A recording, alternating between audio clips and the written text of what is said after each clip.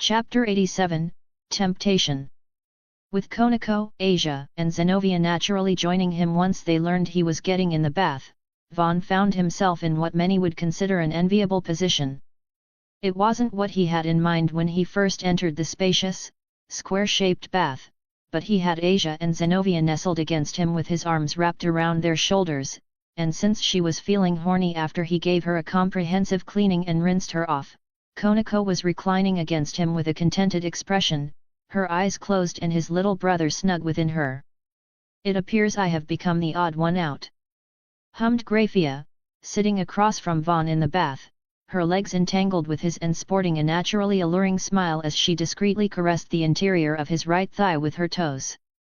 If she relaxed her posture and sank a bit deeper into the bath, Vaughn's foot would be pressing against her most important place, veiled in her usual black thong, but she remained upright, leaving it to him close the remaining distance. Unable to restrain her curiosity, Zenovia tilted her head slightly, casually questioning, "Unless I'm mistaken, isn't Grafia-san married to the current Mu, Lucifer-sama? Is it all right for you to be here?" Maintaining her smile, Grafia offered a weak nod and explained, "While it is true that I am married to Surtsk-sama, who I cherish dearly, I am first and foremost a pure-blooded devil of House Lucifuge, the greatest of the 6 houses of Lucifer. The great Lucifer-sama specifically conceived us to be the ultimate servants, so serving my master dutifully is ingrained into the very core of my being. As my sole contractor, that makes Vaughn-sama nearly as important to me as my husband." "I had no idea," muttered Vaughn, more taken aback than surprised by the revelation. If nothing else, it explained Grafia's persistence and why she appeared to prioritize him even over her child. Seeing Vaughn adopt a serious expression, Grafia relaxed her body ever so slightly as she asked, "Are you contemplating voiding our contract? I have no doubt you could achieve it with your power, but if I have a say in the decision, I would like to remain in Vaughn-sama's care for a century or two. It is extremely difficult for devils at my level to grow even more powerful, and while I'm certain you could discover a solution to that as well, I have greatly enjoyed serving Vaughn-sama. Our time together, while fleeting, has been refreshing. I guess doing the same job every day for centuries on end would get pretty sammy after a while," thought Vaughn, staring blankly at where his right foot was nestled between Grafia's fair, plump, and toned thighs.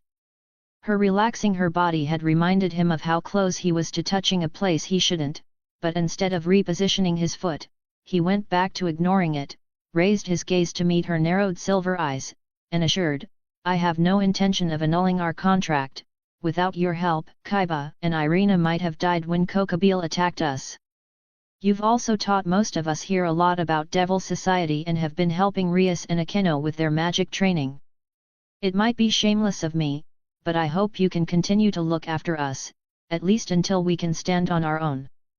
"It would be my pleasure," expressed Grafia, her smile broadening and silver eyes narrowing as, in the process of Koniko adjusting her position atop Vaughn's lap, his heel came to rest against her most sensitive spot. At that exact moment, she also sank a half-centimeter deeper into the water, causing Vaughn's pupils to dilate slightly as he presumably became aware of where he was touching. "Oh?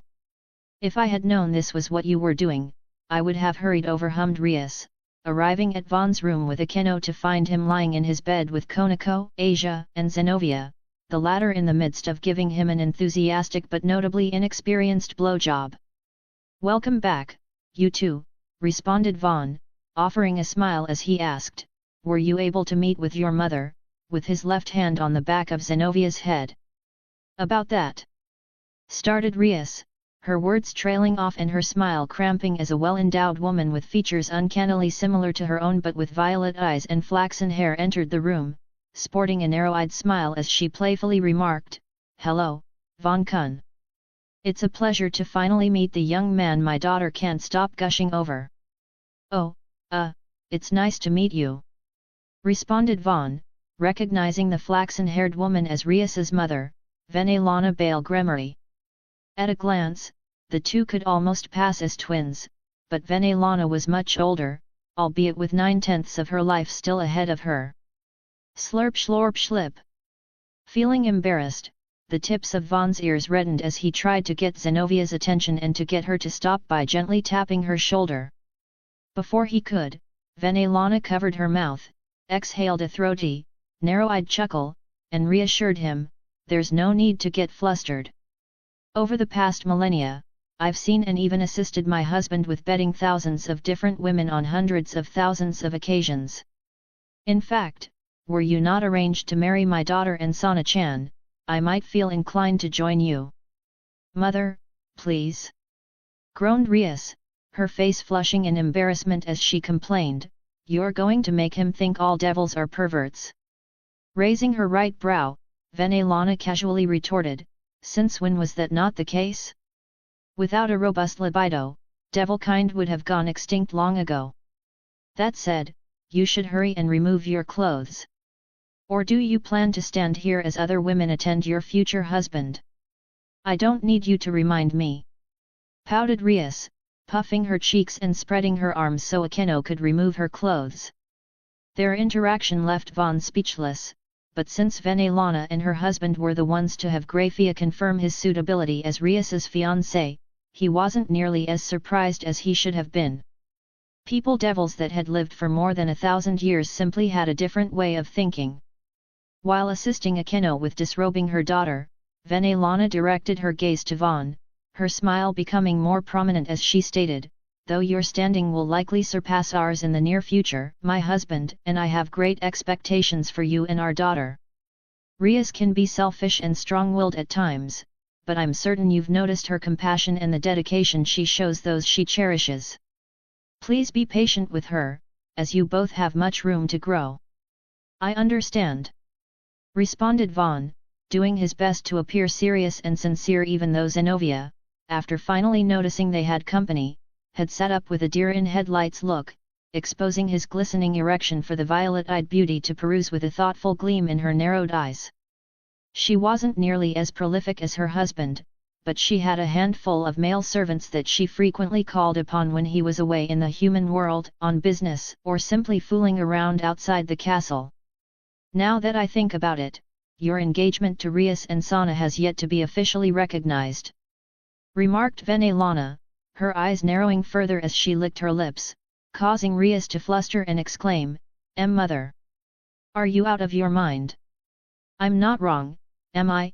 asked Venelana, her smile turning mischievous as she pulled at the string of Rias's skimpy pink side-tie panties, teasing, "In fact, this is an excellent opportunity to teach you how to properly please a man. You can't manage a harem if there are girls within it who surpass you in technique and influence. But it will make things super awkward at dinner," argued Rias, her voice low as her gazes darted between her mother and Vaughn, flushed to the tips of her ears. "Oh, please," responded Venelana, rolling her eyes and crossing her arms as she asked, "Do you know what your father is doing at this very moment?" "Their names are Angelica, Kirsten, and Samantha." Exhaling a faintly exasperated sigh from her nose, Rias combed aside the bangs framing the right side of her face and decided to leave the decision to Vaughn, turning to face him as she asked, "What do you think, Vaughn? Just this once, and I mean only this one time, I'm willing to permit her to join us if you are." Piggybacking off her daughter's words, Venelana abruptly raised the hem of the stylish, predominantly white, black-trimmed dress she was wearing, smiling as she revealed a skimpy black lace thong and asked, "How about it?" in a sultry, confident tone. "Is this some kind of test?" Vaughn couldn't help wondering, his thoughts a mess. However, as he didn't want to believe Rias would trick him in such a manner, he eventually parroted, "Just this once." Releasing her hold on her dress and spreading her arms like a gymnast that had just triumphantly dismounted a beam, Venelana used magic to discard everything she was wearing except her panties, her pantyhose, her white, bicep-length gloves, her white heels, and the accessories she was wearing around her neck, a white choker with a crimson gemstone and a thin, chained necklace with several tiny pearls and a four-petaled flower motif, reminiscent of a crucifix.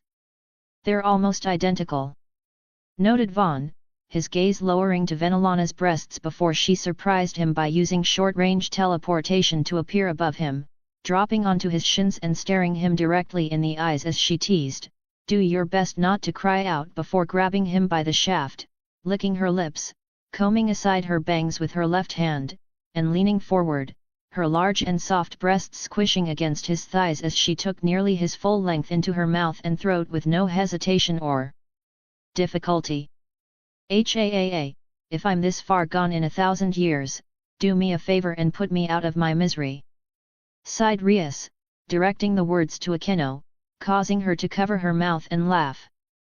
Then, while it made her feel anxious and a little fearful that her mother might steal Vaughn away from her, she climbed onto the bed and observed the scene closely, intent on learning as much as she could so Venelana wouldn't have more excuses to weasel her way into their sex life. "Well, how is it?" asked Venelana, caressing her lower abdomen as she slowly and deliberately rolled her hips atop Vaughn, skillfully tensing when his glands scraped her inner walls and relaxing when she wanted to draw him deep inside of her. "It feels wrong," responded Vaughn, covered in sweat and sporting a wry smile as he admitted, "but it also feels really good." "You're a good, honest boy," hummed Venelana, narrowing her eyes, biting her bottom lip, and producing an intense suction and contractive force with her pussy as she purred, "and good boys deserve a reward." Maintaining her almost unendurable tightness, Venelana grabbed Vaughn's hands and leaned forward, causing him to wince as she pinned them next to his head, her pillowy breasts resting against his chest and their faces only a few centimeters apart as she ordered, "Fuck me," in a sensual but firm tone. "Okay," responded Vaughn, swallowing hard as he took advantage of her position to drive his hips into her from below. The vacuous suction of her insides initially required him to actively pull out, but once he got the hang of it, he was able to establish a steady rhythm, sending visible ripples through her body and producing a loud, fleshy, and moist sound as she held his gaze with a notably flushed but composed expression, her violet eyes narrowing slightly after several dozen thrusts to assert, "You can do better," in a playful tone. Understanding that Venelana was deliberately provoking him, Vaughn's brows creased as he liberated his hands from her grasp and promptly inverted their positions, pinning her beneath him. Her composed smile and narrowed eyes were very alluring, but since he had been modeling the same expression since they first began, nearly half an hour prior, he became determined to change it. "There you go," hummed Venelana, releasing her body and spreading her legs wide, requiring Vaughn to grab and support her waist as he drilled into her with swift, forceful thrusts that required her to hold down her breasts to prevent them from bouncing and hitting her in the face. Her expression still didn't change, but it wasn't because she wasn't feeling good. She was actually feeling amazing, courtesy of Vaughn's exceptional life force, but she wanted to teach the surrounding girls how to both coax and goad him into making a determined effort. He might gradually lose interest in them if they made things too easy, so to combat that, she was showing them how to incite his sense of conquest. She felt like she would lose both her mind and composure each time Vaughn released his seed inside of her, but for the sake of her daughter's happiness, Venelana composedly endured 13 cream pies and enough orgasms to make her brain feel like mush. Chapter 88, Culture Shock. "Man, being a devil is the best," remarked Issei, his nostrils flaring and a lascivious smile adorning his face as he groped and ogled the breasts of a busty, brown-haired maid. She had noticed him stealing glances at her as they waited to file into the dining hall, but instead of getting offended, she smiled and asked if he would like to inspect her, followed by maintaining a composed, closed-eyed smile as Issei jostled, poked, rubbed, and gently kneaded her nearly E-cup breasts. "Just remember that we're about to eat dinner. Try not to get too carried away," expressed Rias, combing aside the bangs framing the right side of her lightly flushed face. It hadn't been long since her mother separated from them after a bath, so she was still feeling a little flustered, uncertain if she even had the right to admonish Issei for his behavior when it hadn't even been an hour since Vaughn was sliding between her and her mother at the same time. "Are you okay?" asked Vaughn, his voice low, barely audible, as he gave Rias's hand a gentle, supportive squeeze. He didn't think he had made a mistake, as Rias had been right beside everyone else, observing his and Venelana's educational intercourse with intense focus, but that didn't stop him from worrying. "Oh, I'm fine," reassured Rias, adopting a cramped, embarrassed smile as she quietly confided, "I just feel like my horizons have expanded a great deal in a short period." "You're not put off by perverted women, are you?" "I've also become pretty perverted," replied Vaughn, adopting a smile as he gently nudged Rias with his shoulder. Deep down, he was concerned that a similar situation might play out in the future, but with Rias or one of the other girls, he was involved with teaching someone else. However, as that was a matter for the far future, potentially hundreds or thousands of years from then, he decided not to fret over it. Interrupting Vaughn's and Rias's moment, Graphia appeared alongside a cute maid with ash-blonde pigtails, her hands folded neatly atop her lap as she coolly announced, "The table is set, and Lord Zedicus and Lady Venelana are prepared to begin. Everyone, please form 2 lines and prepare to file in as we rehearsed." Spurred by Graphia's words, Vaughn bent his left arm and held it at a steady 30-degree angle, allowing Rias to link her right hand and arm through it as they would be entering the hall together. Akeno formed the head of the second line with Kaiba, Konako, Asia, and Zenovia, while Issei and a teary-eyed Gasper queued up behind Vaughn and Rias. From there, they entered what was considered one of the smaller, more intimate dining halls of the castle, a mere 15 meters across and 30 in length, with a large table covered in a deep red cloth, encircled by 13 high-backed red chairs, one of which was markedly more elaborate than the others, positioned at the table's head. A trio of 3-pronged candelabras that produced pale purple flames decorated the table's top, along with 2 bouquets of red and white roses, a massive chandelier dangled from the roof, and 16 identical arrangements of fragrant red roses lined the room, 8 flanking the 4 entrances and 8 evenly spaced at the far ends of each room, occupied 5 butlers and, with the addition of Graphia and her twin-tailed counterpart, 5 maids. As his position was tentatively considered higher than Rias's, Vaughn was set to sit in the second seat on the left side of the table, facing away from the Lord's seat. Once everyone was in their respective positions, standing to the left of their chairs, Venelana, escorted by a tall, handsome, middle-aged man with long crimson hair fastened into a loose ponytail and with prominent bangs framing his well-groomed, goatee-adorned face, arrived, entering the room with relaxed smiles. Vaughn didn't look directly at him, but thanks to his domain, he could make out that the man, Zedicus Gremory, was wearing what appeared to be a predominantly white military uniform with a black and gold trim and cuffs, a black and gold patterned mantle with a crescent moon motif, and a long, lavender skirt over black pants and sleek white greaves, giving the impression he was a powerful mage despite his aura being weaker than the nearby Graphia, his wife, and even Rias. After separating from Venelana, who took the seat to his left, Zedicus unhesitantly sat in his throne-like chair, smiling as he said, "Please, take your seats and make yourselves comfortable." With a deep, charismatic voice. Though he couldn't help being aware of Venelana's presence to his right, Vaughn was able to maintain his composure in the form of a relaxed smile as he sat at the same time as everyone else. At that exact moment, the team of maids and butlers brought forth their many dishes, filling the table as if stocking a banquet. Vaughn was somewhat taken aback to see what looked like a whole roasted pig with 3 small horns brought out, but that was fairly tame compared to the platter of amethyst purple grapes set a short distance from him, each bearing tiny, scrunched faces. Noticing the uncertainty in Vaughn's gaze, Zedicus's relaxed smile became marginally more prominent as he remarked, "I understand that our cuisine and customs are still alien to you, especially as you have only just arrived in the underworld. If there is another dish you would prefer, regardless of its complexity or origin, you need only to inform our staff. They will have it brought out within 3 minutes." "I thank Duke Zedicus for his consideration, but as this is what has been prepared, I will accept it with grace and gratitude," responded Vaughn, his expression and tone serious, causing Venelana to narrow her eyes, cover her mouth with her gloved left hand, and exhale a faint, ladylike chuckle. "Come, now, there's no need for such formalities between us. As far as I'm concerned, everyone here is already a precious member of my family.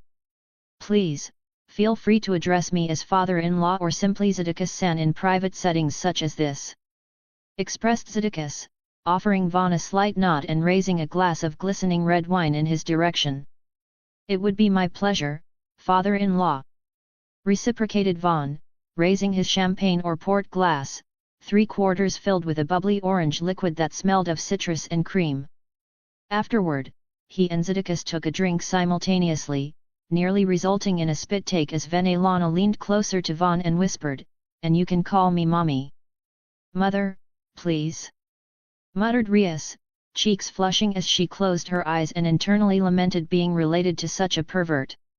It didn't help that her father exhaled a throaty chuckle, remarking, "It's good to experience many things while you're young," before shifting his gaze to Issei, looking lost as he tried to recall which fork, knife, and spoon he was supposed to use for the brown sauce-covered steak that had been placed before him. "Hyudo Issei-kun."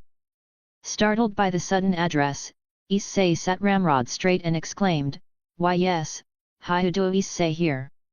"Have your parents been well?" asked Zedekis, having been introduced to Issei's parents during the recent open house. "Why yes. The two of them have been great, sir." Thank you for asking," stammered Issei, causing Zedekis and Venelana to chuckle and Rias to sigh in exasperation. Regaining his composure and adopting a practiced smile, Zatia stated, "I have been informed you have ambitions of becoming a harem king. As a symbol of friendship between the ducal house of Gremory and the Red Dragon Emperor, please allow me to gift you and your family a castle and enough servants to maintain it. I believe those who have been tending to you these past 5 hours will be more than willing to continue serving you back in the human world." "You're not just teasing me, are you?" asked Issei, his eyes wide and filled with reverence as if he had just heard the most awe-inspiring words in creation. As Zedekis had pointed out, he had spent the time between his arrival and dinner being attended by a dozen different maids, ranging from busty Oni-sans to cute Kaoruha that were actually much older than him. Inserting herself into the conversation, Rias plainly stated, "A castle is too much for a rural township like Kuaha. And if he wants to become a genuine harem king, Issei-kun must gather its members himself." Shifting her gaze to Issei, seated to her left, Rias added, "I won't forbid you from accepting servants, but you should choose them carefully and limit the number to 2 or 3. "Are right," responded Issei, flushing in embarrassment as he shrunk in his seat, avoided Rias's gaze, and rubbed the back of his head. He knew that Rias was right, but as each of the maids that had attended him were on the level of A-list celebrities and idols, he didn't know where to begin reducing their numbers. "Then, rather than a castle, I will have my people renovate your home to more accurately reflect your status as the Red Dragon Emperor," stated Zedekis, picking up and ringing a tiny silver bell, prompting an elderly and very gentlemanly-looking butler with closed eyes and a neat mustache to appear next to him, bowing steeply and respectfully as he asked, "What is your order, master?" "Arrange to have Red Dragon Emperor meet with our architects tomorrow morning. They are to ensure his home has everything he requests. Cost is of no concern," ordered Zedekis. "As you will," responded the butler, rising, stepping back, and vanishing into thin air.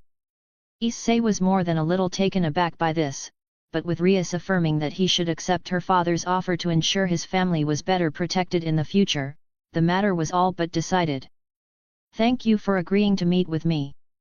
I understand you have much more productive uses of your time," hummed Zedekis, pouring himself a glass of what appeared to be scotch as Vaughn stood a short distance away in a large and lavishly decorated study, adorned with various sculptures, framed items ranging from blades to pinned butterflies, and a hearth with a mounted dragon's head. "I could never refuse an invitation from my father-in-law," responded Vaughn, wearing a smile that promptly cramped when Zedekis turned to face him, took a sip from his drink, and asked, "Did you enjoy your time with my wife?" with a knowing smile. Since it wasn't something he could keep a secret, Vaughn swallowed hard, did his best to appear composed, and affirmed, "I did." "It's clear that Rias inherited her beauty from her mother." "Indeed," hummed Zedekis, narrowing his eyes and taking another sip of his drink before making his way around and sitting behind his desk, an extravagant masterwork carved from dark, glossy, red-tinted wood nearly 4 meters wide, etched with scenes of angels, devils, fallen, and a wide array of supernatural creatures doing battle. Noticing how tense Vaughn was, Zedekis exhaled a faint, throaty chuckle and revealed, "You can be at ease. My wife and I have enjoyed an open relationship for the better half of a millennium. It might complicate things if you got her pregnant, but from the reports I've received regarding your powers and abilities, that shouldn't be an issue." "I understand," responded Vaughn, his throat still tight but the tension in his body lessening as Zedekis gestured to the chairs lined up along the wall. He promptly grabbed one and sat across from the crimson-haired man, who, in response, leaned back in his chair and broached the subject he had been called for, asking, "Is it true that you can treat any illness?"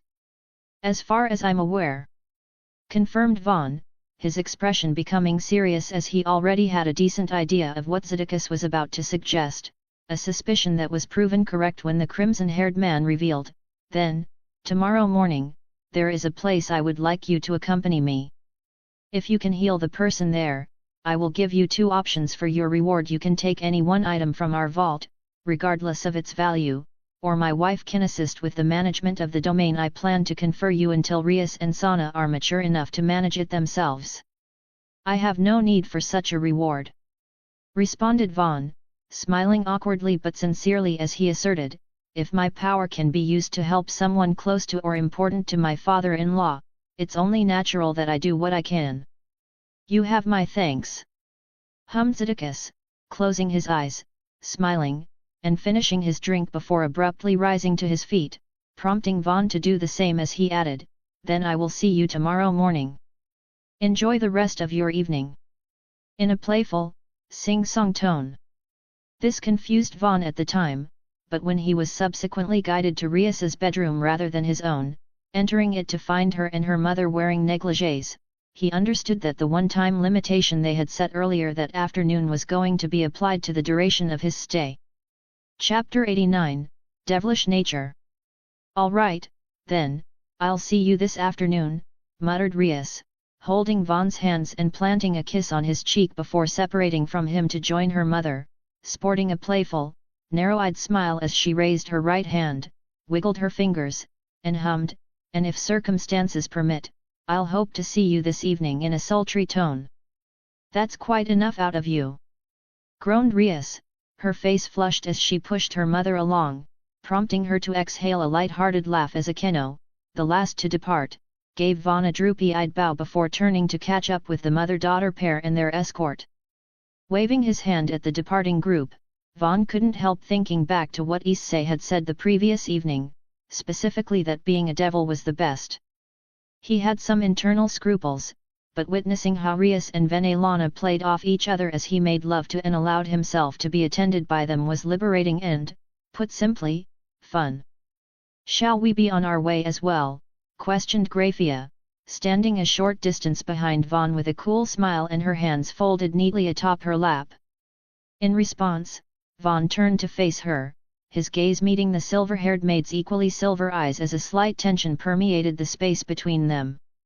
Her and Venelana's situations were distinctly different, as she was Sertzk's only partner and vice versa, but after crossing the line with his fiancée's mother, Vaughn couldn't help reflecting on the many times she had implicitly or overtly tried to tempt or seduce him. Noticing the indecision and hunger in Vaughn's gaze, Graphia's silver eyes narrowed, her smile gaining a hint of sensuality as she produced a silver pocket watch, checked the time, and pointed out, "If we teleport instead of walking, we should have 20 to 30 minutes to spare. What would you like to do?" Closing his eyes, inhaling a deep breath through his nose, and exhaling through his mouth, Vaughn calmly responded, "I don't want to complicate things between you and your husband." Opening his eyes and meeting Graphia's gaze, Vaughn added, "And I'm a bit of a hypocrite, because, even though Venelana-san has been married for a long time, I would like to keep her to myself." "Suggesting that you would like to monopolize me as well," concluded Graphia, a thoughtful expression adorning her face as she closed her eyes in poised reflection. "Sorry, I know I'm being an idiot," sighed Vaughn, shaking his head in self-exasperation. He understood how absurd it was for him to want Venelana and Grafia to be faithful to or prioritize him over their husbands, but that was how he felt. It wasn't rational, but that was the nature of emotion and desire. "Von Sama is not an idiot," asserted Grafia, her expression and tone firm, leaving no room for argument, before she adopted a faint smile and maintained, "You are simply young and coming to terms with your wants, needs, and desires. Once you have had the time and opportunity to grow, both as a person and the god you have the capacity to become, you will be able to look back on moments like this and laugh heartily." "And how long will that take?" asked Vaughn, his expression relaxing but sporting a self-deprecating smile. "I'm not sure," conceded Grafia, leaving Vaughn confused as she turned her back to him. Then, hiking up the back of her long skirt to expose her tantalizingly fair and round bottom, parted by her black, string-like, side-tie thong, she peered back at him over her right shoulder and stated, "But I can attend you until you find the answer for yourself." "What about your husband?" asked Vaughn, swallowing nervously as he allowed his gaze to fall to Grafia's ever-tempting bottom. He had seen it hundreds of times and even massaged it, but it was never as tempting as it was at that moment. "Surtsk-sama is my king and the leader of the underworld before he is my husband," responded Grafia, elucidating, "his highest priority is the peace, stability, and prosperity of his people. Von Sama might not be the type to leverage his status and power to such ends, but if it would ensure your support for the duration of our interchange, he would have me serve you indefinitely. I would never predicate my support on such an arrangement," muttered Vaughn, his gaze still firmly fixed on Grafia's bottom.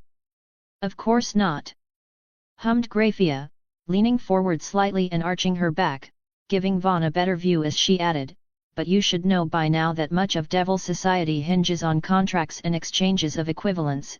It makes those in power uncomfortable when someone who uses their power selflessly appears, as it causes the people to reconsider their allegiances. It's only a matter of time before Von Sama's influence expands tremendously, so you can view this as a measure of keeping the people's expectations tempered."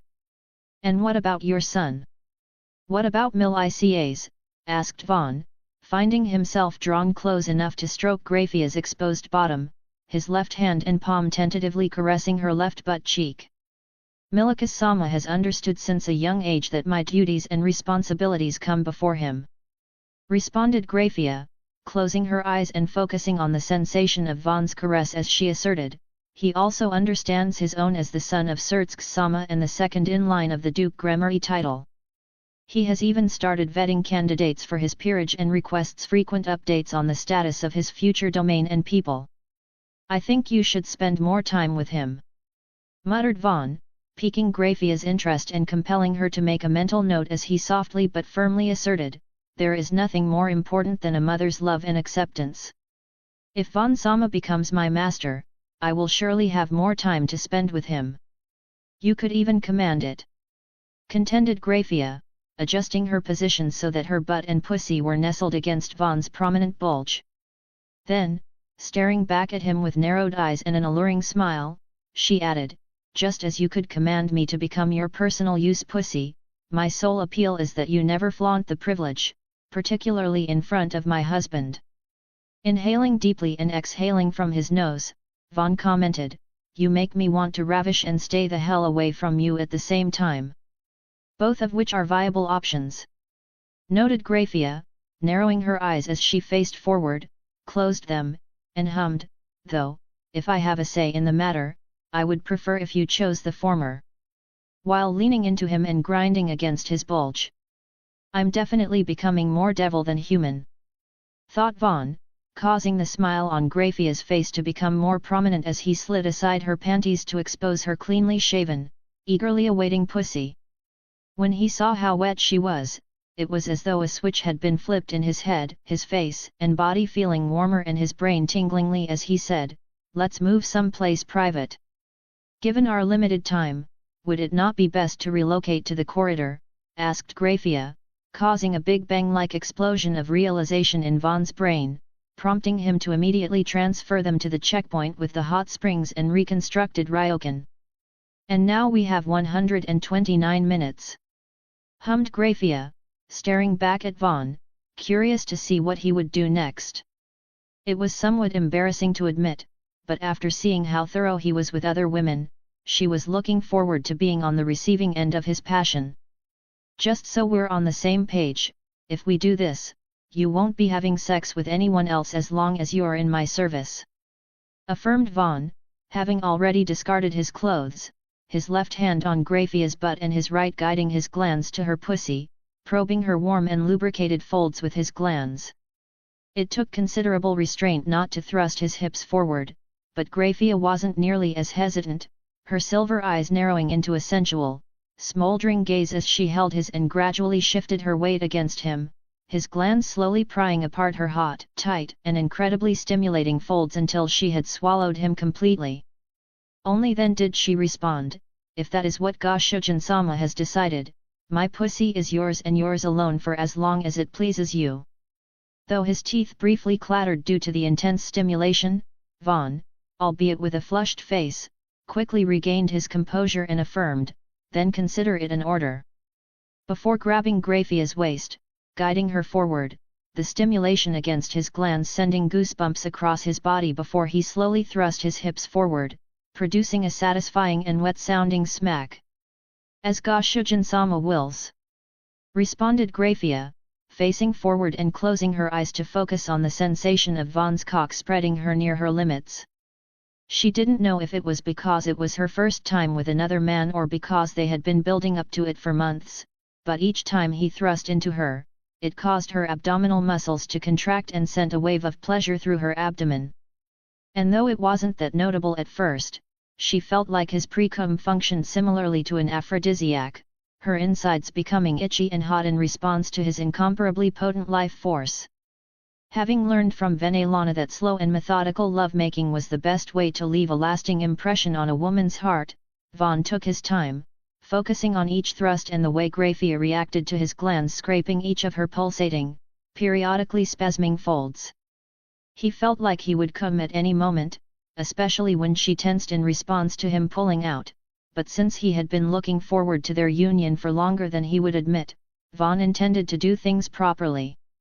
Swallowing hard, Vaughn prompted Grafia to shift her focus to his words as he expressed, "I want to make you feel amazing, so tell me how you want it."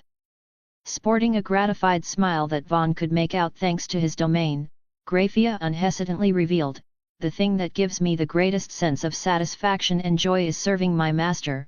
If Ga-Shujin-sama permits it, I will ensure we both feel amazing."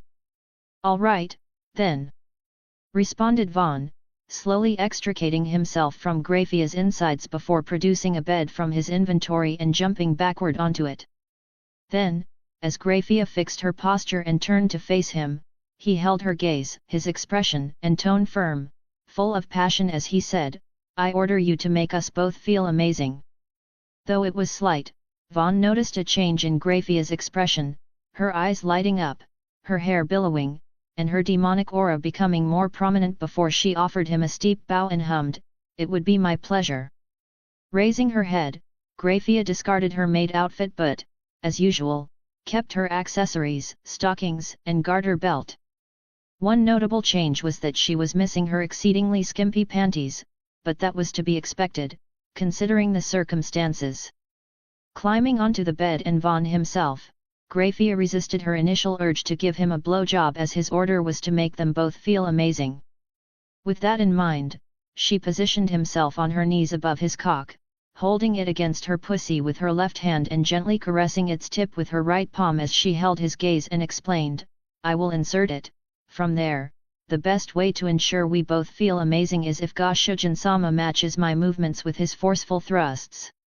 Once you have graced my womb and insides with your exceptional seed, we will slow things down, making out as you gently gouge my insides and force my pussy to take the shape of your cock." "Proceed," responded Vaughn, swallowing hard before fixing his gaze on his cock and Grafia's pussy as she leaned back, guided it to her visibly dripping entrance, and accepted him back into her tight and increasingly vacuous depths. From there, Things proceeded as she had said, starting with her leaning forward and guiding his hands to her breasts before she began raising and lowering her hips, prompting him to match her pace and thrust into her each time she relaxed her thighs and tensed the muscles in her abdomen to make it impossible for him to penetrate her without giving it his all. A/N, Happy Thanksgiving 030.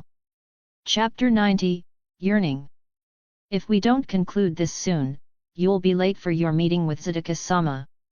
Panted Grafia, hunched forward as she raised and lowered her hips with Vaughn's right hand resting on her lower back, his gaze fixed on where they were connected, seated on the hot springs perimeter. Since he had already stepped into the deep end, Vaughn caused Grafia's heart to flutter slightly as he said, I want you to accompany me when I enter the virtual world. I feel sorry for your husband, but we're going to keep doing this until you want to be at my side, not because you feel like you need to. As Goshujin-sama wills, responded Grafia, sitting flush against Vaughn's lap and arching her back, prompting him to support her with his right hand and stick his left middle and ring fingers into her open mouth, causing her teeth to gently bite down on them as he pinched her tongue. At the same time, he released such a tremendous volume of semen inside of her that it squirted out, coating his testicles and dripping into the hot spring in thick, viscous, faintly rainbow-hued strings. Hey ay, hey ay, hey ay.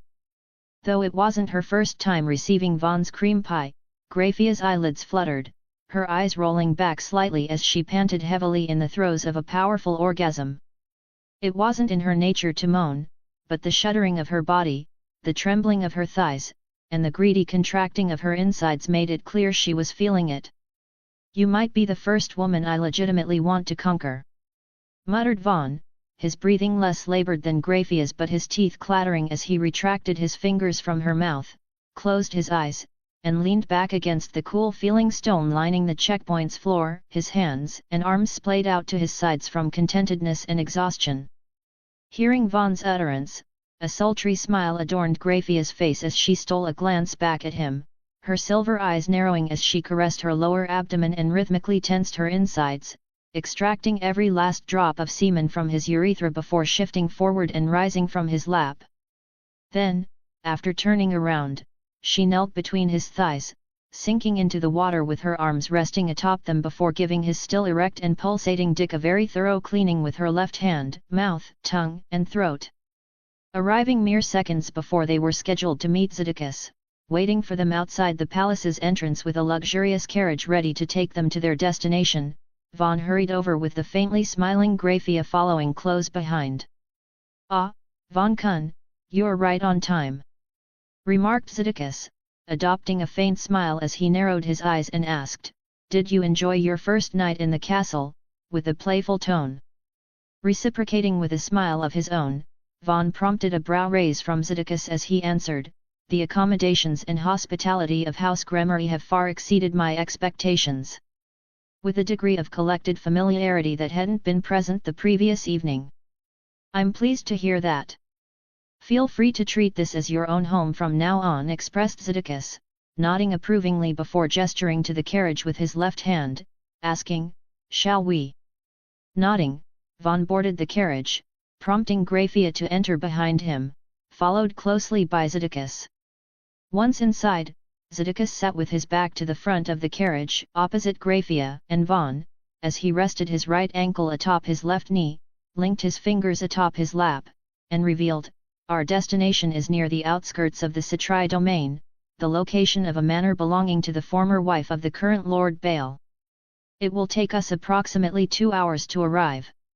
In the meantime, I wonder if you would be willing to entertain the prospect of becoming a partner of our Gremory Large Enterprises. What do I need to do? Asked Vaughn, getting straight to the point, his expression and tone serious, prepared to do whatever he had to ensure the way of life he was gradually cultivating. Simply put, we wish to catalog, help harvest, store, and redistribute the items acquired from your corridor of intertwined fates, stated Zedekis, his deep blue eyes gleaming with intelligence and business acumen as he presented, to aid in this enterprise. I would like to endow you a sizable amount of land in the human world. I would have liked to bequeath you a portion of our domain, but I imagine Heaven and Grigori would prefer you to remain accessible to their representatives. I would be happy to work with father-in-law to ensure our mutual profit and prosperity, expressed Vaughn, nodding affirmingly before stating, but I don't wish to crash or inundate the existing market. Instead, Azazel and I came up with the idea of vesting the items acquired from the corridor to those who perform meritorious deeds or achieve results in the reformat rating games. As for items that can be sold for profit, I've been informed that your wife specializes in the acquisition and distribution of rare crops. Please, take a look at these. Ah, this must be the crimson bapple I read about in Graphia's report.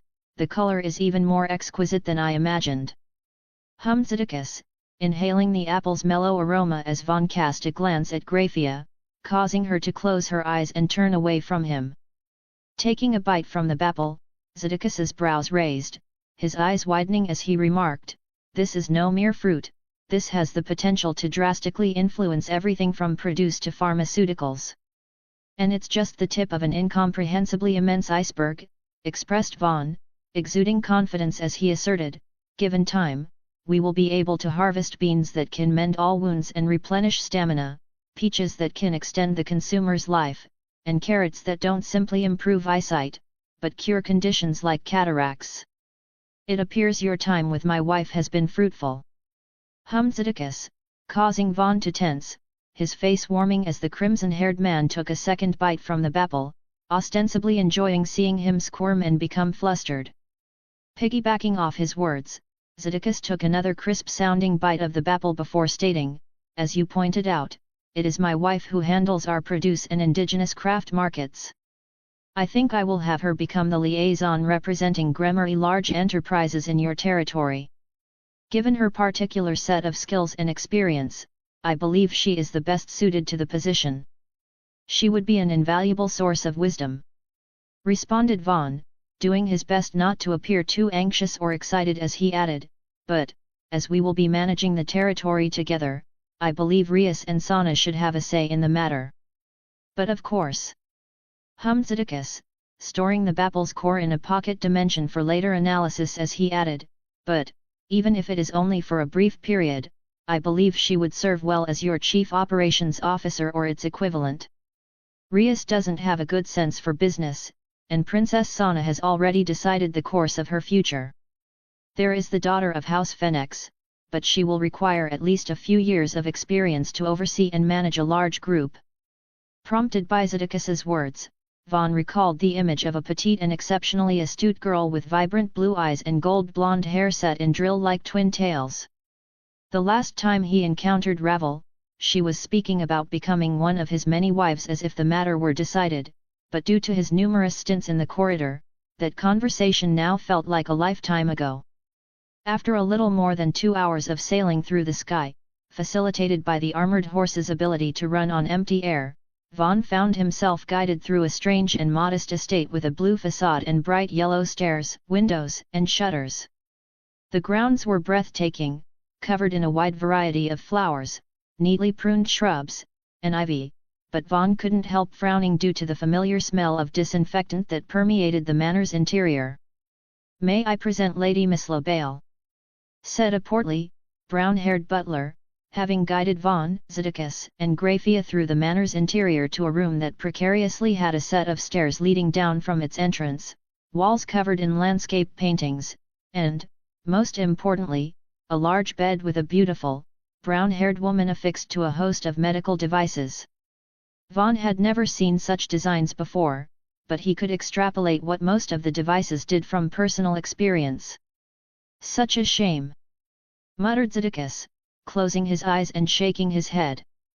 Miss La's beauty had diminished with her failing body, but even with slightly sunken cheeks and eyes, she was still breathtaking, comparable to the greatest work of a master painter.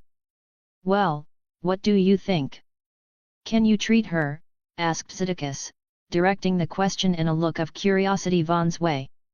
He and Graphia had both noticed the change in Vaughn's aura and demeanor the moment they arrived at the manor, but they could only speculate the reasons behind it. I should be able to do something," muttered Vaughn, surprising the portly butler quite a bit. Shaking his head, Vaughn met Zedekis's gaze and added, "But I will need everyone but Grafia to leave the room. From there, the treatment itself should only take a few minutes." "Very well. Let us depart," stated Zedekis, shifting his gaze to the butler, preventing him from protesting. He was exceedingly curious about how Vaughn intended to treat Misla, as they hadn't even informed him what was wrong with her, but so long as she could be treated, questions regarding how could wait.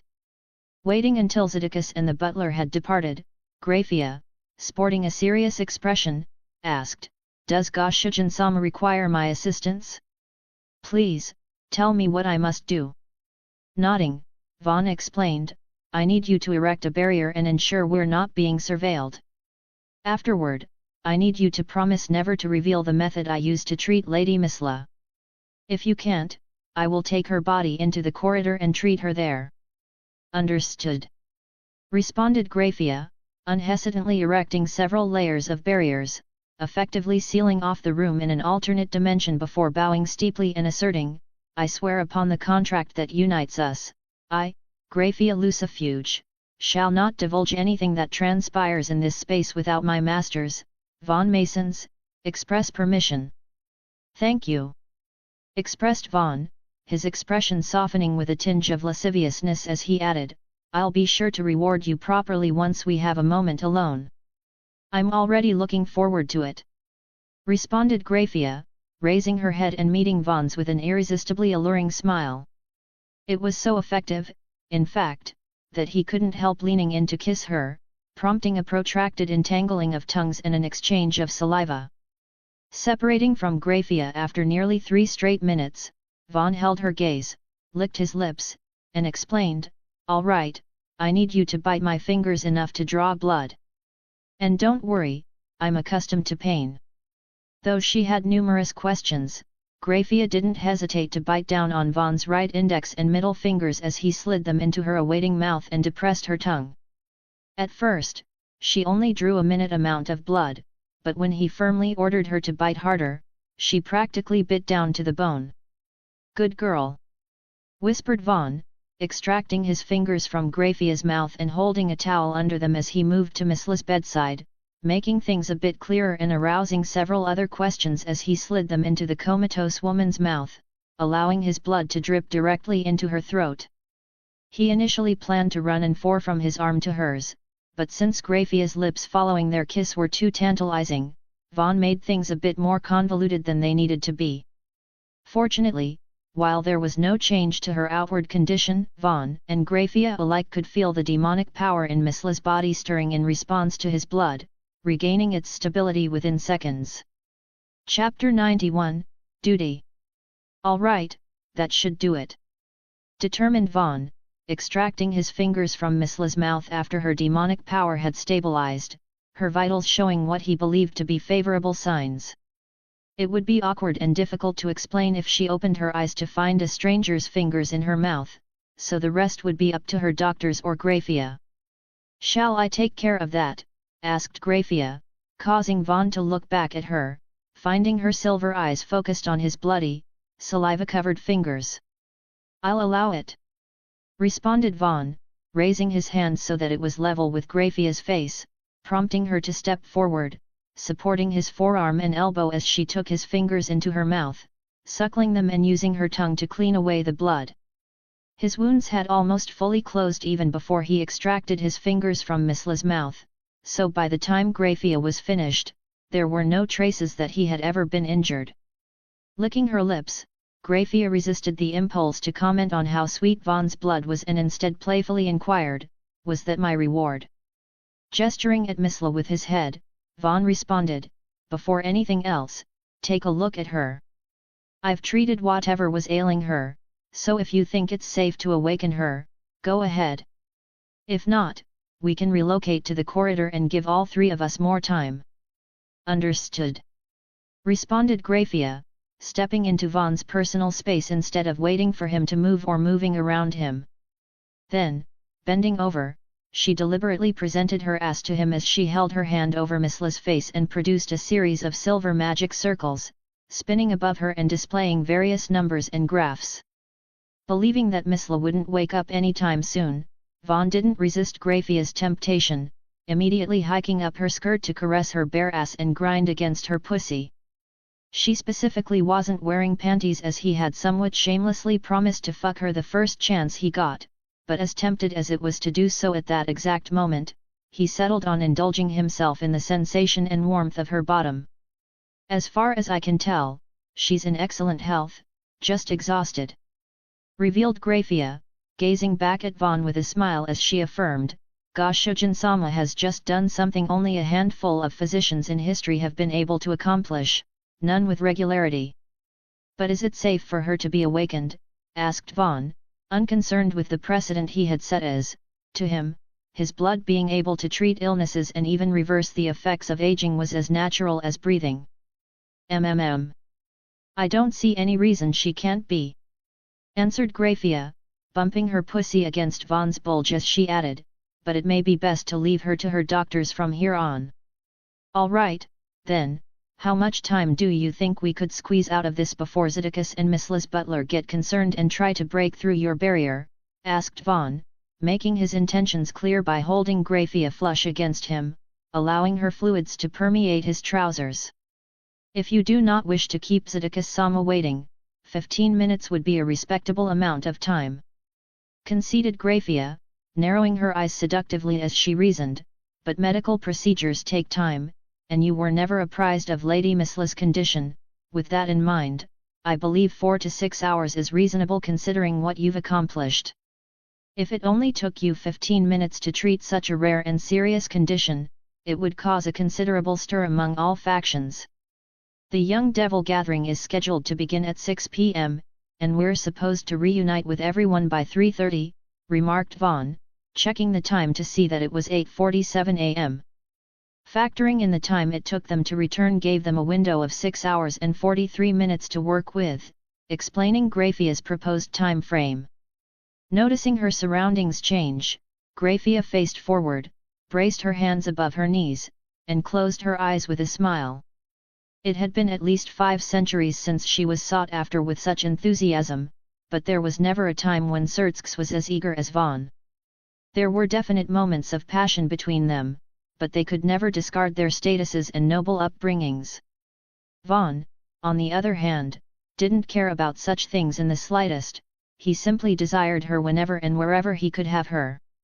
With a little more than 41 hours passing since they had entered the corridor, Vaughn was seated with a naked Grafia atop his lap, gently rolling her hips as they watched Dragon Ball in preparation for her joining him in the virtual world. Besides when they had changed positions, got in and out of a bath, and a few other instances, they had seldom been apart for the duration of their stay, not because Vaughn was trying to make up for the time he had resisted her temptations, but because it simply felt better to be inside her.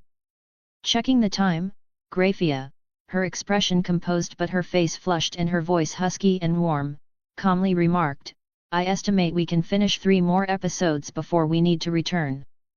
All right, responded Vaughn, causing the chair they were in to recline until he and Grafia were perpendicular to one another, closing his eyes as he casually expressed, I'm going to take a short nap. When I awake, I want it to be to your pussy greedily guzzling my semen. But of course, hummed Grafia, starting the next episode and waiting until Vaughn's breathing became stable before rolling her hips from front to back at a steady pace. Vaughn was an amazingly deep sleeper, allowing her to move with much greater vigor if she wanted, but since she intended to honor his request, she brought him near to coming a dozen times by the time the 3rd episode was concluding, resulting in her briefly whiting out as he filled her far beyond her capacity with his extraordinarily potent life force. How is she? Asked Vaughn, this time standing a less tempting distance from Grafia, his gaze still focused on her bottom as she checked Miss Liz's condition. Nodding approvingly, Grafia revealed, her condition has improved quite a bit since our departure, but it will be a while longer before she awakens without intervention. What shall we tell Zedekis-sama? I'll apologize for the treatment taking longer than expected, responded Vaughn. But, other than that, I want the treatment to remain a secret since I don't like people inquiring about my blood or pressuring me into using it at their convenience. Then, if I am pressed about it, I will explain that the procedure is taxing and diminishes the reserves you use to create items. That won't prevent others from requesting you treat their loved ones, but if they believe it's exorbitantly expensive, it will give you leverage when dealing with those in positions of power and authority. Expressed Graphia, rising to her full height and facing Vaughn with a reassuring smile, her hands folded neatly atop her lap. Come here, muttered Vaughn, making a come hither gesture with his right hand, prompting Graphia to move closer and readily present her lips as he leaned in to kiss her. It actually felt wrong not to have his penis inside her, but since his special training began the following morning, he could wait a few hours. Once they were inside, they would have upwards of 1,400 days to settle his rampant urges, so after giving her a deep, protracted kiss, he separated from her and said, "Go ahead and lower the barrier, me looking tired and flushed should help sell our excuse." Understood, responded Graphia, cheekily giving Vaughn another peck on the lips before separating from him to drop the barrier. The moment it was down, Zydicus, Miss's portly butler, and 6 people dressed like doctors entered the room, the latter group understandably flustered, contrasting the crimson-haired Duke's calm as he calmly remarked, "That took quite a bit longer than a few minutes. It was my first time dealing with such a condition, so I took my time to ensure there were no issues," responded Vaughn, making a show of looking fatigued as he adopted a tired smile, stared in the direction of Miss La, and stated, "Fortunately, my efforts paid off. She will need time to make a full recovery, but whatever was ailing her is gone." "Oh? That's a relief to hear," responded Zydicus, directing his gaze to the team of doctors, presumably awaiting their confirmation. They had blown past Vaughn and Graphia to check Miss La's condition, but it wasn't long before their anger was replaced by surprise and excitement, leading to a barrage of queries that Zydicus summarily dismissed on the grounds they needed to leave as soon as possible. "So, that's how it is," muttered Zydicus, reacting to the explanation Graphia had come up with regarding Miss La's treatment being extremely costly and taxing on his power. To further sell this, Vaughn had entrusted things to her and legitimately fallen asleep, borrowing the silver-haired maid's lap pillow. "He was pretty nervous during the treatment since he was afraid to fail," appended Graphia, caressing Vaughn's fringe with the tips of her fingers as she maintained, "There is little we can do about the cost, but now that he has experienced success, the time required for future treatments should gradually decrease." "Well, either way, my wife and her nephew will be pleased by this development," expressed Zydicus, adopting a smile and leaning onto the knuckles of his right hand as he questioned, "Speaking of which, you were present for a period as our mysterious young friend here was making love to her, correct? Did he treat her well?" "Vaughn Sama is a very thorough lover," affirmed Graphia, placing heavy emphasis on the word as she reciprocated with a smile of her own and casually revealed, "Undoubtedly as a result of his experience with Lady Venelana, I was allowed to experience his thoroughness for myself just this morning." "Oh? Well, that's enviable," remarked Zydicus, staring down at Vaughn's peacefully sleeping face and exhaling faintly from his nose. He had tried his luck with Graphia well over 1,000 times, but she had calmly and politely refused each invitation and gift he presented her. "It has placed me in a slight predicament," revealed Graphia, continuing to caress Vaughn's hair as she elucidated, "Surtsk Sama was the one who tasked me with seducing him, but now Vaughn Sama wishes to monopolize me, at least for a time. I agreed since he's my master, and I hope to grow stronger through our contract, but I have since developed concerns. Lady Venelana can likely confirm this, but intercourse with Vaughn is reassuring in a way that's difficult to express in a way others can understand. The best way I can describe it is that, when we are united as one, it feels as though that's the way things are meant to be." "Well, if you're going to be bound to him for an extended period, have you considered revitalizing House Lucifuge through him?" asked Zydicus, not even batting an eye at the revelation Graphia would be separating from his son, at least for a period. In fact, he was privately pleased with the turn of events, as harboring her was one of the many reasons their house was on the verge of declining, as many pure-blooded devils still harbored a deep-seated grudge against her for massacring their kin during the Devil Civil War. If she were preoccupied with Vaughn, it was a good opportunity to set his son up with a less contentious bride. Seeing through Zedekis's thoughts, Graphia closed her eyes and calmly responded, "That will depend on Von Sama himself. I do not believe he will develop such sentiments toward me of his own accord, but if he does, I will birth as many children as he expects of me. I don't envy the Lucifuge's sense of duty," remarked Zedekis, shaking his head. His family was undoubtedly fortunate to be placed in charge of recording history, predicting trends, accumulating wealth, and procuring love and support for devilkind, but since his family and forces had similarly suffered losses at Graphia's hand, he felt any inconveniences she endured in her life were the result of her negative karma catching up to her. Chapter 92, Waver. "There you are, Vaughn. I was beginning to think we would need to leave without you," remarked Rias, waiting outside the front of Castle Gremory with Issei, Akeno, Konako, Asia, and Zenovia. Gaspar didn't yet have good enough control of his power, so he wouldn't be attending the gathering for the safety of its participants. Speaking up before Vaughn, Zedekis stated, "Von Kun spent 6 arduous hours treating your aunt-in-law, Lady Miss LaBelle's sleeping disease.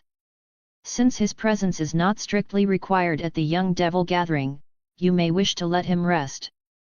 "Oh, wow, that's incredible, Vaughn," expressed Rias, going from wide-eyed to staring at Vaughn with an affectionate, narrow-eyed smile as she hummed, "Though considering it's you we're talking about, I'm not at all surprised.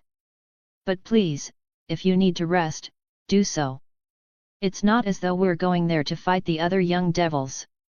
I should be there if you and Sana are," argued Vaughn, though, as Rias presented him the option of staying, Graphia's sensual smile immediately appeared in his mind. And though his expression didn't change, his chest became a little fluttery and his pants marginally tighter. "Sana and I are perfectly capable of handling such matters ourselves," contended Rias, smiling reassuringly as she reasoned, "If anything, your presence would become the central focus of the gathering, and if there is a competition, you may have to choose between us who you would like to support or be forced to watch from the side. I wouldn't want to put you in that position." Piggybacking off his daughter's words, Zedekis reaffirmed, "There will be times when my daughter has to act and make tough decisions without you present to support her. That's what her peerage is for." "Well, all right then," conceded Vaughn, feeling guilty as he hadn't predicted that his efforts to conceal the power of his blood from Zedekis and other high-ranking devils would lead to him deceiving her. He should be able to clear things up quickly once she returned, but since he had a pretty good idea of what he would be doing while she was away, potentially facing off against adversarial young devils, he couldn't help feeling that he needed to pull her aside to explain things there and then. Without Sis needing to state the obvious, Vaughn turned to Zedekis and said, "Please excuse us for a moment," before grasping Rias's left hand and transporting them to the corridor. She was initially surprised by his actions, but when he placed his hands on her hips and stared at her with his head slightly tilted, her eyes narrowed, her expression softened, and she habitually pressed her crotch to his bulge, hitting the hammer on the head as she asked, "Did you do something that made you feel guilty?" Nodding, Vaughn left Rias feeling more exasperated than surprised as he revealed how he had spent much of the day since their separation that morning. She had always believed it was only a matter of time before he and Graphia crossed the line, and since it was pretty easy to infer why he had succumbed at that particular moment, the flaxen-haired image of her mother appearing in her mind, Rias just shook her head, smiled, and said, "I can't help feeling bad for my brother, but since this is undoubtedly the result of him tasking Graphia to seduce you, you don't need to feel guilty or restrain yourself. Rather, after teasing and tempting you for months, it's not an exaggeration to say she made this bed herself. You may as well lay her in it. You're too good for someone like me," muttered Vaughn, grasping Rias's hands and resting his forehead against hers with closed eyes, feeling an array of emotions from appreciation to guilt. In response, Rias closed her eyes, a loving smile adorning her face as she countered, "It's you who is too good for all of us, Vaughn, and as far as Graphia accompanying you into the virtual world is concerned, you should prepare yourself, as I'll want to spend even more time with you exploring other virtual worlds, just the two of us. Whenever, wherever, and however long you want," responded Vaughn, his voice low as he slowly angled his head sideways, provoking Rias to seize the initiative to initiate a kiss. They didn't have long before they needed to return to the real world, but they put it to good use. Though she was initially planning to travel to Lusafad, the location of the young devil's gathering and where her husband would be, Graphia stayed with Vaughn at Castle Gremory, riding him vigorously within his room for the 8.5 hours it took for Rias, Akeno, Konako, Asia, and Zenovia to return.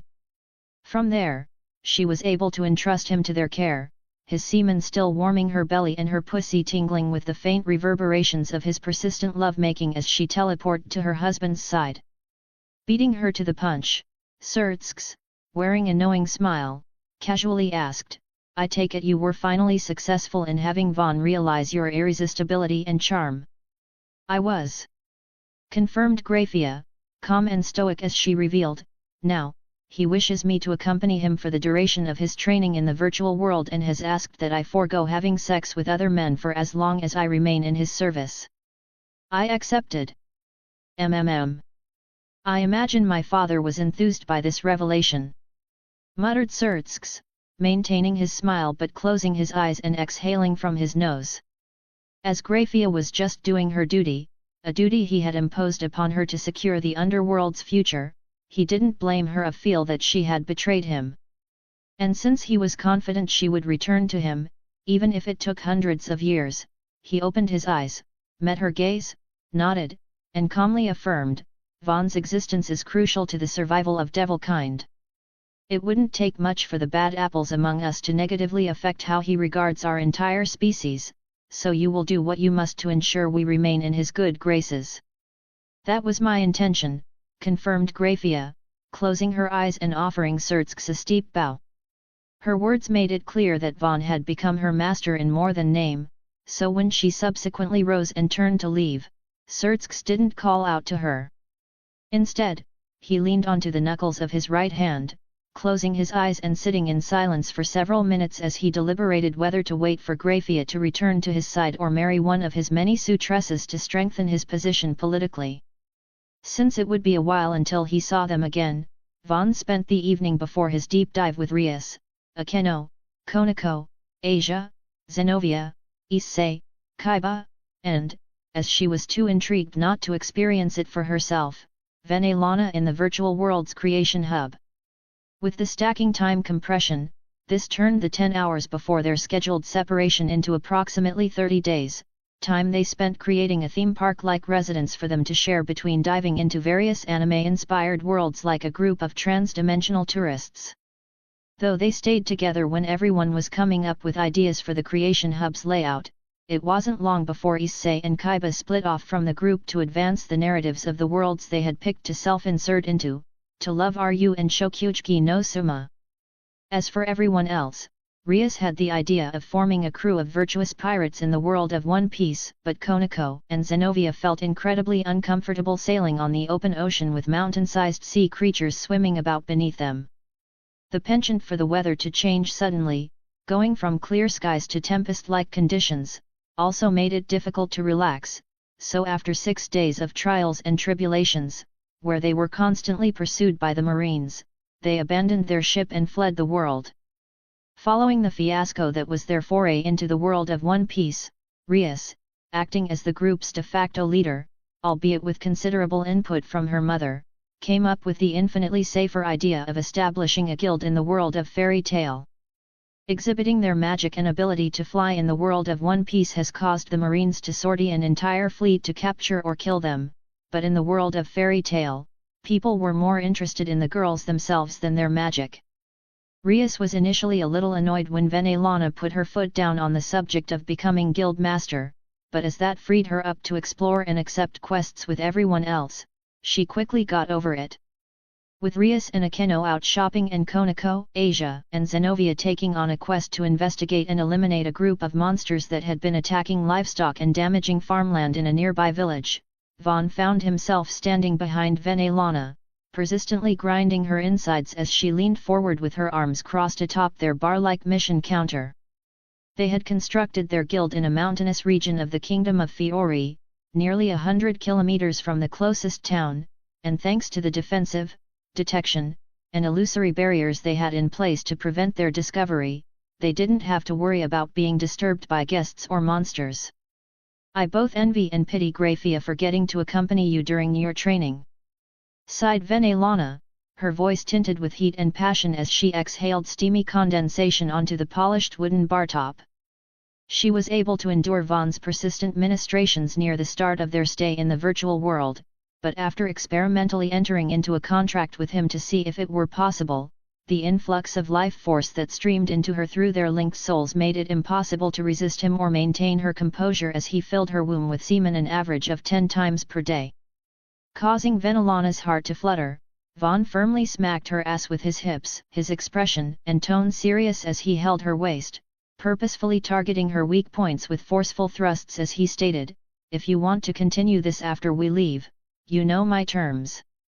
I can't dedicate myself to you completely," panted Venelana, waves of compounding pleasure building in her body each time the tip of Vaughn's dick poked against her womb, causing her to squirm and squeeze her insides as tight as possible as she shuddered, her teeth clattering as she conceded, 50 years, if it's just 50 years, I can be your coup and personal secretary."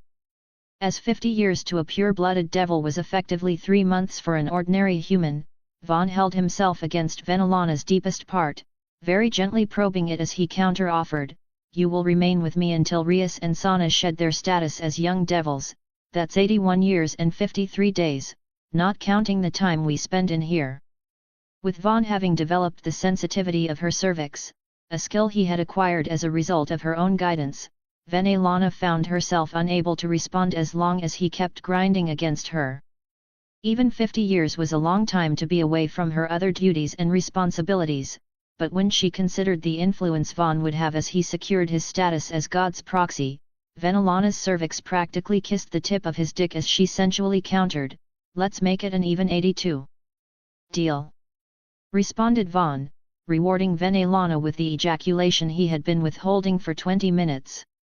By that point, he had accepted that he had a preference for mature women, specifically mothers, but now that he had claimed Grafia and, at least for 82 years, Venelana, Vaughn resolved to show restraint toward others.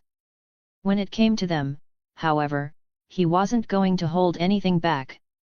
They had awakened a part of him he had kept suppressed, and he intended to have them take responsibility indefinitely.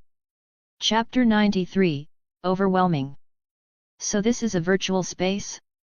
It appears indistinguishable from the outside world, remarked Grafia, staring down at herself and inspecting her body, her expression and tone calm despite the fact she was completely naked in an empty white void. Appearing behind Grafia in a flash of light, Vaughn didn't hesitate to wrap his arms around her, kissing her neck and caressing her slit with his right index finger as he responded, "Since it's linked to my power, this place is virtually no different from the corridor of intertwined fates. Our bodies might be soundly asleep in their capsules, but any significant changes or growth we experience will be reflected in them.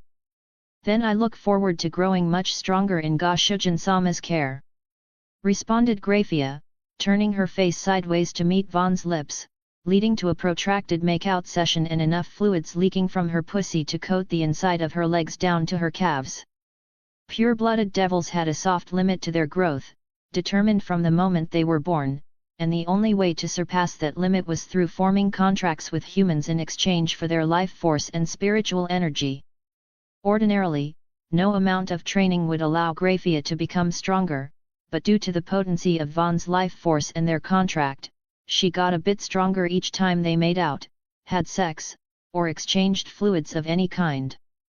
After christening their stay in the virtual world with 6 successive hours of intense coupling, Vaughn lay with Grafia in a bed Sis had materialized for them using her access as the system administrator, detailing his plans for the next 4, potentially more, years. "When we first arrive, it will be September 1st, age 749, started Vaughn, explaining, "to ensure things proceed relatively as they're supposed to, we won't get too involved with the main cast outside of interacting with them during events like the World Martial Arts Tournament. If everything goes to plan, we should be ready to return a few months after King Piccolo appears and is defeated." "What about your training?" asked Grafia, using Vaughn's right arm as a pillow, her hand caressing his abdomen as she periodically planted kisses on his chest. "Kami should be willing to train me if I climb his tower," responded Vaughn, kissing the top of Grafia's head before adding, "If he refuses, there are a few ideas I have in mind. But, before that, say status window public. I'm a little curious." "Status window public," repeated Grafia, causing a semi-transparent blue display to appear above them, angled in a way that made it easy to read. Ordinarily, status and other windows were invisible to everyone but their owner, but since Grafia had set it to public, Vaughn could see how the virtual world quantified her stats. Dash. Status. Name, Grafia Lucifuge. Race, pure-blooded devil. Age, private. Sex, female. Power level, 18,149. Demonic power, 3,033,492,400,911,208. Physical energy, 719,042,948,246,026. Mental energy, 1,040,382,644,282,474. Spirit energy, 1,274,066,808,382,707. Striking power, awaiting benchmark. Speed, awaiting benchmark. Reaction speed, awaiting benchmark. Skills, awaiting benchmark. Dash. What the hell kind of values are these? Vaughn asked himself, his jaw slack in disbelief. The virtual world evaluated him and the others using similar values, but Grafia's numbers were so absurd. The only one that made sense to him was her power level, indicating she was around the same level as Scion Saga Vegeta. As for him. Dash. Status. Name, Vaughn Mason. Race, human. Age, 18. Sex, male. Power level, 144. Unknown, error. Physical energy, 299. Mental energy, 1228. Spirit energy, 44,805. Striking power, 13,266 kilograms. Speed, 142.8 m/s. Reaction speed, 10.42 ps. Skills.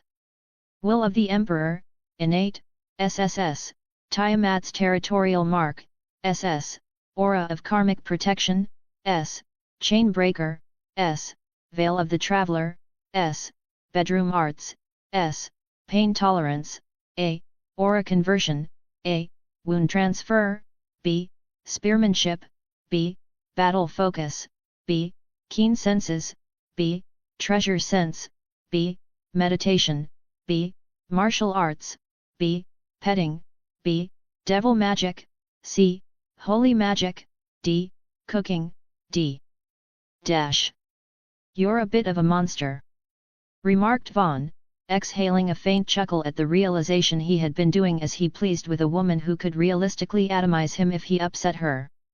Unbothered by Vaughn's words, Grafia remarked, "This is convenient, now I can monitor precisely how much stronger I become each time Ga Shujin-sama rewards me with his semen."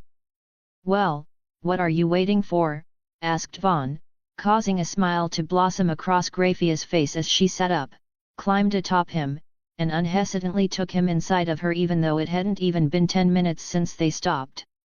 Any time they lost could easily be made up with just a brief stint in the room of spirit and time, so Vaughn wasn't in a hurry to leave the white space.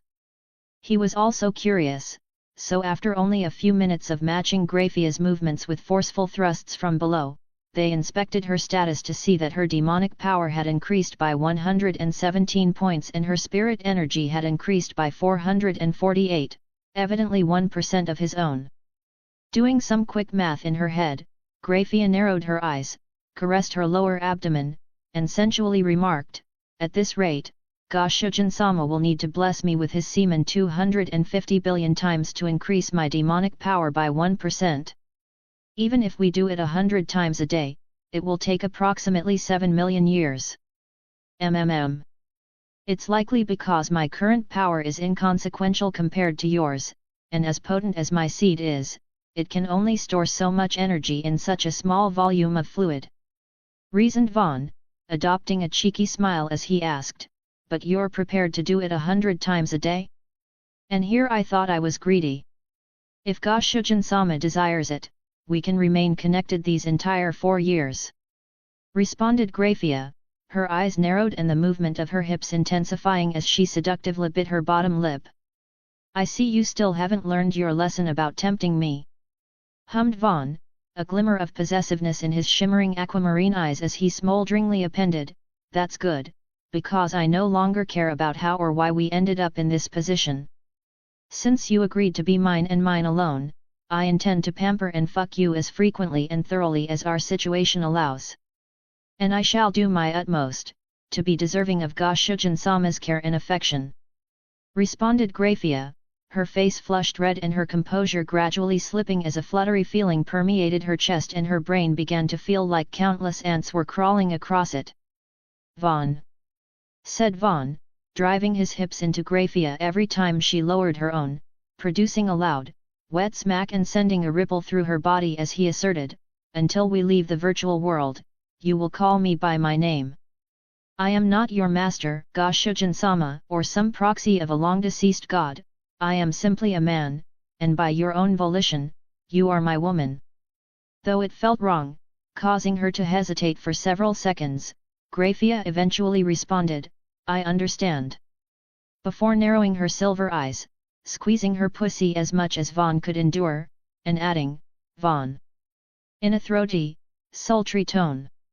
Narrowing his eyes and adopting a toothy grin, Vaughn allowed Graphia to take over moving, using the thumb of his right hand to stimulate her clit as he commented, "You make me want to be a better and a worse man. As your reward, how about we retroactively count down from 100?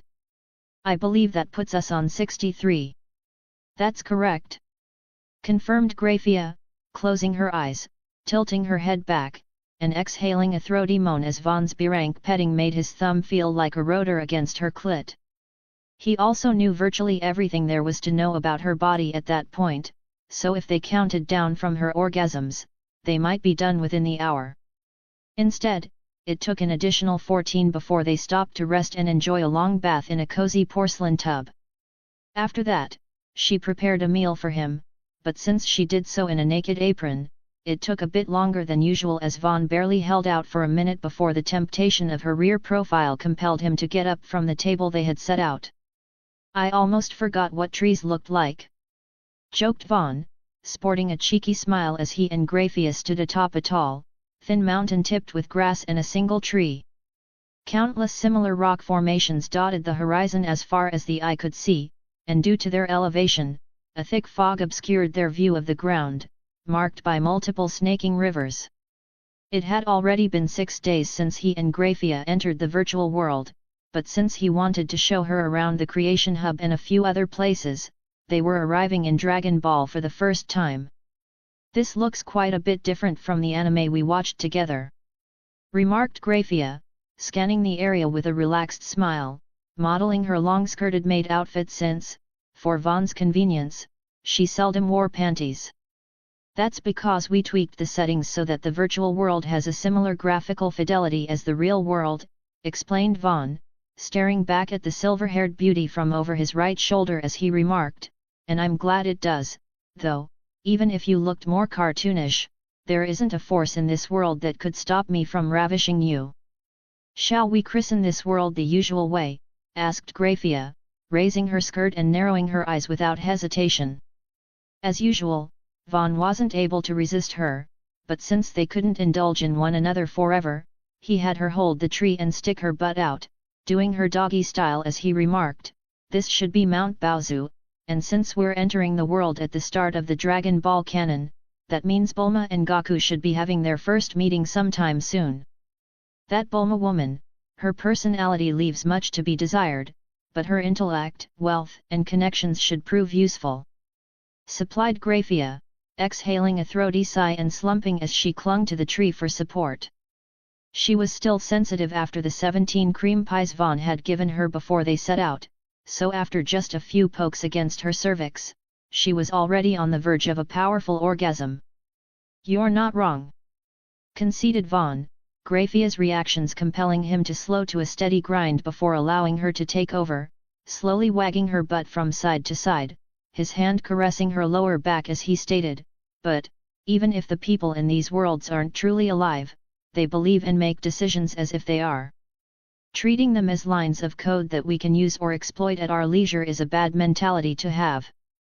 "My apologies," responded Graphia, only hearing about half of what Vaughn had said as a line of drool fell from her mouth in a long string, the result of her panting heavily while leaning forward with her mouth open.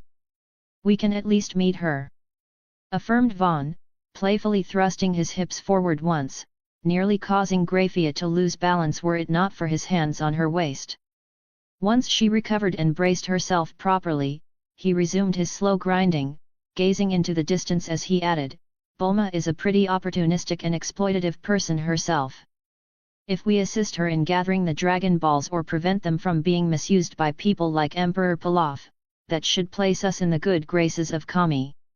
With her pussy spasming due to Vaughn slowly and deliberately targeting her weak points, Graphia's legs began to tremble as she panted, "If you instruct me to, I can steal the Dragon Radar, and assemble all the balls within a day.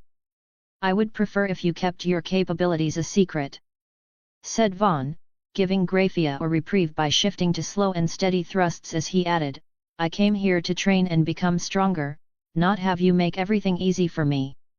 Besides, the original search for the Dragon Balls only takes around a week 3 at most. We've got time." "That's right," responded Graphia, her fingers tearing into the flesh of the tree and her toes curling intensely enough to tear through the solace of her heels as Vaughn released his 18th shot into her for the day, increasing her demonic power by a whopping 339. Chapter 94, Forward. Pew, pew, pew pew pew. Hearing the distant echo of gunfire, Vaughn briefly ceased thrusting into Graphia, who, at that moment, had her arms and legs wrapped around him as he supported her by her butt, having sex with her while standing. After her initial temptation, he couldn't resist coming in her a few more times, so they were currently working on her 20th cream pie before he was reminded of why they were there.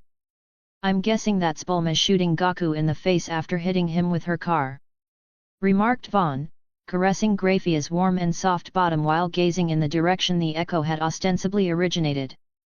He really didn't feel like pulling out of her, but since he could fuck her twice as thoroughly later, he buried his face between her neck and shoulder, kissing her as he hummed, "Looks like my personal use pussy gets a reprieve.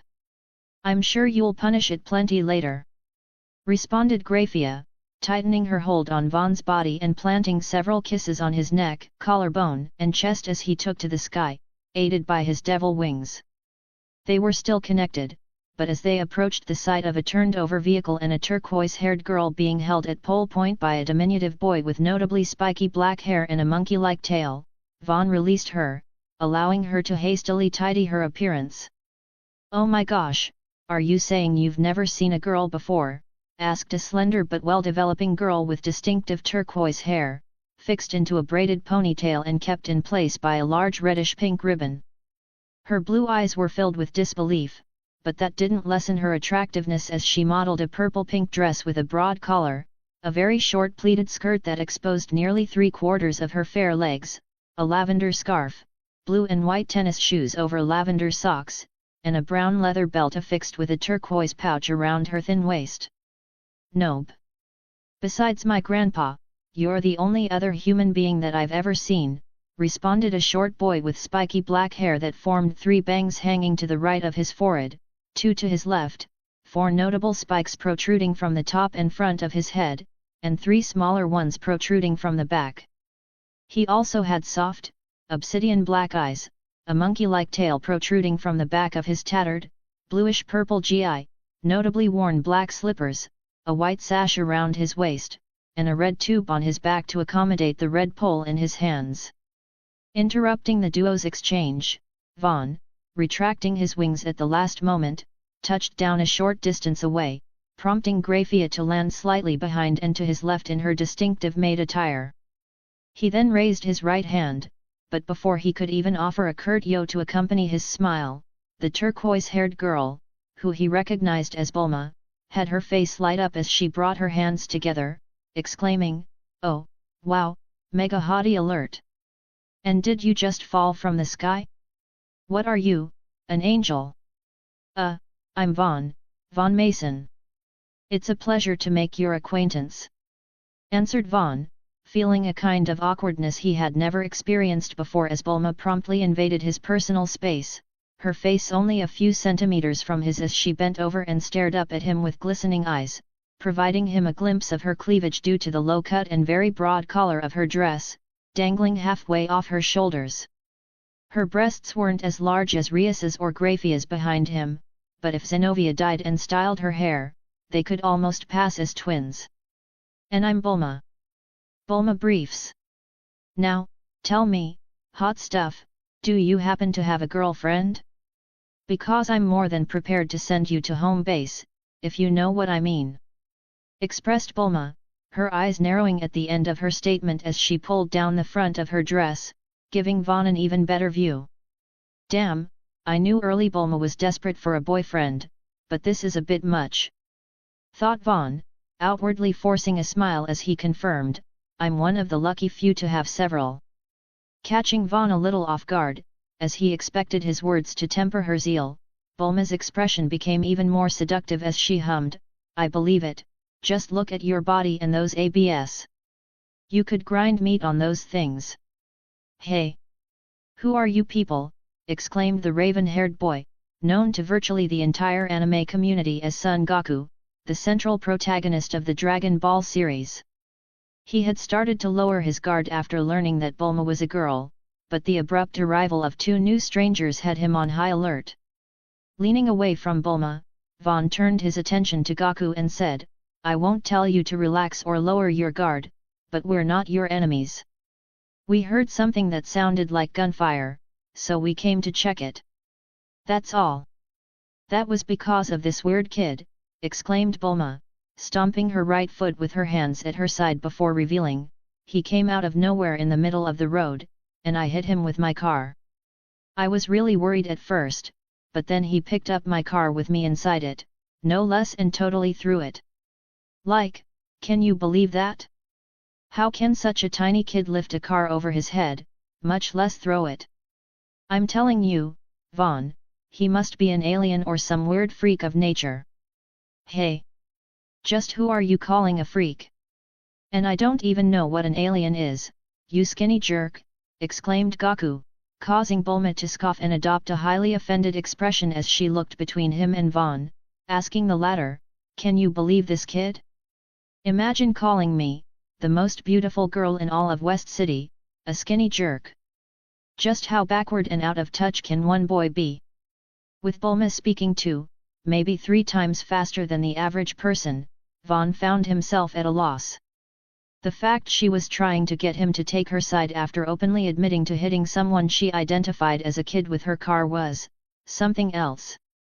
Shaking his head and raising his hands in a gesture of mock surrender, Vaughn exasperatedly suggested, "Let's all take a step back and calm down. The most important thing is that no one appears to be hurt. Well, I might not have any bumps or bruises, but my heart is aching a whole bunch," muttered Bulma, angling her head downward and turning her eyes up at Vaughn, seemingly oblivious to or willfully ignoring Graphia's existence as she placed her right hand on her chest, sinking it deep into her bosom as she tentatively raised the left side of her skirt with her left index finger and thumb, revealing the band of her white and pink polka dot panties.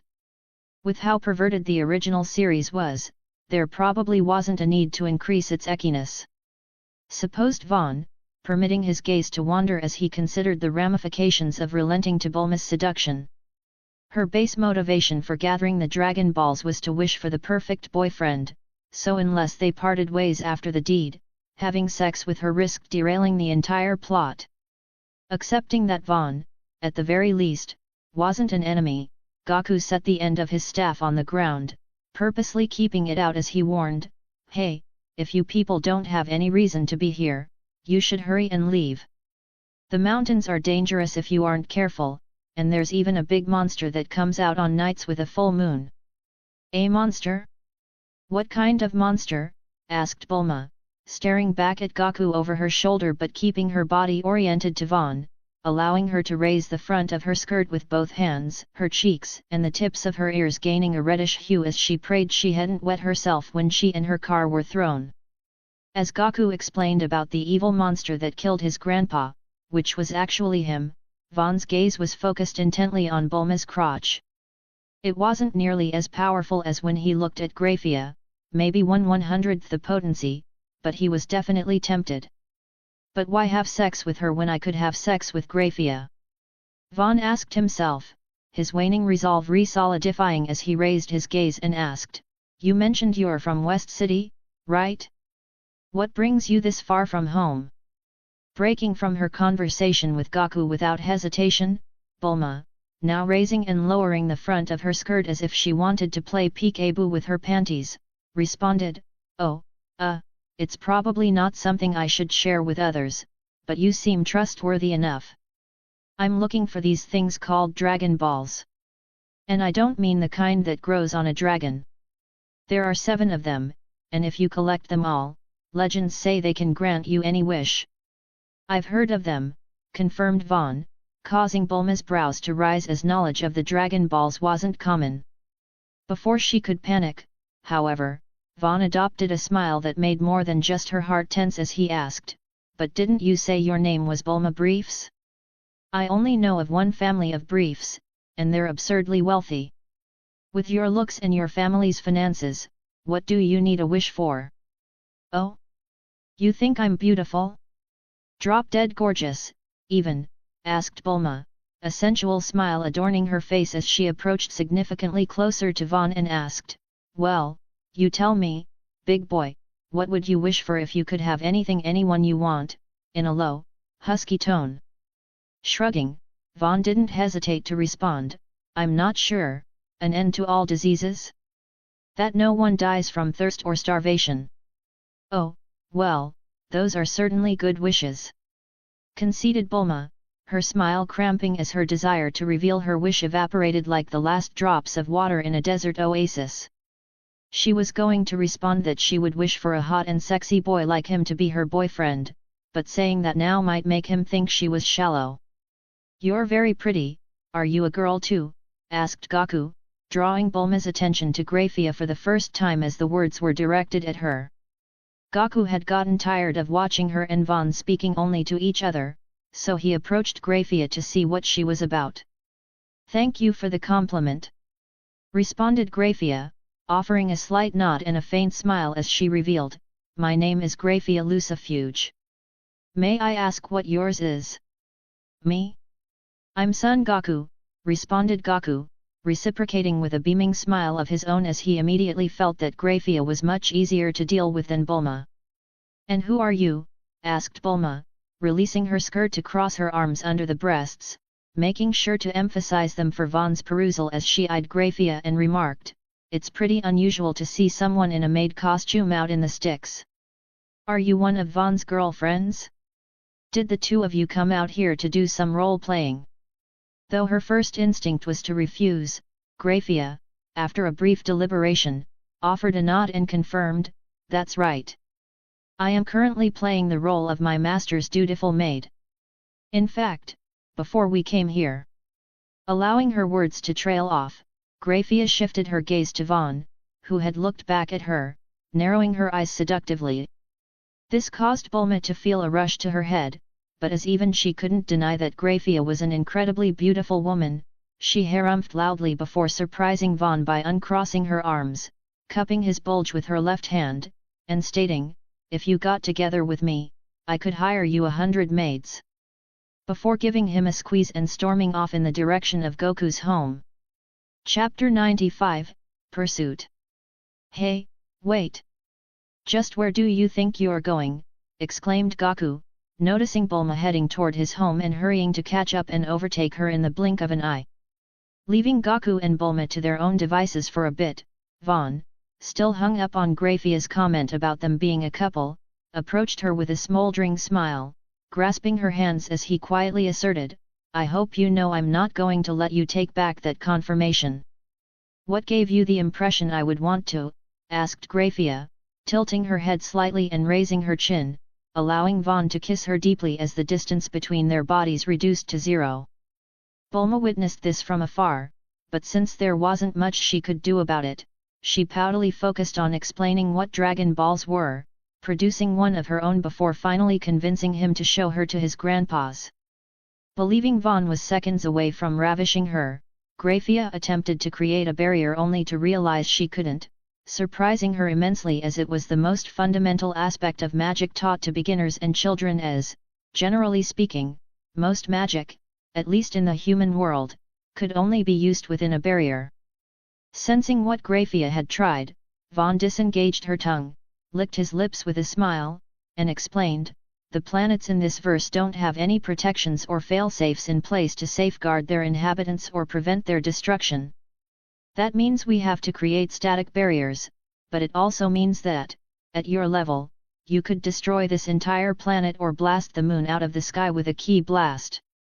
Recalling similar scenes from the anime, Graphia nodded before quickly flinging 5 knives with red tassels into the ground around them, linking them with her demonic power to form a pentagram. Nothing changed at a glance, but to anyone outside the barrier, they were invisible and made no sound. Hey, I guess those two took off, remarked Bulma, poutily puffing her cheeks as she and Goku emerged from his house, planning to invite Vaughn and Graphia to join them after agreeing to search for the remaining Dragon Balls together. I guess that Vaughn guy didn't care about your dirty fanny either, said Goku, standing with his arms raised and hands behind his head, causing Bulma to retort, for the second time, I told you, you idiot. It's not dirty. Get that through your thick skull. Sheesh, your voice is too loud, responded Goku, making a show of plugging his ears as Bulma, seething, stormed off with heavy footsteps. Unbeknownst to her, she actually passed right next to Graphia's barrier, but as it was off to the side, she was completely oblivious as she pulled out a rounded, vial-shaped capsule and depressed its plunger with her right thumb. Immediately after, she tossed it onto the ground, startling the approaching Goku as it produced an explosion of white smoke that promptly dissipated to reveal a motorbike with a windshield that arced over its riders, connecting from the front to the back. What was that? Exclaimed Goku, pulling his pole from his back and pointing it at Bulma's new ride as she rolled her eyes, produced a circular, palm-sized device with a green, grid screen and explained, the thing that exploded is called a dino capsule, and this is a motorbike. It's used to transport people to where they want to go quickly, and we'll need it since the next closest Dragon Ball is around 1,200 kilometers due west of here. What's a kilometer? Asked Goku, poking the motorbike with his pole until Bulma lightly smacked the top of his head, stating, stop poking it and get on. If these mountains are half as dangerous as you say they are, I want to be out of here before nightfall. Well, all right, conceded Goku, placing his pole away and climbing onto the motorbike, scooting backward as he added, but you better not sit on me. You look heavy, and I don't want to be crushed by your fanny. Patience, Bulma, he's just a kid who doesn't know better, muttered Bulma, closing her eyes and grinding her back teeth as she returned her dragon radar to her pouch and boarded the motorbike. Goku was shaken to his core when he realized her fanny was actually super soft, but before he could comment on it, she revved the motorbike and accelerated from 0 to 120 km per hour in less than 3 seconds.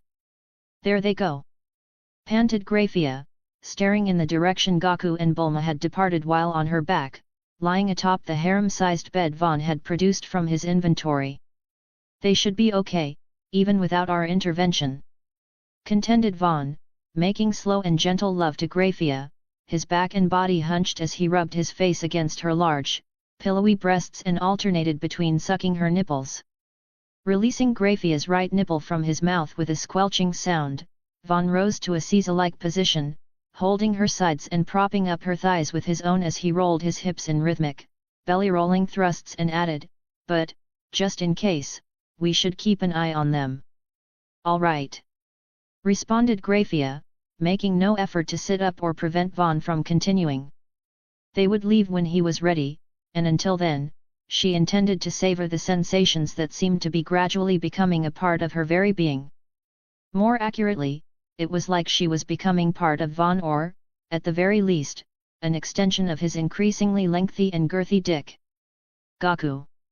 I swear to God that if you don't save me, I'll haunt you for the rest of your life," cried Bulma, unable to struggle free as she was whisked away through in the three-toed talons of a talking pterodactyl with a dark blue hide, yellow underbelly and yellow webbing between the digits of its wings.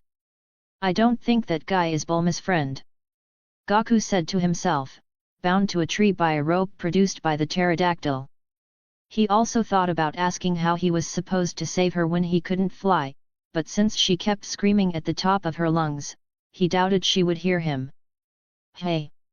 Noticing the familiar figure of Vaughn rising into the sky, sporting long, thin, bat-like wings, Gaku ceased attempting to free himself from the rope that bound him.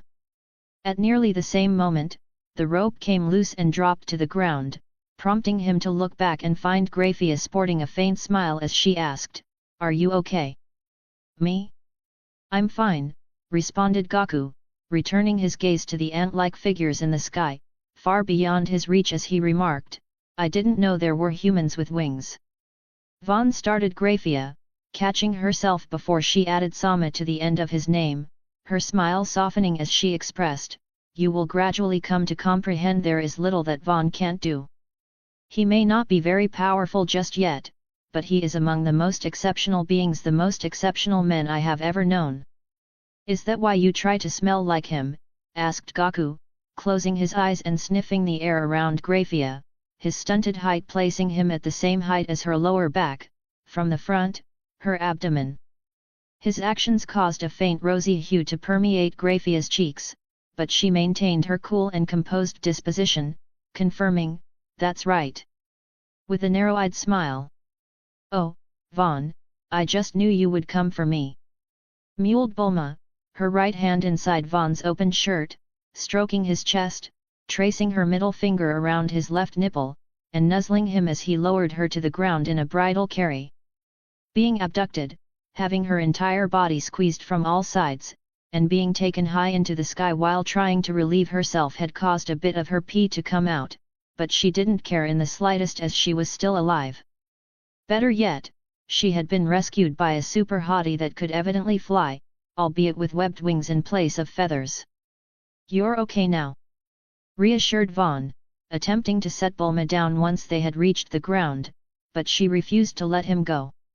Instead, she squeezed him tighter, pleading, "Please come with me on my journey, I'll give you anything you want except the wish.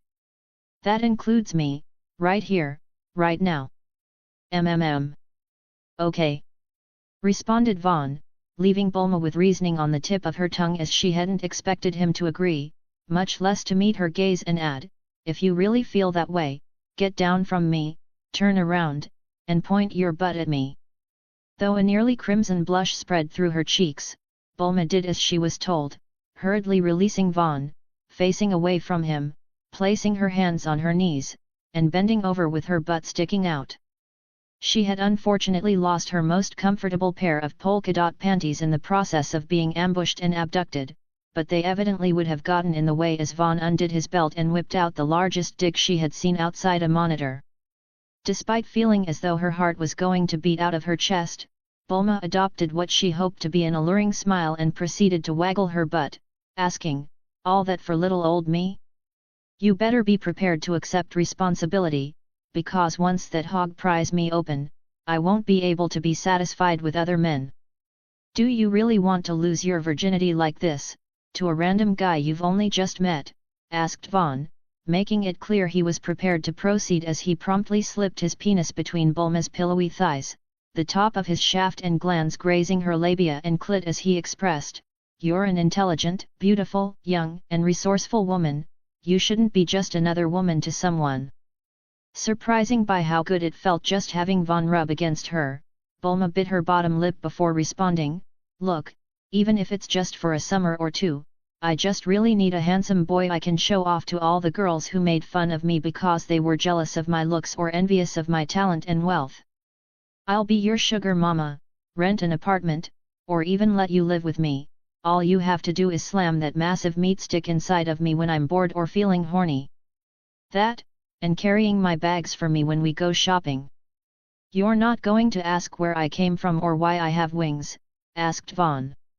"If you didn't have them, I'd be dead or spit roasted on that pterodactyl's calf-sized cock right now," retorted Bulma, staring back at Vaughn over her left shoulder and playfully appending, "Your forearm-sized cock should be much more manageable."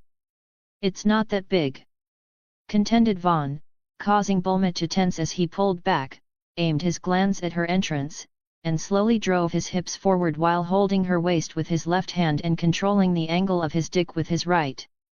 Her insides were incredibly tight, as could be expected from a virgin, but while the sensation was pleasant, plunging his dick into Bulma's pussy confirmed the suspicion Vaughn had formed when he claimed Zenovia's devils, particularly females, were practically made to be outlets for sexual desires, so while Bulma's virginal pussy felt pleasant, especially once she acclimated to his intrusion and started really getting into it, Vaughn couldn't help missing Graphia's.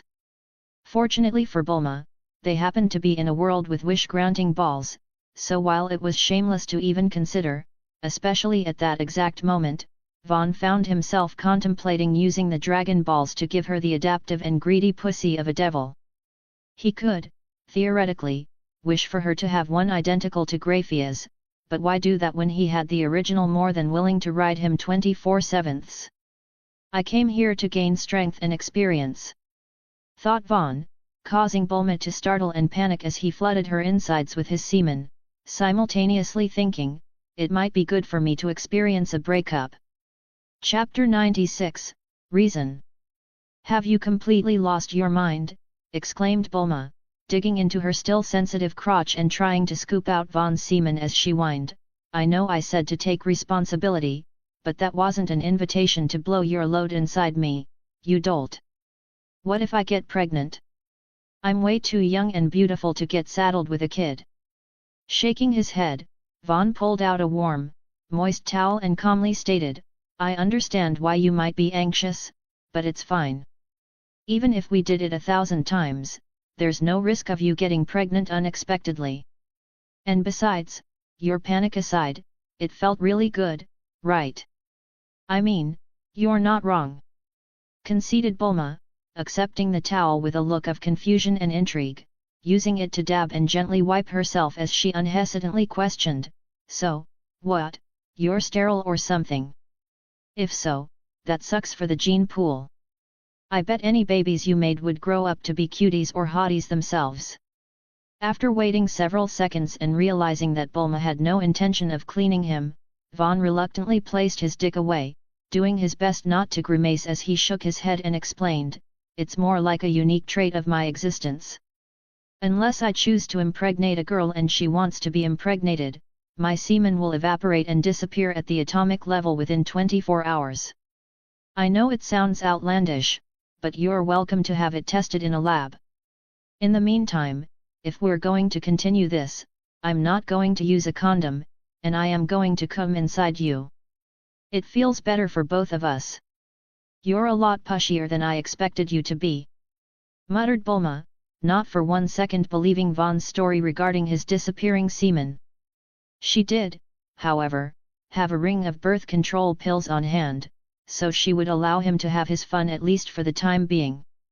Shrugging, Vaughn argued, "You haven't exactly been behaving reasonably yourself. If I were a bad person or someone targeting you for your family and its riches, you'd be in a precarious position right now." "As if," exclaimed Bulma, tossing the used towel at Vaughn's face only for him to effortlessly evade it as she asserted, I happen to be an excellent judge of character. After all, I've spent the past 18 years being the target of unscrupulous old men and opportunistic boys who only viewed me as a shortcut to my father's bank account. You're too calm, and you're dressed way too well to have money as a concern. Fair enough, conceded Vaughn, stoking Bulma's intrigue a second time as he extended his right hand, producing a pair of simple white panties as he felt it was too soon to gift her lace or a thong. Not because they wouldn't suit her, but because the panties she had been wearing before were very simple, cute even. All right, how do you keep producing items out of thin air? Are you some kind of magician? Asked Bulma, turning around and taking a moment to don the soft, warm, and surprisingly comfortable cotton panties Vaughn had presented her. Kind of, responded Vaughn, revealing, I can't use complex magic, but I can fire off beams and such. I'll tell you more if we decide that whatever this is between us is long-term. Because I don't need a sugar mama, and as deserving as you are of all a person's love and affection, you can't be the most important person to me. Well, obviously, retorted Bulma, rolling her eyes and crossing her arms as she added, as for what this is, it's as I said before. I just need you to help me stick it to the girls back at West City for a few months, and then you and your girlfriend can fly off back to wherever you came from. Truth be told, I spend most of my time in my lab and workshop, so I don't have time to play the doting girlfriend. You're my trophy boyfriend. All right, then, what now? Asked Vaughn, adopting a relaxed smile that caused Bulma's brain to stall temporarily, sporting a dazed look before she averted her eyes, blushed, and meekly responded, I guess we go look for Gaku and your girlfriend. It's actually strange that they haven't caught up to us.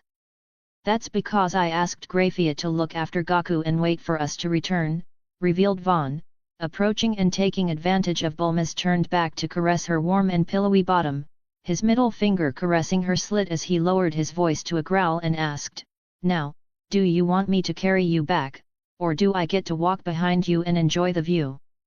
My legs are still weak thanks to a certain someone, so you have to carry me. Responded Bulma, her face flushing as she closed her eyes, a faint moan rising from her throat as she marveled at how much better it felt to have someone else touch her.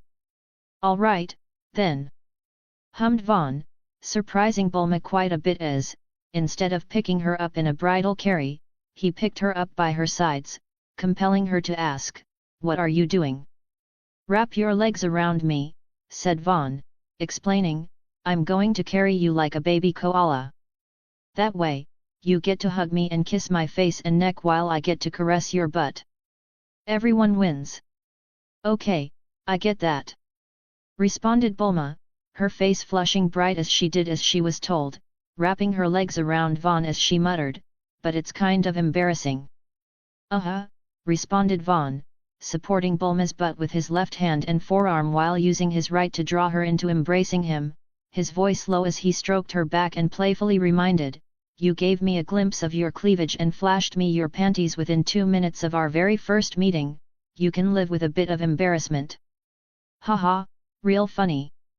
Responded Bulma, sounding annoyed but still burying her face between Vaughn's neck and shoulder, nuzzling and kissing him with her eyes closed tight when she felt them leaving the ground. The thought that Vaughn could drop her, consigning her to fall to her death whenever he pleased, immediately popped into her head, but she quickly calmed down when he held her tightly and reassuringly whispered, You're all right, I've got you. Welcome back, said Grafia, sporting a slightly narrow-eyed smile and standing with her hands folded neatly atop her lap as Gaku sat nearby at a table, feasting on enough food to feed 5 people. Did you miss me? Vaughn asked, giving Bulma's bottom a light smack as she initially refused to let him go. All right, I'm getting down. Grumbled Bulma, loosening her hold on Vaughn's body as he guided her to her feet.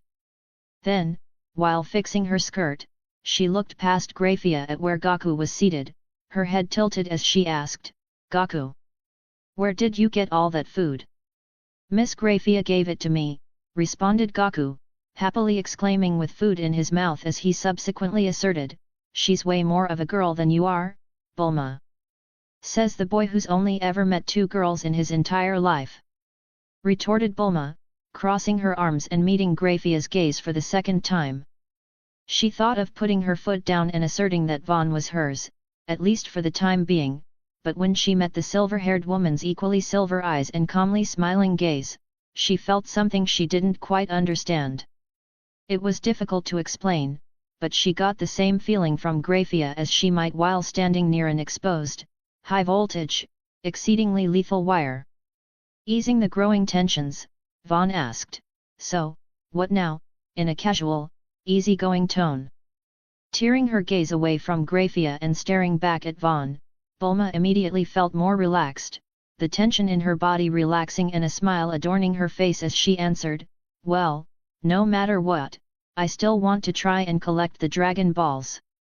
If they function as the legends and stories claim, it would be super bad if they fell into the wrong hands. The vault in my lab is a heck of a lot safer than some musty old tomb or ruin that any random Joe Schmo can stumble across. Then Graphia and I will serve as your and Goku's temporary guardians," said Vaughn, appending, "We can make the journey a lot more comfortable, but unless the situation becomes dire, we won't intervene." "Then I guess it would be too much to ask you to fly me to the location of each Dragon Ball?" asked Bulma, exhaling faintly from her nose. "Adventures are good for the soul," responded Vaughn, his smile gaining a hint of mischievousness as he supplied a playful wink and added, "Let's enjoy our time together, slowly and leisurely."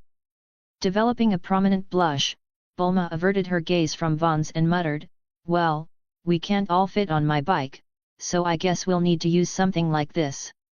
Pulling out her case of dino capsules, Bulma tossed one of the smaller ones onto the ground a short distance away, exploding into a white and yellow cloud that dissipated to reveal a 4-seated blue convertible with a somewhat boxy design and the number 21 on the side.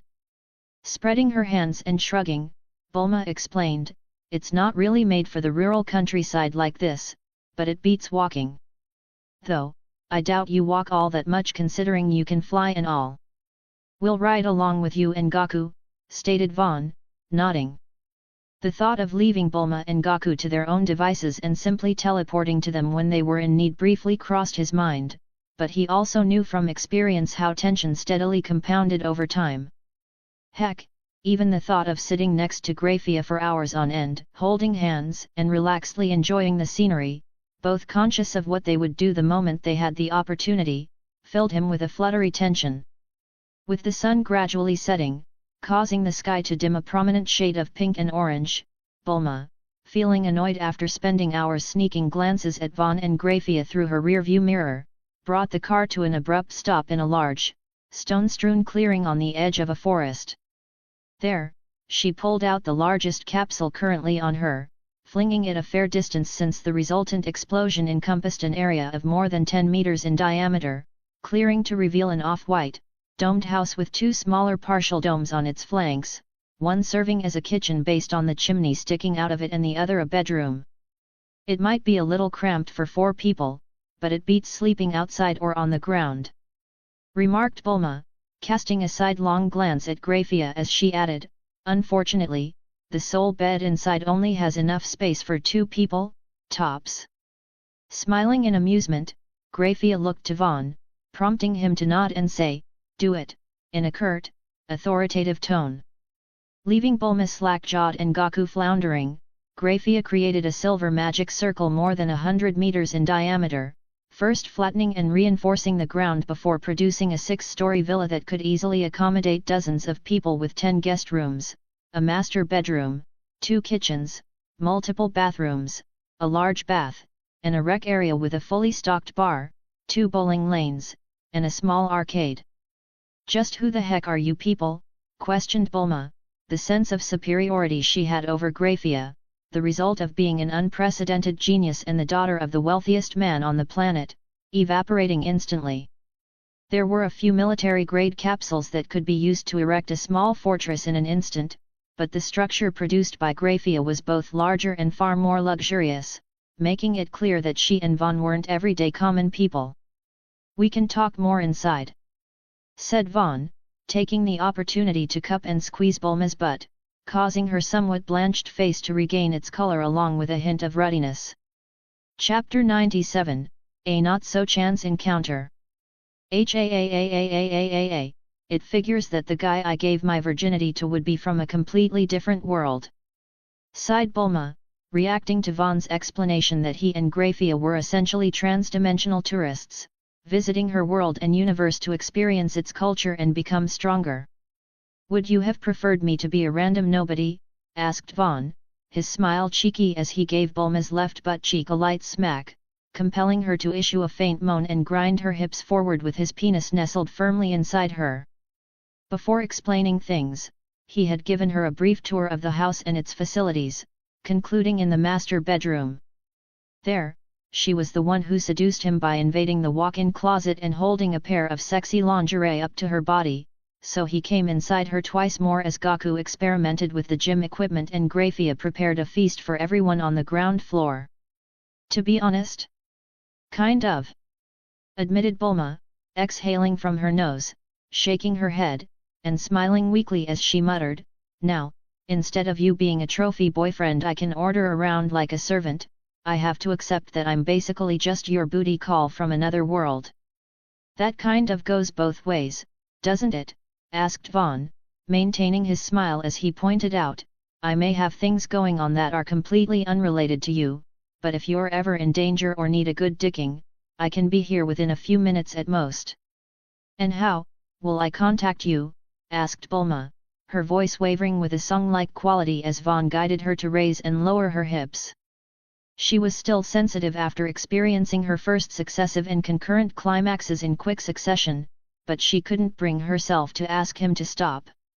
Our bodies aren't the only things that have become entangled, stated Vaughn, causing Bulma to cry out as he playfully bounced her atop him and asserted, if you call out my name or simply yearn to see me, I'll be able to sense it and come running.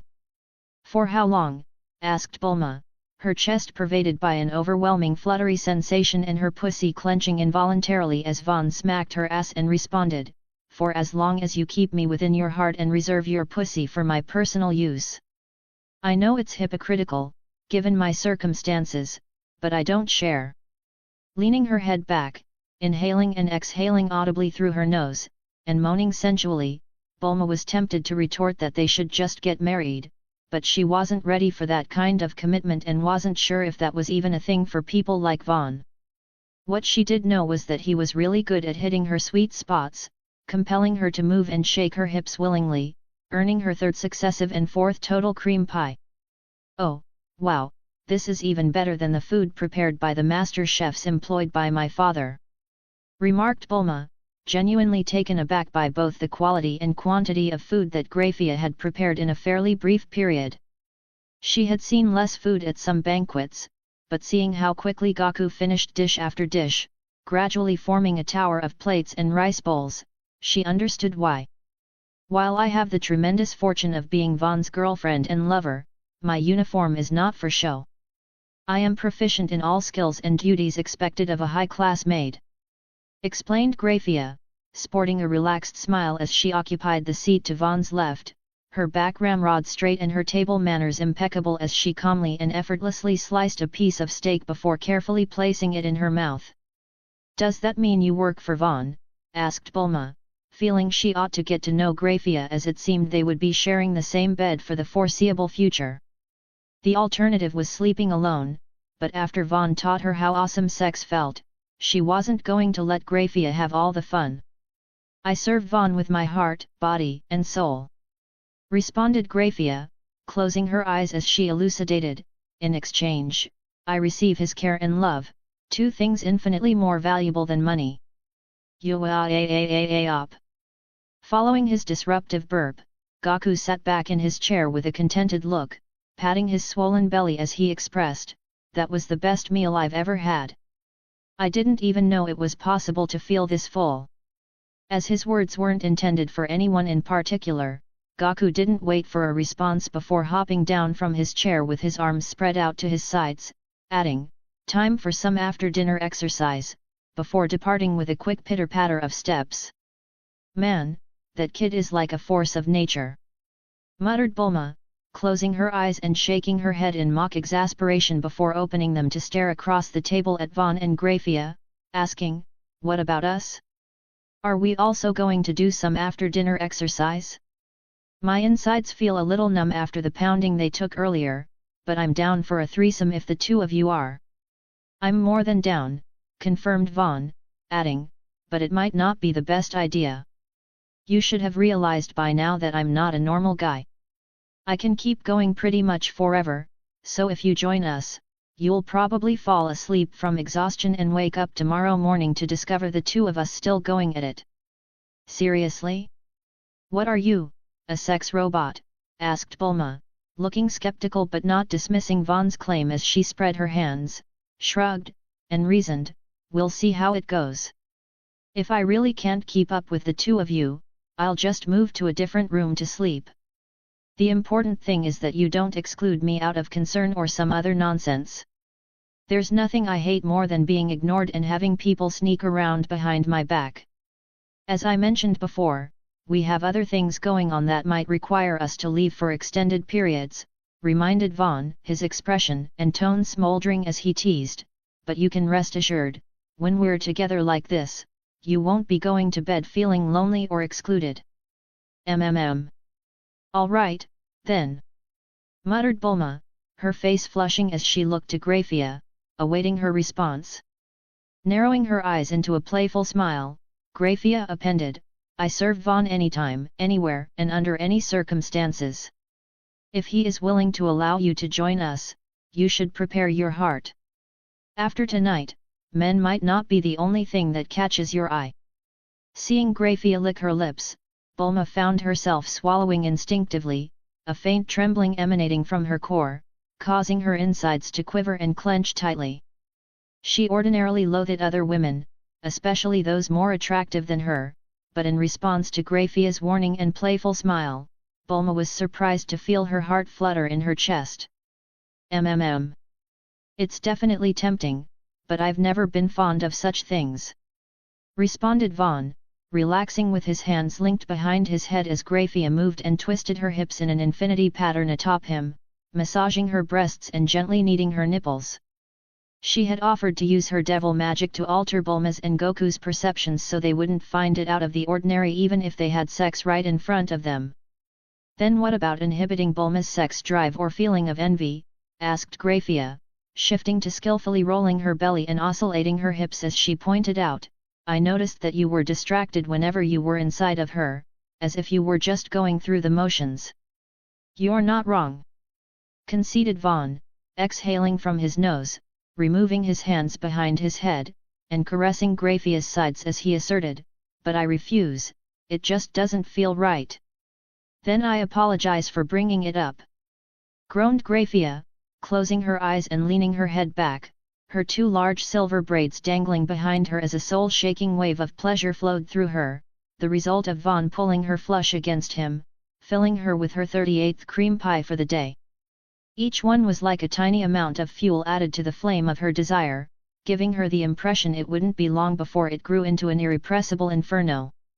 "Never apologize for thinking of how to better serve or satisfy me," said Vaughn, his tone decisive as he grabbed Graphia's braids like a pair of thick reins, preventing her climax from settling by driving his hips into her with the force of a pile driver, the reverberation causing the bed's legs to snap.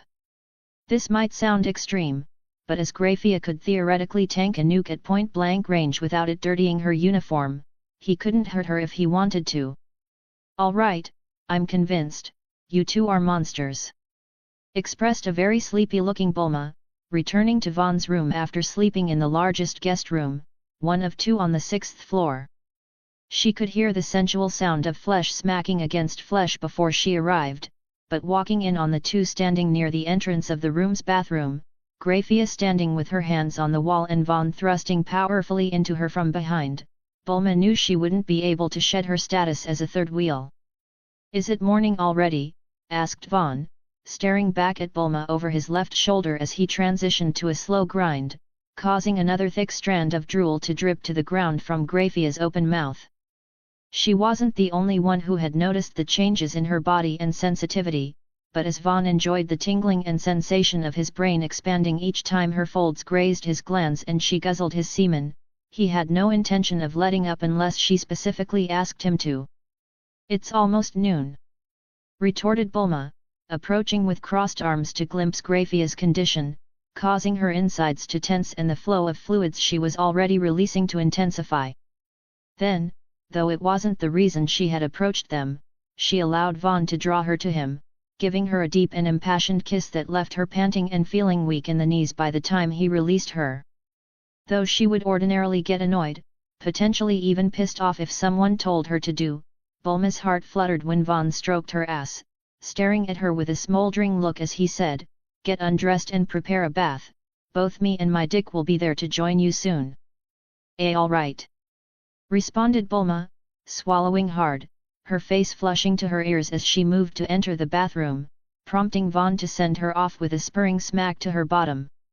If any other guy treated her in such a way, she would tear their head off and tell them to be more respectful, but when Vaughn did it, her heart raced and she felt compelled to do as she was told.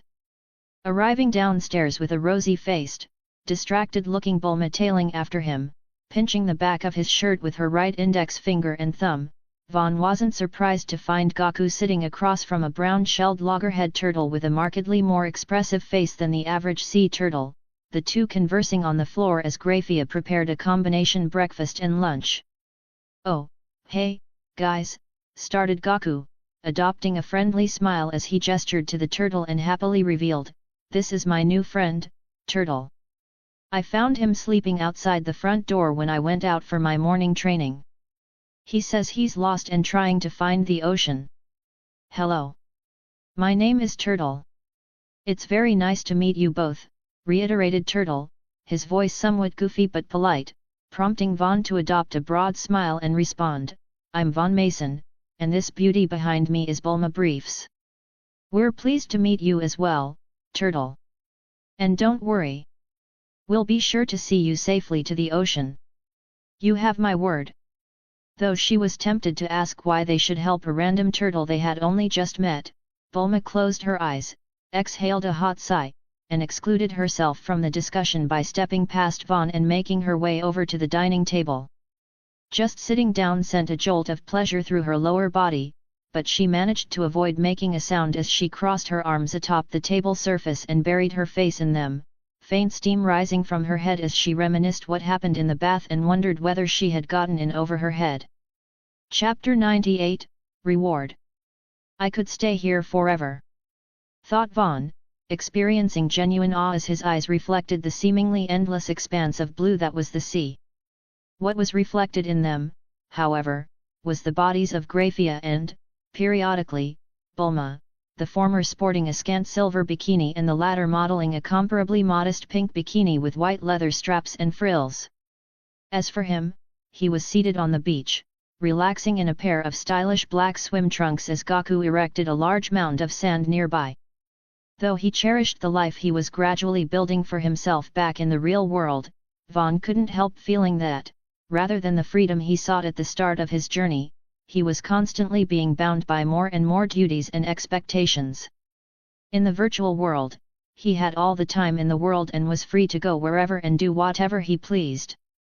He could grow at his own pace without having to concern himself with things like politics or the survival of species, and if he felt inclined, he could build a house right there on the beach, spending weeks, months, or even years doing nothing but lounging about, learning carpentry, and having sex with Graphia whenever he pleased. "I should just bring everyone here," thought Vaughn, feeling that he, Rias, Sana, and everyone could live far more meaningful lives in the corridor and virtual world than the outside. They would have to leave, eventually, but with the stacking time compression, they could easily stretch a year or two in the outside world into hundreds of fulfilling, stress-free years of personal and emotional growth in Virtua. Having convinced himself, Vaughn's eyes softened, his smile becoming more prominent as he pictured Graphia and Bulma scissoring each other with his cock sandwiched between them, a fantasy he fully planned to make into a reality that evening. It was a little selfish of him, but before he returned to the real world and convinced everyone to stay, he intended to stretch and make the most of his time with Graphia. Their sexual compatibility was just absurd, so while Rias was undoubtedly his first love, Vaughn wasn't in a rush to reunite with her as she was infinitely more willful than the silver-haired maid. The moment she entered the virtual world with him, he wouldn't be able to resist doing whatever she wanted, so until then, he intended to do what he wanted, and what that was, more than anything else he had ever desired, was to make Grafia madly in love with him. As if she could sense his thoughts, Grafia turned and stared at Vaughn with her usual narrow-eyed smile, a simple but sensual look that caused a faint trembling to permeate his chest. At that exact moment, without needing a signal or an exchange of words, they both activated the mental command to return to the creation hub. This immediately ceased the flow of time in the simulated universe of Dragon Ball, so even though it took 11 days for them to return, Bulma and Goku didn't notice they had left, and Turtle still hadn't arrived with Master Roshi to reward them for helping him back to the sea. "Goodness gracious, I think I've died and gone to heaven," expressed an exceptionally old man with a bald head, a thick white Fu Manchu, and a full beard, his thin and weathered body clothed in a bright orange aloha shirt decorated with a pattern of random letters, a pair of off-white khaki shorts, and straw sandals with red straps. More conspicuously, he had a club-like walking stick, a large purple turtle shell on his back, a dragon ball dangling from his neck, and red-rimmed sunglasses veiling his eyes from view, permitting him to leer at the bikini-clad Bulma and especially Grafia without it being obvious at a glance. "What a cool outfit!" remarked Bulma, causing Vaughn to blink in surprise and stare at her from the side with slightly raised brows, consequently causing her to blush, turn her face away, and press the tips of her fingers together bashfully. "Humu!" hummed the elderly man, who Vaughn and Grafia recognized as Master or, more accurately, Mutant Roshi. Then, caressing his beard with his left hand, he stated, "Young man, kid, and beautiful ladies, I want to thank you for helping my turtle. My name is Roshi, the Turtle Hermit, and while I may not look it, I've been a renowned figure in the world of martial arts for many years. I come bearing gifts, but I can also give you lessons if you think you're up for it. I'm especially good at teaching young women how to protect themselves." With Roshi directing his final few words at them, a look of disgust marred Bulma's face as she covered her chest and crotch and turned her body to the side, inadvertently giving the old hermit a view of her backside as she responded, "Ugh, no thanks." As he was used to such reactions, Roshi didn't take Bulma's rejection to heart. Instead, he shifted his gaze to Grafia, his bushy white brows rising as he noticed she didn't seem at all bothered by his words. Her expression completely relaxed even as he adjusted his sunglasses and looked her up and down, asking, "What about you, young lady? Would you like to receive this old man's special course?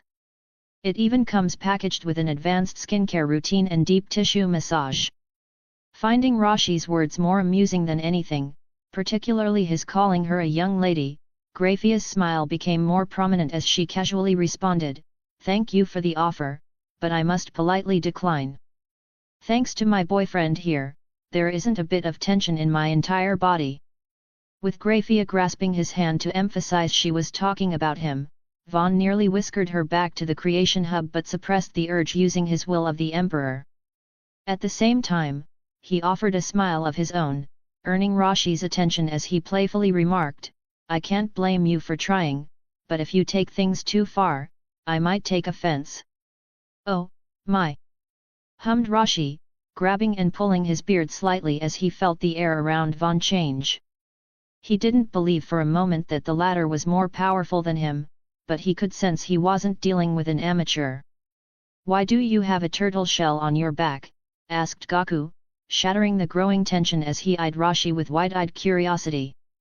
Recalling what Turtle had told him, Roshi smiled and hummed, "You must be Goku, the boy who discovered Turtle and persuaded your friends here to return him to the sea." "I didn't convince anyone," responded Goku, shaking his head before honestly admitting, "I just asked Vaughn, and he promised to bring Turtle back. And Bulma's the one who drove us here, so I don't need a gift or anything. I'm just happy I could help." "What a pure and innocent response!" remarked Roshi, his valuation of Gaku increasing immensely. He was originally going to offer the group a magic carpet to make their travels easier, but Goku's response made him think he might be suited to a different mode of transport. "All right, wait here," said Rashi, offering the group a nod and stealing one final glance at Graphia's mouth-watering breasts and the front of her mons-hugging bikini bottoms before approaching the sea's edge and striking a dynamic pose with his staff pointed at the sky, his voice reverberating as he shouted, "Come to me, flying nimbus!" Though it took several seconds, prompting Bulma to speculate that he had gone senile, Rashi was eventually vindicated when a fluffy golden cloud producing a prominent trail in its wake came flying down from the sky, circling the group at an impressive speed. "Oh, wow!" exclaimed Gaku, excited and intrigued by the unfamiliar phenomenon. Bulma was similarly surprised, but when she noticed that Vaughn and Graphia had relaxed expressions, she composed herself so as not to appear like a bumpkin entering a city for the first time. "Beautiful, isn't she?" asked Rashi, ostensibly referring to the flying nimbus, which had come to a screeching halt at the group's center, but his gaze, veiled by his dark-tinted sunglasses, was focused squarely on Graphia's breasts. Unable to resist the urge, Gaku surprised Rashi immensely by jumping onto the flying nimbus's back, prompting it to take off as he balanced himself atop it and laughed in happiness and exhilaration. "Well, I didn't even get a chance to explain how it worked, and the boy's already taking it for a ride," remarked Rashi, shaking his head and exhaling from his mouth in exasperation. "What do you mean?" asked Bulma, never the type to remain silent when there was something she wanted to know. Thus, while Gaku spent several minutes familiarizing himself with the flying nimbus, performing acrobatic maneuvers and aerial somersaults as if he had been riding it his entire life, Rashi explained how it could only be ridden by those pure of heart. "Pure of heart, hey," muttered Bulma, sporting a serious expression as Gaku piloted the flying nimbus back to the group's center, leaping off it as he excitedly exclaimed, "That was super fun. You guys should try it as well." "You might as well," hummed Rashi, caressing his beard as he prepared to save the mental image of Bulma and Graphia falling through the nimbus in his mind. Unfortunately, things didn't go quite as he predicted in his head. "Hey, Vaughn, help me up," requested or, more accurately, instructed Bulma. Despite this, Vaughn didn't hesitate to position himself behind her, causing her to tense as he grabbed her waist and intentionally prodded her butt in the process of picking her up and lowering her through the flying nimbus. "Well, I used to be pure of heart," muttered Bulma, poutily directing an upturned look at Vaughn before separating from him to retrieve something cool to drink from the blue and white cooler he had set out. At the same time, Graphia promptly moved to replace her, positioning herself with her back to Vaughn and taking the initiative to caress his bulge with her butt as he lifted her up and set her down gently through the fluffy golden cloud. "I suppose this means I'm not pure of heart," hummed Graphia, directing an upturned look of her own at Vaughn. 2 days later, he released his hold on her waist, allowing her to move to the side as he tentatively placed his right hand atop the flying nimbus, feeling it solidifying the more pressure he applied. Subsequently being able to climb atop it surprised him quite a bit, as he was fairly certain his heart was no longer pure, but he chalked it up to having the purest form of energy across all records comprising and flowing through his body. It was either that or the feelings he felt toward women like Graphia, while increasingly lewd, were still pure, just not in the conventional sense. "Well, that's unexpected," remarked Rashi, almost certain that Vaughn was one of his people. He wasn't in a position to witness it unobstructed, but he knew from the way Vaughn's weight subtly shifted and suddenly stopped that he had rubbed up against Bulma's butt. He also sensed the change in the atmosphere around Vaughn and Graphia when she gazed back at him, so he fully expected the former to face plant. "Seriously, what gives?" asked Bulma, returning with a blue and yellow can labeled Hitap, drinking from it with a long draw. "More importantly," said Vaughn, gesturing to Rashi with his head while sitting atop the flying nimbus, drawing Bulma's gaze to the old hermit's neck as he asked, "Did you notice our new friend's necklace?" "Only just noticed the dragon ball around Rashi's neck," mostly because she had been ignoring him. Bulma's eyes widened to their limits, nearly performing a spit take before promptly swallowing her drink, pointing at him, and exclaiming, "You have a dragon ball." "A dragon, what's it?" asked Rashi, tilting his head slightly in confusion until Bulma explained what the orb around his neck was. This prompted an opportunistic gleam to flash across Rashi's eyes, but when he noticed Vaughn staring back at him with a smile that didn't quite reach his piercing aquamarine eyes, he resisted the temptation to request that Bulma and Grafia flash their breasts in exchange for its ownership and instead just requested the former's unfinished hitap, straw included. Chapter 99, Camp. "Man, that guy was a creep," remarked Bulma, happy to have gotten her hands on a new Dragon Ball but sporting a pouty expression and standing with her arms crossed to Vaughn's left, observing Master Roshi sailing away on Turtle's back with Grafia to his right and Goku seated a short distance away atop his newly acquired flying Nimbus. He's undoubtedly eccentric, but he wasn't lying about being a renowned figure among martial artists," stated Vaughn, taking advantage of Bulma's proximity to cup and caress her bottom as he revealed, "He's even known as the god of martial arts to some, having stood at the peak of the martial arts world for more than 300 years. 300 years? You can't be serious," responded Bulma, her face flushing as Vaughn didn't stop at her but he also used his middle finger to caress her slit through her swimsuit. 300 years might sound like a long time to the average human, but among martial artists and supernatural entities, it's possible to live for tens of millennia, contended Vaughn, raising his gaze skyward as he added, "In this universe, there are devils, mages, and beings known as Kai whose lifespans measure in the hundreds of millions of years." "That's insane," muttered Bulma, moving closer and leaning into Vaughn as she looked up at him and added, "Though, I suppose living for hundreds or millions of years would give me more time to improve my inventions. Of course, I'd someone to accompany me." "Hey, Goku," said Vaughn, continuing to discreetly caress Bulma's slit and butt as he turned to the young scion and proposed, "Why don't you take your new flying Nimbus out for another test drive? Try seeing if you can find your grandpa's place and return here by nightfall. If you can, I'll have Grafia prepare something extra special for after dinner."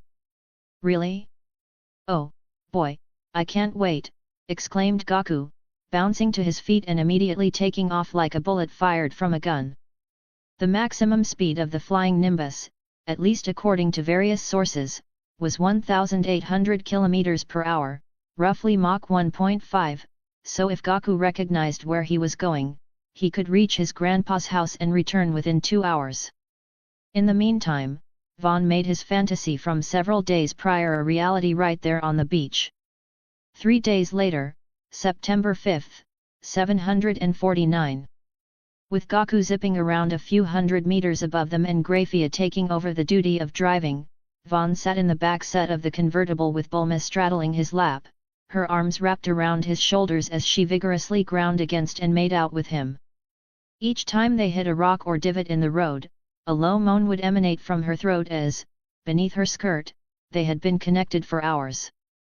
"We should be coming up on a town and the location of the next Dragon Ball soon," informed Grafia, her voice calm and expression composed as she enjoyed operating a motor vehicle for the first time in decades. She was a little rusty, but with her superhuman senses and reaction time, the only reason she ran over rocks and potholes was because she was aiming for them. "Then we should stop and make camp," panted Bulma, staring intently into Vaughn's eyes as she reasoned, "That way, if we need to negotiate for the Dragon Ball, we won't be interrupting anyone's dinner." "Sounds good," responded Vaughn, prompting Grafia to gradually slow to a stop.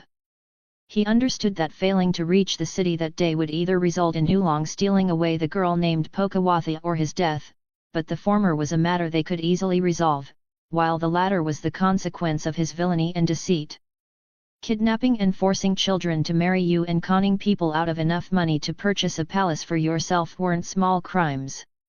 "Oh, God, I can still feel you inside me," groaned Bulma, her knees and legs visibly shaking as she finally separated from Vaughn after nearly 7 hours on the road. And I will be once we get situated," assured Vaughn, preempting Bulma's response by hefting her up by her butt and giving her a deep, protracted, tongue-entangling kiss, only releasing her once Gaku had doubled back and touched down near them. "Why are we stopping here?" asked Gaku, followed by him telling them what they already knew, specifically, "If we keep going, there's a bunch of buildings and a wall up ahead." Standing next to Bulma, his right hand, as usual, discreetly caressing her bottom, Vaughn smiled and replied, "A lot of towns and villages, especially this far away from major settlements, don't enjoy receiving strangers so late in the day. So, instead, we'll camp here for the night and check things out first thing tomorrow morning." "Oh, okay," responded Gaku, not questioning Vaughn's words nor surprised to see Bulma's face red.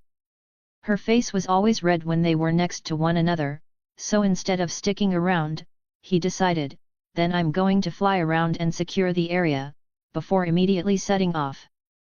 Grafia had taught him the importance of scouting to detect threats in advance a few days prior, and since she made the most delicious food and treats, he took her words and his appointment as scout very seriously. "Now, where were we?" asked Vaughn, leaning around the front of Bulma to give her another kiss. Then, as Grafia finished erecting their base with her spatial magic, he guided her inside, into the elevator at its back, and up to the master bedroom. Appearing in Vaughn's room with a Dragon Ball in hand, Grafia, sporting a narrow-eyed smile, hummed, "I have managed to recover the Dragon Ball and left the former owner's weight in gold as compensation. Good work," muttered Vaughn, his expression and tone soft as he gently combed his fingers through the sleeping Bulma's fringe. He had been taken aback by her when they first met, but as she continued to mellow out the more time they spent together, she was beginning to grow on him. "Shall I give the two of you some privacy?" asked Grafia, setting the procured Dragon Ball, denoted by 6 dark orange stars, on the nightstand beside the bed. "Grafia," said Vaughn, his tone soft but serious as he met the silver-haired devil's gaze and stated, "Even when we eventually leave here, your place is forever at my side. I appreciate your consideration, and I'm certain the others will also, but unless you feel you need some time alone, you should never consider yourself an intruder. I want you with me always." Feeling her pussy tense and quiver in response to Vaughn's words, Grafia's eyes narrowed as she sensually affirmed, "Then that's where I'll remain." Before crawling onto the bed and approaching him with slow and graceful movements, similar to a cat. Ordinarily, she would have mounted him then and there, but as Bulma was clinging to him tightly and using his chest as a pillow, she settled on snuggling up to him, leading to a lengthy make-out session before her head found its way to his shoulder. "All right. With this, we only need 2 more Dragon Balls, and then we can summon Shenron to make our wish." "You're the best, Grafia," exclaimed Bulma, happily adding the 6-star Dragon Ball to her 2, 3, 4, and 5-star balls. "If I am, it's thanks to Vaughn's love," stated Grafia, turning her eyes up at Vaughn while dressing him.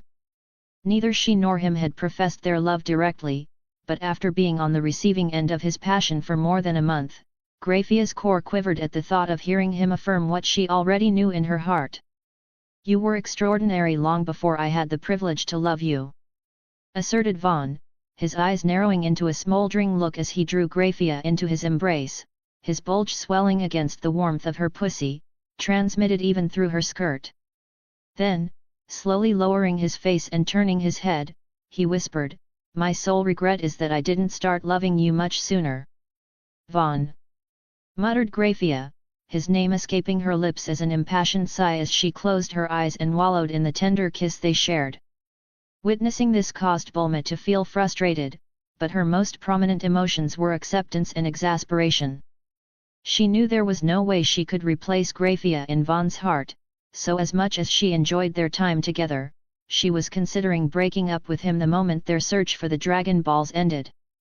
Having sex with him made her feel like she was hemorrhaging brain cells, so while she wouldn't completely break things off with him, there was no way she could allow him to stay with her in West City. She valued her mind much too much to have it broken. "Wait, we're not going to visit the village," asked Gaku, tilting his head in confusion. That's right, confirmed Vaughn, calmly explaining, it turns out that, for the past 8 months, that village has been beset by a villainous shapeshifter named Oolong. Yesterday, it was discovered that his true form was that of a weak, anthropomorphic pig, so the villagers beat and imprisoned him in their jail. Now isn't the best time for outsiders to arrive.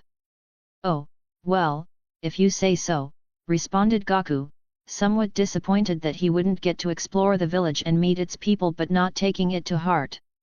He had learned from Graphia that there were cities with hundreds of thousands and even millions of people, helping him comprehend just how big such numbers were using grains of rice. The village ahead didn't look like it had nearly as many people, so Gaku didn't think he was missing out on too much by not meeting them. Since the other one keeps moving around, indicating someone has it in their possession, that means our next destination is around Mt. Frypan, said Bulma, using her dragon radar in conjunction with a map to approximate where the final 2 Dragon Balls were located. Any idea how long it will take to reach?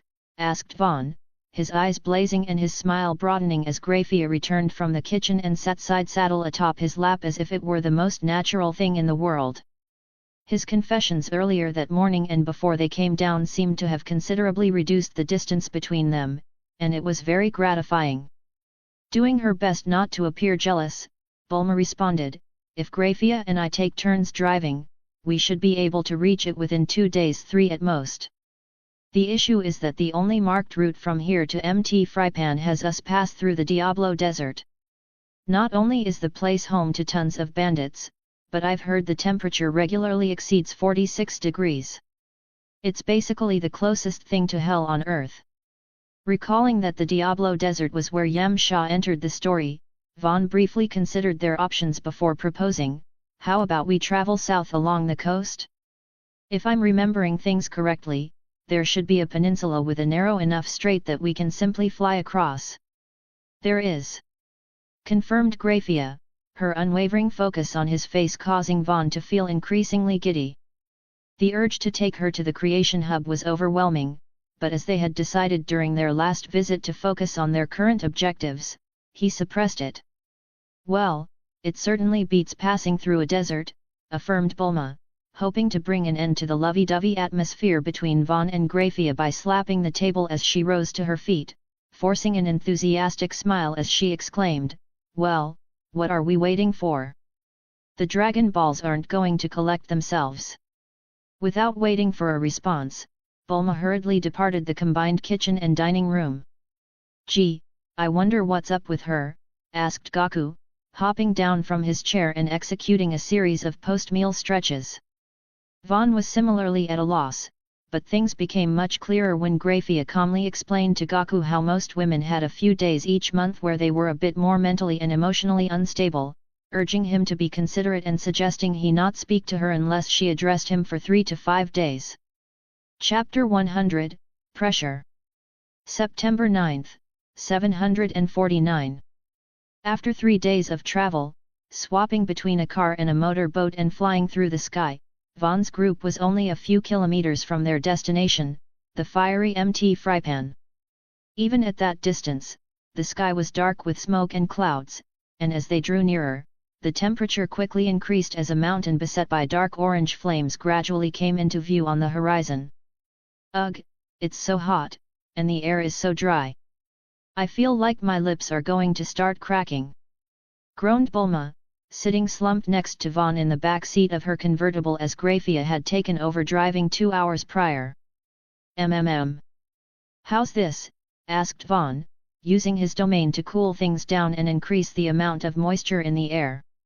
Oh? That's nice, hummed Bulma, closing her eyes and enjoying the cool breeze that now flowed over her and through her hair. She was curious to know how Vaughn had made it cooler, but there was no need to press him at that exact moment. Reaching the area around Mt. Frypan, the location of an abandoned village with neglected buildings and several human skeletons lying about, Graphia parked the car, allowing everyone to disembark and look around as Gaku, after performing a surveilling pass around the flaming mountaintop, came to a stop near them atop him flying Nimbus. It's no good, expressed Gaku, sweating heavily and panting as he got down from his flying nimbus and accepted a glass of water from Graphia, swallowing it down in several large gulps before asserting, "The fire is too hot. I can't get close." "And that's definitely where the Dragon Ball is," remarked Bulma, gazing between the castle atop the flaming mountain and the dark green display of her dragon radar. "Graphia," said Vaughn, the silver-haired devil requiring no additional words or commands before she spread her bat-like wings and ascended into the sky, prompting Bulma to raise her brows and question, "Is she fireproof or something?" "Technically," confirmed Vaughn, refusing to elaborate as Graphia's show was about to begin. Unbeknownst to Bulma and Gaku, she had checked the mountain's situation in advance, and since the flames were magical in nature, they could similarly be extinguished using magic or by interfering with the original spell's formula. After reaching the airspace above the castle, belonging to the infamous Ox King, Graphia closed her eyes and raised her hands with roughly 10 centimeters of space between them, producing a series of overlapping, spinning, and revolving magic circles. At the same time, 2 additional pairs of wings unfurled from her back, creating a visible shockwave that rippled through the area, functionally erasing the magical flames as her far more potent demonic and magical energy destroyed the underlying spell maintaining them. Seeing Graphia produce a massive, fast-moving shockwave, Bulma barely had time to open her mouth and eyes in shock before the pulse of magical energy washed over her, Vaughn, and Gaku.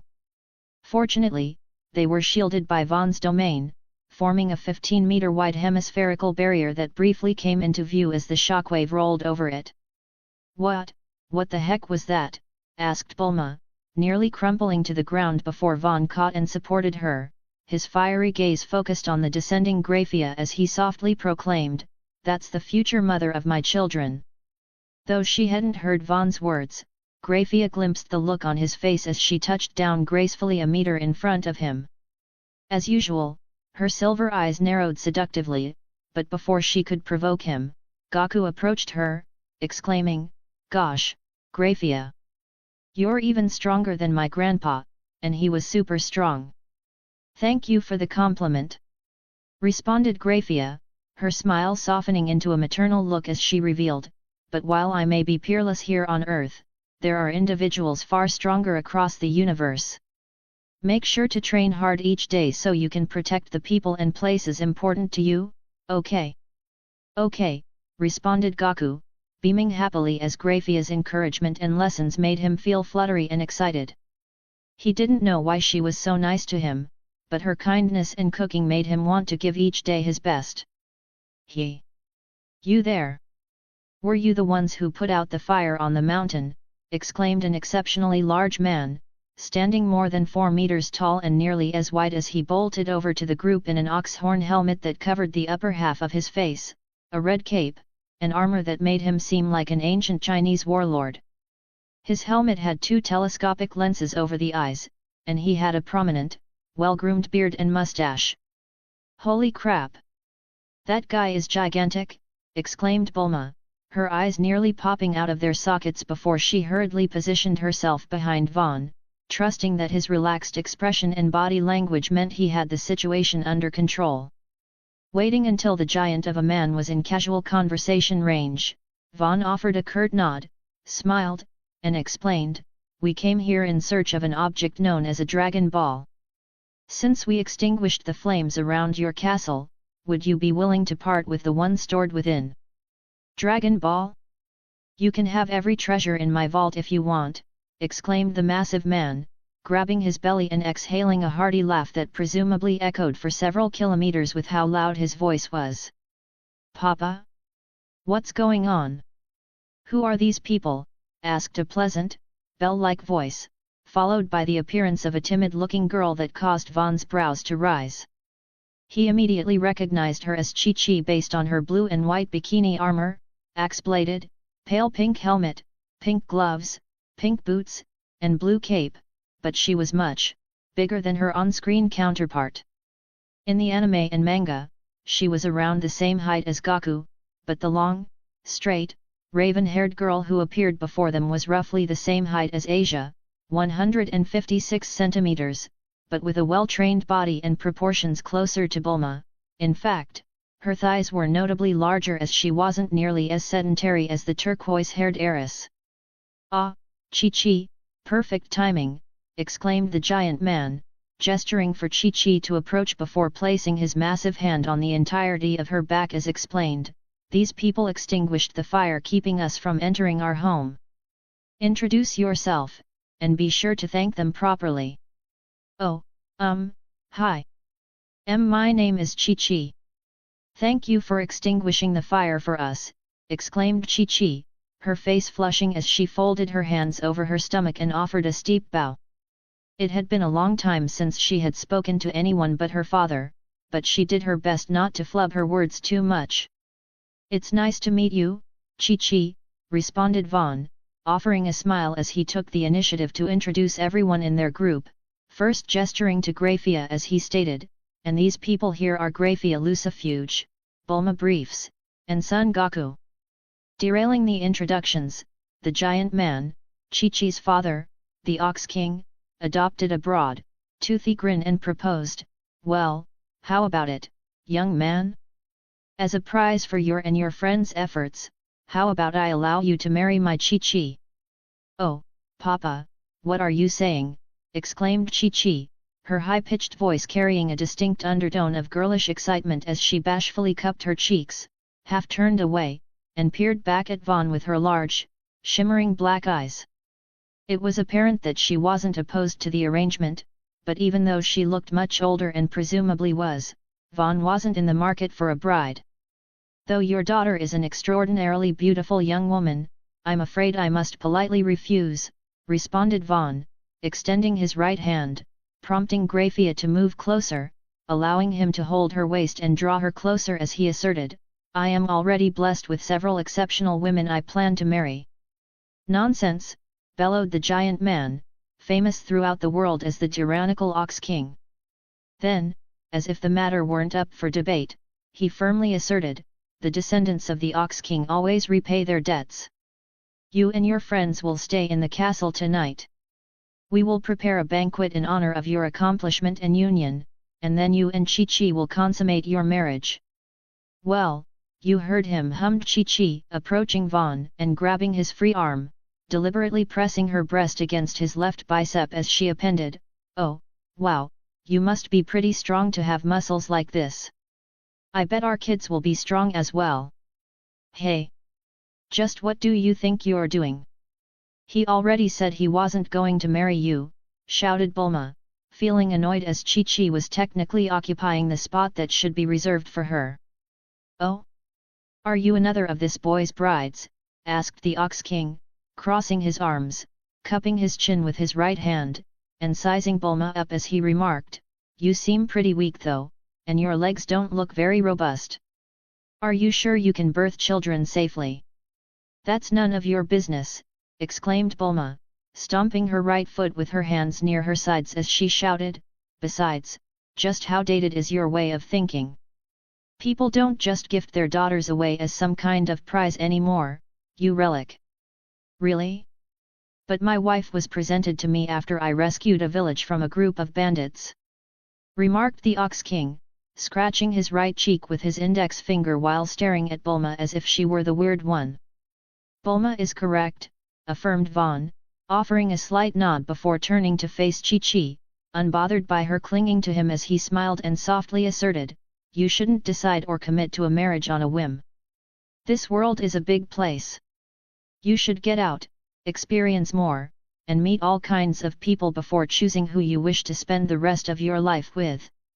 Besides," returning his gaze to the Ox King, Vaughn explained, "even if Chi-Chi and I were to marry, I wouldn't be able to stay here or take over your domain. I prefer to live a free and unfettered life, at least for now." "Ah, I see," responded the Ox King, giving the impression he was finally going to be reasonable before promptly shattering that expectation as he determined, "Then you will take my Chi-Chi with you and keep her safe as she sees and experiences the outside world. Just make sure to visit every so often, and if you have children, I want to meet my grandkids. Let's have lots of strong babies," muttered Chi-Chi, squeezing Vaughn's arm like a vice and affectionately nuzzling his shoulder. As far as she was concerned, her father's decisions were law, so even if they never officially married, she already regarded Vaughn as her husband.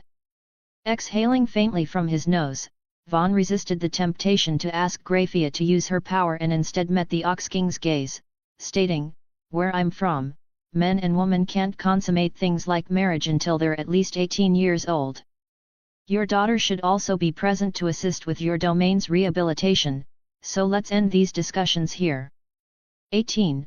Hey, parroted Chi-Chi, continuing to cling to Vaughn's arm but using her left index finger to touch her chin, her head tilted back slightly, and her eyes turned skyward as she revealed, "My birthday is next month, November 5th, and 16 isn't that far off from 18. Then you shouldn't have any trouble waiting," countered Vaughn, causing Chi-Chi to puff her cheeks in an admittedly adorable expression of anger. As for the Ox King, he spent several tens of seconds caressing his chin and combing his beard with his right hand, ostensibly deliberating Vaughn's words before relenting, much to Chi-Chi's chagrin.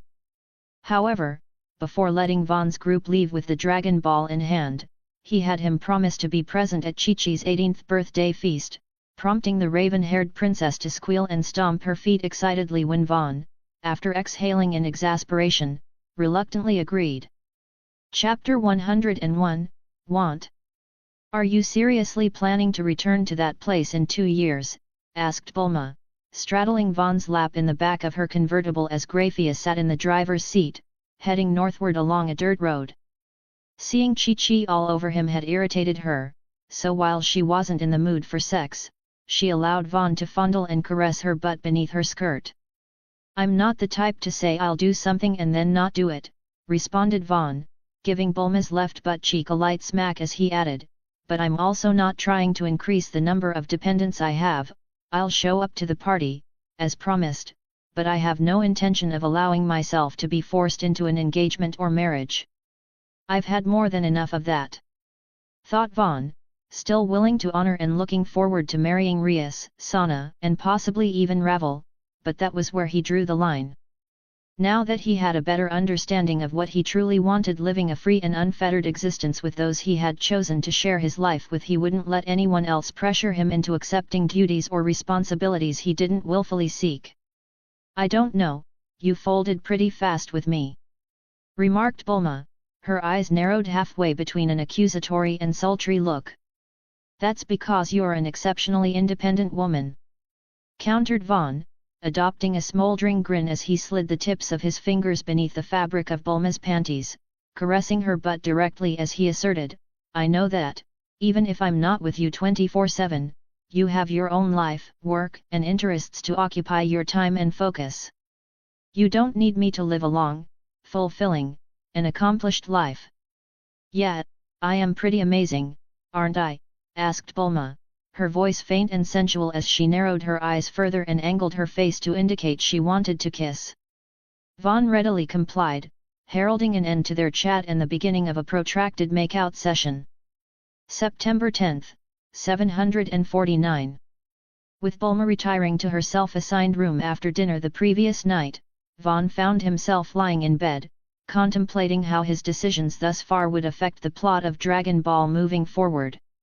Instead of gazing listlessly at the ceiling, however, he had Graphia perched or, more accurately, seated atop his face, sporting a pair of black tights in place of her usual stockings and garter belt, her multi-layered skirt veiling his head and upper torso so that her scent could invade his nostrils and suffuse his head with a pleasant tingling.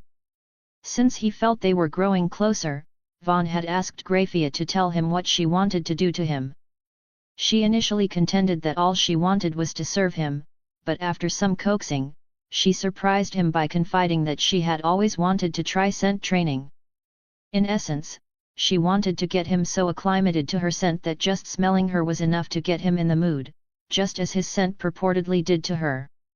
"I could become addicted to this," thought Vaughn, deeply inhaling Graphia's fragrance and enjoying the feeling of her silk tights as he rubbed his nose against them.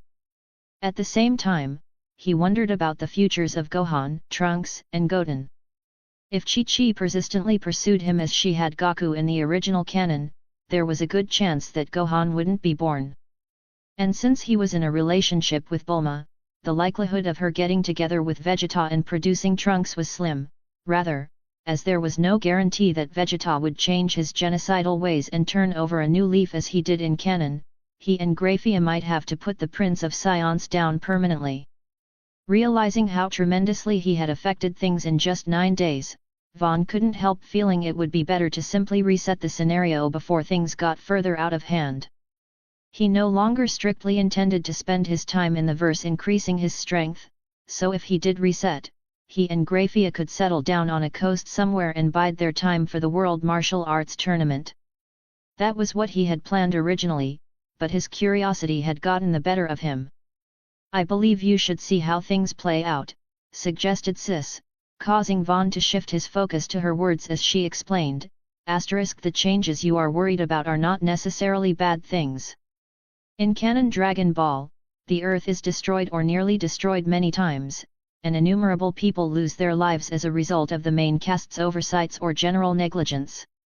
Rather than having the Dragon Balls as a reset button, would it not be better to prevent the events that necessitate their use?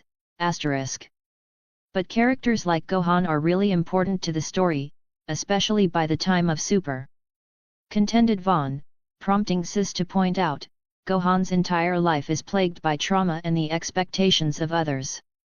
Not only was he forced to watch his father be beaten and killed by his uncle, but he was subsequently abducted, abandoned in the wilderness, and forced to train from the age of 4. In the subsequent arc, he's forced to watch his friends and surrogate father be killed by Nappa, and that's just the tip of a very large iceberg. And don't even get me started with Trunks. If he is never born and Dr. Gero is never allowed to create androids 17, 18, and Cell, there is no future timeline for Zamasu to seize power and Grand Zeno to ultimately destroy. You're not usually this assertive," noted Vaughn, a faint smile developing across his face as he continued inhaling Graphia's fragrance, adding, "It's nice, assertiveness suits you." "You can't be the only one to change," remarked Sis, her voice tinged with a hint of playfulness, causing Vaughn to wonder if it would be possible for her to construct an avatar for herself so they could speak and interact directly. She quickly confirmed this was possible, but since they would be together, she precautioned him against unnecessarily complicating things and advised that he continue focusing his time and attention on the silver-haired woman sitting on his face. "That's how it is," muttered Vaughn, relaxing in a porcelain tub with Graphia reclined against him, his fingers gently kneading her pale pink nipples as he revealed his intent to have everyone settle into the virtual world for an extended period. "And when that time comes," whispered Vaughn, slipping his right hand into the water and resting it on Graphia's lower abdomen as he softly asserted, "I want you to bear my children." Exhibiting no hesitation, Graphia, sporting a closed-eyed smile, answered, "I will bear as many children as you are willing to bless me with. As for the matter of everyone migrating to the virtual world to facilitate their growth, I believe it's a wise course, even if a little excessive." "How many children do you want?" asked Vaughn, proclaiming, "Because that's precisely how many I want." Not wanting to betray Vaughn's expectations and trust, Graphia deliberated for several seconds before revealing, "If I can be honest, I never wanted children, even Milika-sama.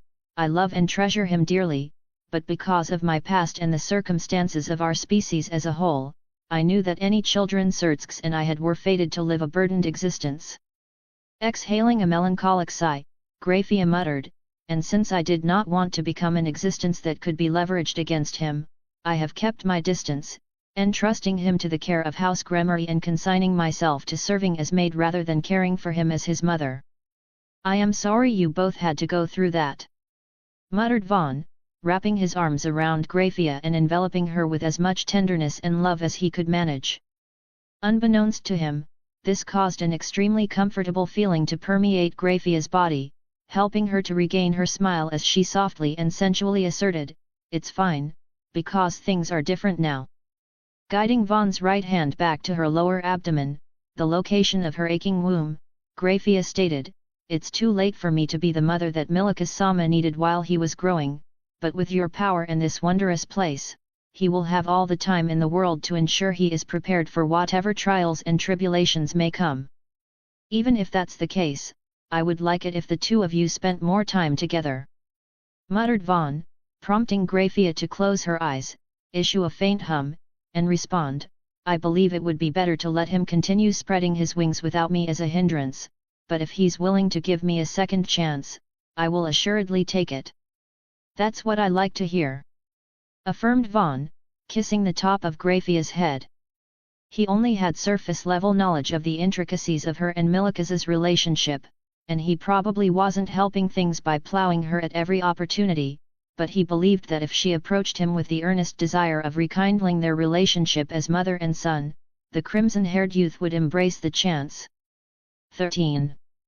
Muttered Grafia, breaking a lengthy silence and prompting Vaughn, who had closed his eyes, to open them and parrot, 13, in a confused tone. "I know it can never be," muttered Grafia, her expression listless and tone hushed as she elucidated, "but if we were able to remain together, just the two of us, I would want 13 children, 12 boys and 1 girl, so they could gradually proliferate our combined genes across this world and others." "That's ambitious," responded Vaughn, exhaling a faint chuckle. At the same time, however, he seriously considered Grafia's words.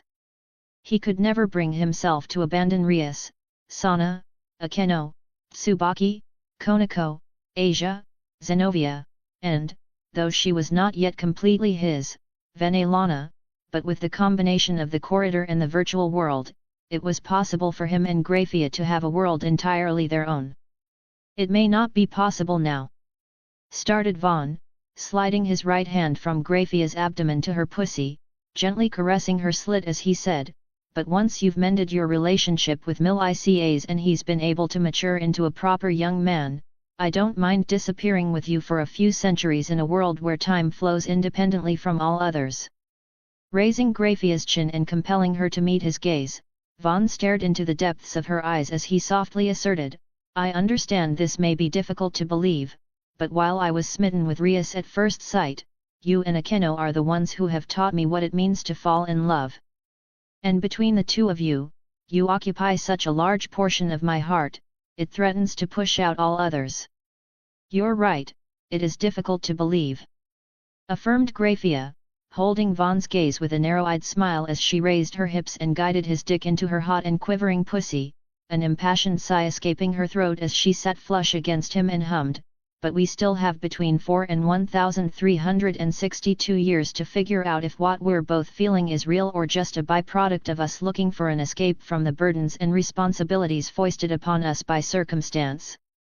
"That's a pretty big window," noted Vaughn, his smoldering look gaining a hint of playfulness as he added, "but I can assure you of this, we aren't leaving this place until you're thoroughly convinced that your place is at my side. Not for a few hundred or a few thousand years, but for as long as we can both endure a shared eternity."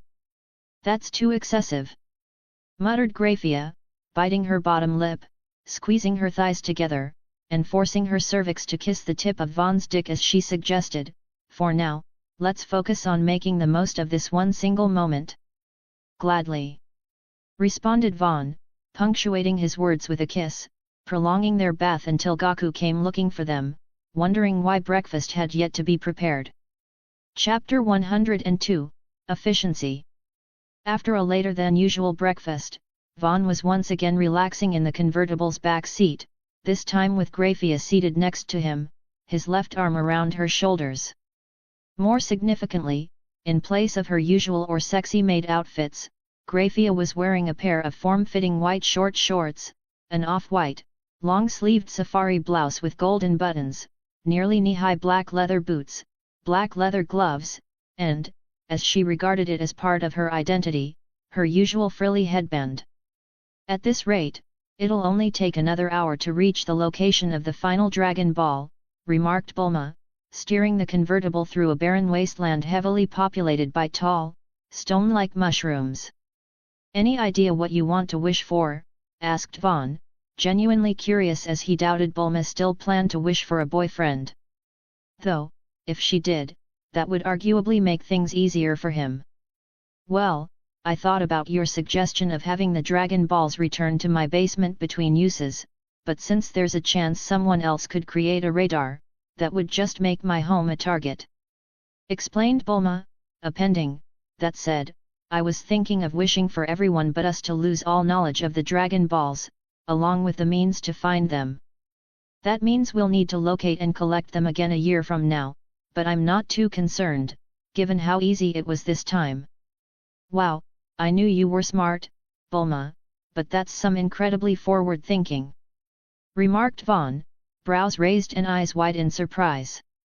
Nearly every major plot development in early Dragon Ball centered around one or more groups seeking to use the Dragon Balls to achieve world domination or some other nonsense, so if Bulma followed through on her wish, groups like the Pilaf Gang and the Red Ribbon Army would lose their relevance.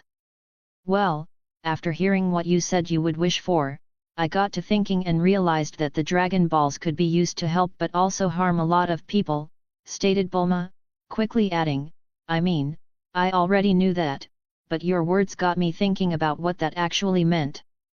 And so I figured that, instead of wishing to have them destroyed, removing them as a threat but also preventing them from being used to help people, the simplest solution was to make potential ne'er-do-wells forget they exist or prevent those with wickedness in their hearts from using them. I mean, if a cloud can make such determinations, a set of magic, wish-granting balls should be able to as well, right? You would think so. Agreed Vaughn, genuinely curious to know why Kami didn't place such a restriction on the Dragon Balls. By the time of Dragon Ball Z and Super, they had at least placed a password on them, but it was such a simple phrase that anyone with more than a room temperature IQ would be able to figure it out. What about you and Graphia? Asked Bulma, staring back at the duo through her rearview mirror as she contended, you should have at least one or two selfish wishes you'd like granted. I know for a fact that you're not lacking in desire. If I had to make a selfish wish, I'd ask for a personal, localized room of spirit and time. Responded Vaughn, prompting Bulma to ask, a room of spirit and time? What's that? It's a place where one day can be stretched to a full year, explained Vaughn. There are several rooms with similar effects, but most have usage restrictions, such as if you remain inside for more than 2 years between stays, you become indefinitely trapped. That would be pretty convenient if you ever encountered a time crunch, remarked Bulma, offering a curt nod before asking, and what about you, Graphia? What would you wish for, while keeping her eyes on the road ahead? Though she was tempted to state that she already had everything she could reasonably wish for, Graphia deliberated for several seconds before answering, I would request something similar to Vaughn but have the effect applied to a location or one of the houses we keep in storage. Leaning closer to Vaughn, Graphia whispered, that way, we can take it into the existing room of spirit and time and stack the effects. Oh, wow! Thought Vaughn, meeting Graphia's intense, silvery gaze with his aquamarine orbs blazing. He didn't know if what she was describing was possible, but if it were, that would compress a single day in the outside to 25,550 years within the compounded room of spirit and time. And even if they were limited by the 2-year restriction of the current room, that was still 730 years in the span of a mere 2 days in Virtua. In other words, the thing the two of you value more than anything else is time, concluded Bulma, nodding sagely before asking, but, if you really could extend each day into a whole year, wouldn't that result in you aging a lot faster than everyone else? You could be a middle-aged and then an old man in just 2 months. That's not a problem for us, responded Vaughn, seeing no reason not to reveal, Graphia and I are both functionally immortal, so even if we spent a full year in a room of spirit and time, we'd come out looking the same as we do now. Wait, does that mean you're both super old? Asked Bulma, surprised by the revelation and wondering whether or not she should feel disgusted. If it turned out that Vaughn was some million-year-old monster in the guise of a super attractive boy, well, it wasn't like it would be the end of the world. Graphia is a bit older, but I only recently turned 18, revealed Vaughn, a playful smile adorning his face as he teased, so you can rest assured. I will definitely be aging faster than you, but I'm presently just 3 to 4 months older. Well, if that's how it's going to be, maybe I should wish for eternal youth or something similar, quipped Bulma. I don't actually want to live forever or anything, but if there's like a whole community of immortals, it could be interesting to learn from and surpass them. If you just want to live a long life, that can be achieved without making a wish using the Dragon Balls, stated Vaughn. But there are some downsides you should know about, chief among them being that a prolonged lifespan typically translates to a decrease in fertility. There are ways around it, but it is a general rule you should be aware of. I'll think about it, said Bulma, shrugging as she added, I mean, it's not like I'll be kicking the bucket anytime soon. I'll see how things go, and if I have regrets as I get older, I can just use the Dragon Balls to wish for my youth to be restored. That's probably the best possible decision you can make, confirmed Vaughn, nodding approvingly. He had actually considered allowing himself to age normally for a time, but since he might become accustomed to his older appearance, he decided against it. Besides, he was 99% certain the majority of the women he was involved with preferred him looking at least a few years younger than them. And, if he was being perfectly honest, he was gradually developing the polar opposite preference. Girls like Konako and Asia were undoubtedly appealing, but mature women like Grafia and Venelana had a unique, irresistible charm. Oh, wow, that's some palace, remarked Bulma, referring to the large, multi-story palace that gradually appeared at the end of the road they were following. It had several crimson-domed roofs and 5 prominent towers that caused it to vaguely resemble a mosque, a large satellite on the centermost dome, and was situated atop a 9-stepped pyramid with a massive door at the front, its base at least 100 meters across and its tallest point at least 150 meters from the ground. It's excessive, that's what it is, sighed Vaughn, understanding why such grand structures were necessary to augment the strength of barriers, but that didn't apply to the desert palace before them, owned by the despotic comic relief character, Emperor Pilaf.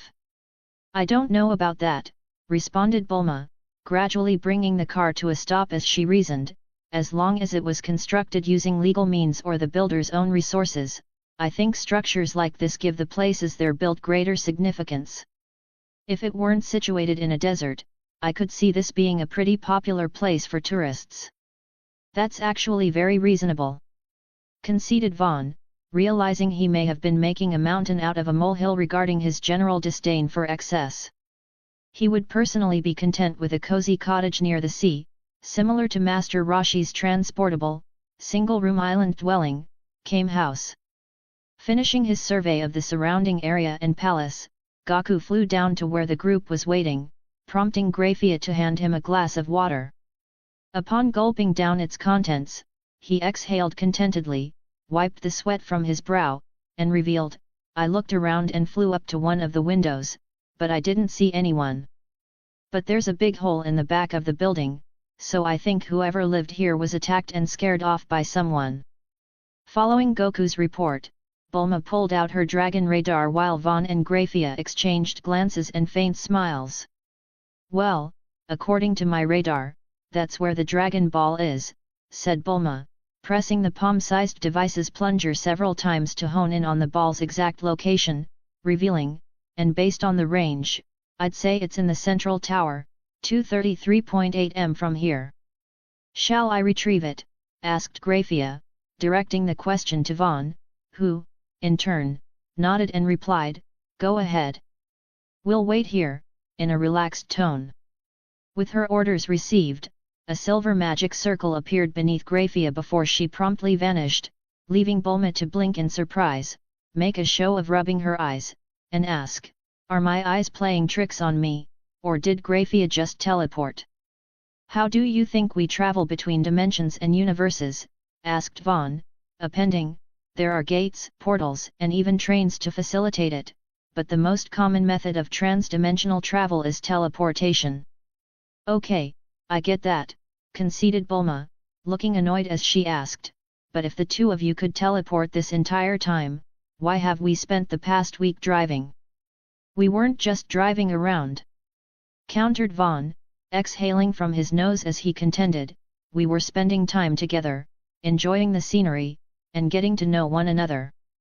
If you just teleport everywhere you wish to go willy-nilly, you miss seeing and experiencing everything that makes an adventure or journey worth going on. Ugh, that's easy for you to say. Groaned Bulma, visibly deflating as she revealed, just reaching Goku's grandpa's place took me nearly 2.5 weeks, and that was with chartering a private flight. According to my GPS tracker, I've covered nearly 23,500 kilometers, so you can take your scenery and shove it where the sun doesn't whine. I forget that this Earth is much larger than ours. Recalled Vaughn, the former possessing a circumference of 111,263 kilometers while theirs was only 40,075. This was why, at least in early Dragon Ball, characters that could move around at massively hypersonic speeds required several minutes to reach their destination. Interrupting Vaughn's thoughts and causing Bulma to perk back up, Graphia promptly reappeared from a magic circle, the one-star Dragon Ball in her right hand. With that, they possessed all 7 of the mystical balls, but since that night was a full moon, and even Graphia might struggle against Goku in his giant ape form, he suggested they relocate, make camp, and summon the dragon early the next morning, specifically while the sky was still dark to avoid drawing too much attention to themselves. Chapter 103, Abode. Eternal Dragon. Come forth and grant me my wish, exclaimed Bulma, looking nervous, excited, and a little embarrassed as she threw her hands and shouted at the top of her lungs. Fortunately, as she wasn't 100% sure the Dragon Balls were legitimate, it didn't take long for the 7 mystical balls to illuminate, the sky to darken, and a blindingly golden light to erupt from them, coiling and undulating into the massive figure of an emerald green, long-style dragon with 3-pronged antler-like horns, a yellowish underbelly, dark green ridges along its back, 4 4-clawed hands, and 2 whip-like whiskers flowing away from its elongated snout. Who the legends, they were actually real, exclaimed Bulma, nearly stumbling backward onto her butt before Vaughn caught and supported her. Lowering its colossal head, large enough that it could swallow the entire group and a large section of the land in a single gulp, the Eternal Dragon, Shenlong, declared, I am the Eternal Dragon. State your wish, but be warned, for it will come true. In an exceptionally loud, low, and growling voice. Right, muttered Bulma, briefly looking back and up at Vaughn before forcing herself to stand, face Shenlong, and exclaim, Eternal Dragon, I wish for everyone but the 4 of us to forget about the Dragon Balls and lose all means to locate them. Your wish cannot be granted as it is, stated Shenlong, preempting Bulma's asking why by explaining, I cannot erase the knowledge of the Dragon Balls from their creator. Alter your wish or make another. Oh, I guess that makes sense, conceded Bulma, a little flustered but managing to collect herself enough to declare, then I want to make the same wish, but altered to let your creator keep their knowledge of your existence. So be it, responded Shenlong, his completely crimson eyes producing a prominent glow before he added, your wish has been granted. Without further discussion, Shenlong's body abruptly dissipated with a powerful surge of energy, followed by the Dragon Balls rising into the sky and attempting to scatter in random directions. 6 were allowed to do so, but as per Vaughn's instructions, Graphia promptly intercepted the 4-star Dragon Ball, now an inert, nearly indestructible stone sphere. Well, I guess that's that, remarked Bulma, watching as Graphia returned the inert 4-star ball to a confused Goku before turning her attention to Vaughn, asking, do you think you and Graphia could drop me off at West City? After that, the 2 of you can fly away like lovebirds to create your nest or whatever else you have planned. You don't want me to stay so you can show me off to the girls who were annoying you? Asked Vaughn, more than a little surprised but, at the same time, excited by the prospect of him and Graphia being alone. Shrugging dismissively, Bulma contended, it's not like I ever really cared what those girls thought. And, besides, you'll come running the moment I call out for you, right? Without fail. affirmed Vaughn, causing Bulma's brows to rise as he raised his right hand to caress her left cheek, gently running his thumb along her cheekbone before leaning in to kiss her when she slowly closed her eyes and parted her lips. With Grafia escorting Bulma safely to her home, Vaughn found himself alone with Gaku, sitting at a small table produced from his inventory and sharing a meal as he asked, "So, what will you do after this? If you don't have any other ideas, you should seek out Master Roshi's island and ask him to train you." "Can I not stay with you and Grafia?" asked Gaku, arguing, "I really like that place called a gym, and the food that Mrs. Grafia makes is the best." "It's possible," affirmed Vaughn, nodding before quickly adding, "but Master Roshi is the man who trained your grandpa, and if he were here, I'm sure that Gohan would want you to see and experience the world while making as many friends as possible. As for me and Grafia, we'll likely spend the next few months settling along the coast or on an island. But if you train hard, the three of us can surely meet again at the upcoming World Martial Arts Tournament." "Well, okay then," responded Gaku, more than a little reluctant to part with Grafia and her cooking but believing Vaughn's assertion about his grandpa wanting him to train and make friends. "But what's a World Martial Arts Tournament?" asked Gaku, tilting his head to the side as he recognized most of the words but couldn't form a mental image of what they described. "It's a tournament held every 3 years where people from across the world gather to determine who among them is the strongest," explained Vaughn, smiling as he revealed, "I'll be entering it as well, so do you best to get as strong as possible between now and then." "Does that mean you're strong?" asked Gaku, prompting Vaughn to turn his head, raise his left hand, and briefly evoke his Toki, causing a hazy white aura to surge from his body as he rapidly gathered light into a sphere and unleashed it as a destructive beam. Boom! Seeing Vaughn's attack penetrate several of the towering stone mushrooms before producing a sizable explosion in the distance, Goku's mouth hung open, his eyes widening to their limits. Preempting Goku's questions, Vaughn's expression softened in amusement as he affirmed, "You have enormous potential, Goku. Give it a year or two, and you'll be able to unleash far more damaging attacks. You just need to train hard and, most importantly, have fun doing so." "I can do that," affirmed Gaku, beaming and pumping his fists excitedly. He had never witnessed anything like what Vaughn had just demonstrated, but he had no doubt he could learn it if he tried. His grandpa, Gohan, had told him many times that his talent was one of a kind, so while he was still reluctant to part with Grafia and her food, he was excited to track down Master Roshi and begin his training as soon as possible.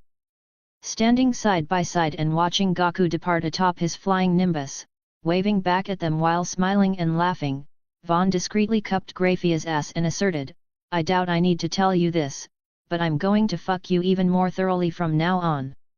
"I would hope so," responded Grafia, leaning into Vaughn and looking up at him as she affirmed, "Because that's precisely what I want, just don't forget the reason we're here. The more powerful you become before our return to the outside world, the easier it will be to convince the others to settle here long term, and once we have all the time in the world, you can start putting babies in me in earnest." Though he was tempted to retort that he would put one in her right then, Vaughn restrained himself as, even then, he didn't want to break his promise with Rias. He also wasn't certain that the children he sired in Virtua would be able to leave, so before he made any major decisions about the future, he decided to focus on the present, beginning with making intense love to Grafia before they began searching for the place that would serve as the location of their, as Bulma aptly alluded, love nest.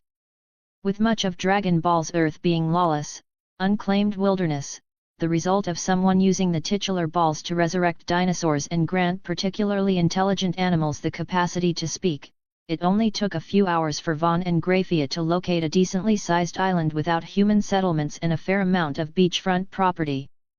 It was only a few kilometers across at its widest point, but it was fairly close to both Kame House and the island where Gaku and Krillin would presumably be spending the next 8 months, making it the perfect location for a resort and training ground where the future Z warriors and members of the Orc could unwind and train between saving the world. As that was a matter for the future, Vaughn and Grafia spent a few hours designing a simple Japanese-style house that would be easy to care for, specifically located away from the beach and the future location of the resort Grafia suggested they build. It was 2 stories tall, but the first floor was a simple living, dining room, and kitchen. The top floor, which also served as the building's attic, was a single bedroom, with the only notable furnishings being a bed, a kotetsu, and a few bookshelves that could be lined with manga or books for study. There was no bathroom, as neither Vaughn nor Grafia produced waste, but there was a cozy in-ground bath, detached from the main house and accessible by following a short corridor with shoji doors that could slide open from both sides to allow for better airflow. And since it would be a waste not to take full advantage of their waterfront location, the last thing Vaughn had Grafia add to their cozy abode was a pier that extended out over a natural, crystal-clear, and deep pool that was almost completely separated from the open ocean by stone embankments and large boulders, making it the perfect place to swim and even rear fish if they felt inclined to do so. November 19, 749. With more than 2 months passing without Bulma calling on him, Vaughn was beginning to believe she was ghosting him. Fortunately, that suited him just fine as he sat, relaxing on the second floor of his cozy abode with the balcony windows open, allowing a pleasant and cool breeze to flow in. At the same time, modeling the frilly naked apron that had all but replaced her old-fashioned maid outfit, Grafia's head rhythmically bobbed up and down, his hand resting atop it as she gave him a vacuous blowjob. "This is infinitely better than heaven," remarked Vaughn, closing his eyes and tilting his head back as he allowed a hot, contented sigh to emanate from his throat. He and Grafia had been cohabitating and going at it on and off for nearly 2 months, but he didn't feel he was wasting his time. The day their cohabitation started, he mentioned he would make training his New Year's resolution. And since that would inevitably eat into his and Grafia's quality time together, he was making the most of every moment they shared until then. Though Vaughn released a tremendous quantity of semen into her mouth and throat as he sighed, Grafia didn't allow a single drop to escape its fate of warming her belly. More descriptively, she accepted nearly the full length of his dick into her mouth and throat, stimulating its base with her tongue before slowly raising her head, producing a powerful suction that siphoned every last trace of semen from his urethra. "Shall I get started on dinner?" asked Grafia, accompanying her words by positioning herself over Vaughn and squatting down, lining his ever-erect dick up with her pussy and swallowing it in a single go. At this point, Vaughn wasn't solely seeking her out. Grafia felt restless without him inside her, so unless they had a reason to separate, such as when she prepared and cooked their meals, she did her best to ensure they remained connected, even if they were simply chatting. "What did you have in mind?" asked Vaughn, hugging the small of Grafia's back and drawing her close to kiss her neck and shoulder as they needed their respective lips to talk. He could feel her heart throbbing through her large and extraordinarily soft breasts as they deformed against his chest, and while she might not notice it, he was keenly aware of the fact his own was beating in concert, their bodies in perfect harmony as Grafia panted off a wide variety of dishes before recommending herself as dessert. Chapter 104, Call. December 22, 749. "Have you thought about what your training will entail?" asked Grafia, gazing out over the somewhat tumultuous winter sea in a flowing white, semi-transparent sundress that revealed the contours of her body when the sun struck it at the right angle. As for Vaughn, he was lying beneath her with his ankles crossed and hands folded atop his stomach, enjoying the tantalizing view as he responded, "Since this place has similar properties to the corridor, I can get stronger by slaying monsters. But because it's a virtual setting, we can access the system to accept and complete various quests. That said, we'll most likely relocate to a world with a wide variety of monsters. I was thinking of Toriko so that you can improve your already incredible cooking skills, but a setting like Danmachi might make the most sense, as it has a wide variety of monsters in one place." Preempting Grafia's response, Vaughn placed his hands on her calves, no additional actions required for her to understand he wanted her to sit on his face, allowing him to nuzzle her soft, pure white as he added, "There's also the option of returning to One Piece. The last time we were there, we confirmed it was possible to earn a substantial amount of OP from pirates with posted bounties, and while it's not my preferred method, killing them also increases my parameters. That may be, responded Graphia, her voice gaining a hint of passion as she added, but you would be making the world a safer place, and based on what I've seen, there shouldn't be any serious threats I can't deal with if the situation goes awry. That's honestly what makes this difficult, revealed Vaughn, placing his hands on and caressing Graphia's sides as he explained, I intend to have you with me wherever we go, but because of how powerful you are, that eliminates the challenge of most worlds. In the few settings where that isn't the case, my current power is inconsequential. Does it need to be? Asked Graphia, pointing out, unless you choose to meaningfully interact with the cast and characters of the worlds we enter, there's nothing to prevent us from simply dropping in, annihilating a group of pirates or monsters, and then disappearing without explanation.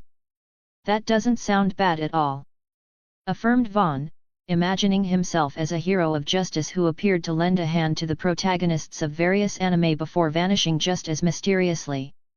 Some of the worlds they had replicated, like Castlevania, Made in Abyss, Goblin Slayer, and Overlord, were fairly messed up by design, so it wasn't like he was short of settings where he could cut loose without inhibition. Releasing his hold on Graphia's sides and tapping his six-pack ABS, Vaughn waited for the beautiful devil to change positions, turning to face him with her warm and soft bottom resting on his stomach, her thighs warming his obliques and her calves nestled against his sides as she met his gaze with narrowed eyes. From there, he slipped his hands under her dress, rubbing her stomach and caressing her sides as he submitted. We could also get a jump start on what Rias proposed to her mother. She wanted to relocate the guild we established to the Creation Hub or some other independent space to expand its influence to various worlds by recruiting natives. Issei and I are pretty sure she got the idea from an anime called Restaurant to Another World, but it's not a bad idea if this place is to become our home away from home. That's a very reasonable course of action if we consider the diversity of martial arts, magic, and technology spread across the immersive worlds, affirmed Graphia, her face slightly flushed as Vaughn slipped his hands under her arms, deliberately avoiding her breasts. Months prior, she would have waited patiently and permitted him to do as he pleased, but now that they had become much closer, she narrowed her eyes and guided his hands to her breasts with a faint pouty expression. I mainly bring it up because of Bulma, explained Vaughn, gently kneading Graphia's nipples as he elucidated, unless she's forgotten about us, she'll eventually want to explore other worlds or research their technology. She could be one of many researchers or scientists we recruit, while Goku and the other Z fighters could accept missions to liberate worlds or help keep the peace across our expanding multiverse. Wouldn't you need to inform them that they're the byproduct of artificial intelligence? Asked Graphia, starting to sweat a little as she added, and if they learn you're able to influence the program that scripts the events they're tasked to resolve, they could determine you're the greatest threat of all. Then we throw the script out the window, contended Vaughn, sliding his hands down Graphia's body, grasping her waist, and guiding her backwards so that his bulge nestled between her cheeks. She was evidently finished with their foreplay as, immediately after that, she shifted onto her heels, squatting over his hips as she freed his cock from his trunks, slid aside her panties, and sat down, twisting her hips to ensure he was snug inside her before contracting her insides around him like a vacuum seal. You're cute when you can't stand my cock not being inside you, teased Vaughn, prompting Graphia to briefly poke her tongue out before leaning back, caressing her lower abdomen, and asking, what happens when you throw out the script? Everything starts moving forward in accordance with causality. We would need to implement some failsafes to prevent the system from overloading or collapsing, but yet, basically, confirmed Vaughn, shrugging as he confessed, though if I'm being completely honest, I have no idea how such a grand reconciliation of various worlds would work. What I do know is that once the operation is performed, it can't be reversed without hard resetting everything. It makes you wonder if our universe operates under similar principles, muttered Graphia, closing her eyes, clenching her teeth, and producing a throaty groan as Vaughn continued to stimulate her clit with the thumb of his right hand. I've had similar thoughts. Confirmed Vaughn, his expression gaining a hint of severity as he asserted, but even if everything we're experiencing is a simulation, it doesn't change that we're experiencing it, as long as we can perceive ourselves, influence our environment, and form connections with others. No one can convince me that isn't real. All I know is that I'm really about to come, panted Graphia, opening her eyes and staring down at Vaughn with passion and a faint hint of obsession. He didn't know it, but his words had thoroughly convinced Graphia that he was a being on the same level as omnipotent beings like Apphais, the Great Red, and the God of the Bible. The virtual world may not be real from the perspective of individuals or entities who observe it from the outside, but if the beings within lived, died, formed bonds, experienced emotions, and made decisions for themselves, that was undeniably their reality, a reality that Vaughn had created, a reality they shared together. December 31st, 749. It seems Bulma has finally remembered I exist, remarked Vaughn, reclining in a cozy chair with Graphia seated atop him, the two getting her caught up on the various anime forming what they had anointed in Virtua when Sis informed him that Bulma was calling. More accurately, she was at a New Year party hosted by her parents, feeling annoyed after one of the girls she previously attended high school with made a cheeky remark regarding her lack of a date. "Will you go to her?" asked Graphia, tensing her insides as if to compel Vaughn to remain. They may have been relaxing and focused on watching anime, but that was no reason to separate or for Vaughn to stop tentatively caressing her clit. "I gave her my word that I would, just as I promised to make you mine," responded Vaughn, kissing Graphia's lips as she turned to present them. By that point, she practically knew what he was thinking at all times, so once the kiss ended, they simultaneously relocated to the Creation Hub so they could enjoy each other's company a few hours longer before he appeared in a spacious two-story studio that had an elevated bedroom overlooking a workshop housing a small plane, 2 motorbikes, a hovercar, and a wide array of guns and munitions lining the walls. "Why so glum, chum?" asked Vaughn, startling Bulma, who, up until that moment, had been slumped on the edge of her bed with her elbows on her knees and her head down, modeling a short, form-fitting red dress that barely covered a third of her thighs and left her back and shoulders exposed. "Vaughn! You came!" exclaimed Bulma, rising from her bed and practically leaping across the room into Vaughn's awaiting arms. Fortunately, it wasn't his first time being on the receiving end of such a tackle, so he was able to catch and spin with Bulma, bleeding off her momentum by revolving a full 360 degrees before enveloping her with his arms and affirming, "I told you I would," in a low, comforting tone. Separating from Vaughn rather abruptly, Bulma slapped his arm, stood with her fists on her hips, and glared at him with teary-eyed fury as she said, "I shouldn't have to call out to you for you to come visit me, you dummy. You can literally teleport. At least pop in now and again to show me you're still alive." "You're 100% correct, and I'm sorry I didn't come to visit you sooner," responded Vaughn, raising his hands placatingly in a gesture of surrender. In truth, he had thought of visiting Bulma numerous times, but since he didn't want to bother her and because he had Graphia to spend time with, he kept putting it off, telling himself that she would call when she wanted to meet. Staring at Vaughn with narrowed eyes, Bulma was ostensibly considering whether to forgive him as she eventually exhaled from her nose, crossed her arms, and conceded, "Well, you did keep your promise, I guess I can let you off, just this once. But if you don't drop by at least once or twice a week from now on, you can forget about plowing and coming inside me. And you'll only have yourself to blame when I look for someone to replace you." "Well, we can't have that," hummed Vaughn, his eyes narrowing and his expression turning smoldering as he approached and placed his hands on Bulma's waist, preempting her response by asserting, "You look beautiful in that dress. Pink would complement your hair better, but red is one of my favorite colors." "All right, Tiger, keep it in your pants," said Bulma, contradicting her words by deliberately guiding her crotch to Vaughn's bulge as she explained, "I need to introduce you to my parents, and then you're going to help me put an annoying bitch and her friends in their places. After that, we'll mingle a bit and either return here or head to your place once the charity gala ends and people start to leave." "Charity gala," repeated Vaughn, confused but not particularly surprised, as it made sense for Bulma's father, the wealthiest man on the planet, to organize charity galas and other high-profile events for similarly wealthy individuals. They just weren't depicted in the anime or manga, as Dragon Ball was a shonen battle anime, not a slice-of-life anime revolving around drama, politics, and Bulma's interpersonal struggles.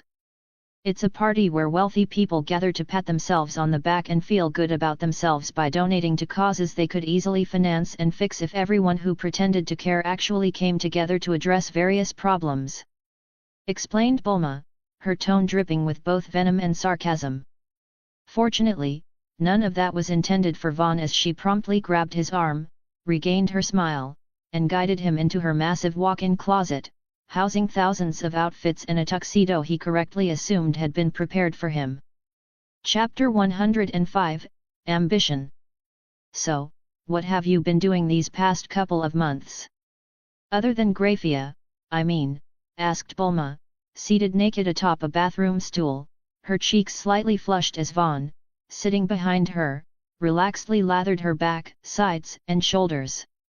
"Well, we built a home for ourselves and created the template for a resort on a small, secluded island," revealed Vaughn, his hands moving slowly and methodically, causing a faint, tingling sensation to permeate Bulma's body as he added, "Other than that, we spent a brief period in another universe and have been discussing plans to travel to a few others in preparation for my participation in the World Martial Arts Tournament." "World Martial Arts Tournament? No offense, but you don't really strike me as a martial artist," remarked Bulma, looking down as Vaughn reached around to the front of her body, gently lathering and skillfully massaging her breasts as if it were the most natural thing in the world. "I mean, you definitely have an amazing body," conceded Bulma, her blush deepening as Vaughn softly pinched and stimulated her nipples with his index fingers and thumbs. It was apparent to her where his skill and interests truly lay, so as her right hand found its way between her thighs, she reasoned, "But I'm pretty sure you're more of a lover than a fighter." "You're not wrong," confirmed Vaughn, leaning forward and resting his chin on Bulma's left shoulder as he whispered, "But the only way to guarantee the safety and well-being of the people and things I love is to be stronger than any threats that could possibly appear." "What could possibly threaten you if you can teleport between worlds in the blink of an eye?" asked Bulma, genuinely curious. The most obvious answer was other transdimensional travelers, but she doubted there were many of them, and she couldn't fathom why they would interfere with one another unless there was a regulatory body that dictated what they could and couldn't do in the worlds they traversed. "Even if we can travel between worlds, all transdimensional travelers have an original world they call home," stated Vaughn, peppering Bulma's neck and shoulder with kisses as he softly contended, "and unless you can turn a blind eye to people in need like an attractive, turquoise-haired damsel being whisked away by a pterodactyl, it's better to have the means to act than be forced to stand by and watch." "That's a very convincing argument," hummed Bulma, narrowing her eyes and turning her head to find Vaughn's lips waiting. She only planned to stare back at him with a sultry look, but as his tongue slipped into her mouth to engage her own, she found herself reciprocating instinctively. January 4, 750. Since departing immediately after spending the night would be awkward, Vaughn stuck around West City and Capsule Corp's headquarters, Bulma's home, for an extra 3 days.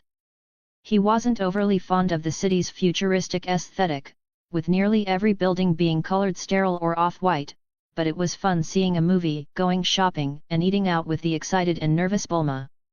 She had never been on a date with a boy, so Vaughn did his best to be a perfect gentleman during the day before taking her home to rock her bed at night. "Make sure to drop in now and then," reminded Bulma, lazing listlessly and naked in her bed with her left arm dangling off the side, watching as Vaughn dressed in preparation for his departure. They had been going at it the entire night, so while a feeling of contentedness suffused every fiber of her being, she was beyond exhausted. "I won't forget," responded Vaughn, staring back at Bulma with a smile as he affirmed, "since you don't have classes or lectures on the weekend, I can drop in Friday afternoon and depart Sunday if you have nothing else going on. My own schedule might conflict with that, but I can at least drop in for a few hours to explain what I'm up to." "All right, sounds good," muttered Bulma, closing her eyes and adding, "Say hi to Grafia for me," before dozing off. Vaughn found this adorable, so before departing, he approached the turquoise-haired girl, ensured she was tucked in properly, and kissed her forehead before turning to Grafia, who had been tailing and keeping him company invisibly for the duration of his visit. In response, she used her magic to ensure Bulma and her bed were clean before teleporting them back to their cozy little abode. "Home, sweet home," hummed Vaughn, promptly unequipping his clothes and plopping down in the chair where he had been lounging and watching anime before his departure. Immediately after, Grafia positioned herself in front of him, bending over to allow him to hike up her skirt, remove her panties, and kiss her glistening lips before she sat down, permitting him to guide his cock to its own home before resuming the anime they had been watching as if no time had passed. "This looks like the place," remarked Vaughn, standing at the edge of a sizable hole in the ground, within which was a spacious stone cavern with a soil-lined bottom, a large grey stone slab just out of range of the sunlight cascading down from above, and a pool of crystal-clear water. More notably, there was a young man with short, somewhat curly brown hair that formed messy bangs over his forehead seated atop the stone slab. His eyes were similarly brown, and his lean body was garbed in a simple white tee, grey pants, and white tennis shoes. Hearing Vaughn's voice, the man, sitting despondently atop the stone slab after failing to find a way out of the cave, reacted with a start, rising to his feet as he exclaimed, "A person! Oh, thank goodness! Can you please help me get out of here? I'm trapped." "I can," confirmed Vaughn, leaving the man speechless as he dropped into the hole, followed closely by Grafia as he asked, "But are you certain you want to leave?" Though he was briefly captivated by Grafia's beauty, the man regained his senses and nodded quickly, responding, "Why would I want to remain trapped here?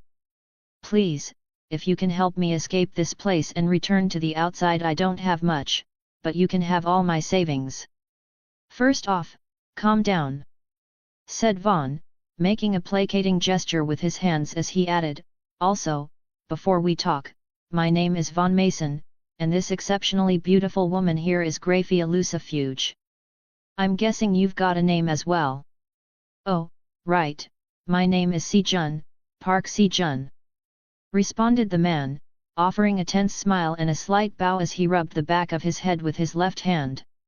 "All right, Si-jun, let's chat," said Vaughn, surprising Si-jun immensely by raising his right hand, manifesting a square-shaped wooden table with 4 chairs. Si-jun initially stared at the scene with an open mouth, but when he saw the well-dressed Vaughn sit and Grafia, modeling her maid outfit, position herself behind him, he nervously sat across from him. Could I ask which GUID or organization you belong to?" asked Si-jun, getting the distinct impression he was dealing with a pair of big shots from some place outside his homeland of South Korea. "We're technically affiliates of Gremory Large Enterprises, but I don't expect you to be familiar with the name," responded Vaughn. "More to the point, why did you enter this place? What do you hope to accomplish by becoming an awakened? I mean, doesn't everyone enter the tower for the same reason?" asked Si-jun, clarifying, "The real world is boring, mundane, and generally unfair to the average person. If you aren't born rich or have a powerful backing from the start, you're pretty much fated to be used and abused to enrich others from the outset. Things are different for the awakened. As long as you work hard and make smart decisions, you can gain fame, fortune, and literal superpowers." "And what will you do with your fame, fortune, and superpowers?" asked Vaughn, pointing out, "because each of those things is typically a means to an end. At what point will you be content?" Feeling more assured of his assertion that Vaughn wasn't a normal person, Si-jun swallowed nervously before honestly responding, "I just want to be able to take care of my parents, start a family of my own, and ensure they never have to struggle." "Good answer," hummed Vaughn, nodding affirmingly before smiling as he said, "Then this is my proposition. I will help you leave this place, but only under the condition that you accept my sponsorship. You will be allowed to act, make decisions for yourself, and even join other organizations, but assuming you survive your ascension, I will need your assistance at some point. In exchange, I will supply you with equipment, consumables, and a salary to ensure your family is well cared for." "I'm happy to accept," responded Si Jun, his smile cramping as he noted, "but deals that sound too good to be true usually are. How do I know you won't ask me to commit a crime or harm someone?" "You don't," responded Vaughn. "But, to obtain the fame and fortune you seek, many awakened inevitably find themselves having to make similar deals with existing powers and factions. The inequities you refer to in the outside world might not be as apparent in the tower, but that won't be the case forever.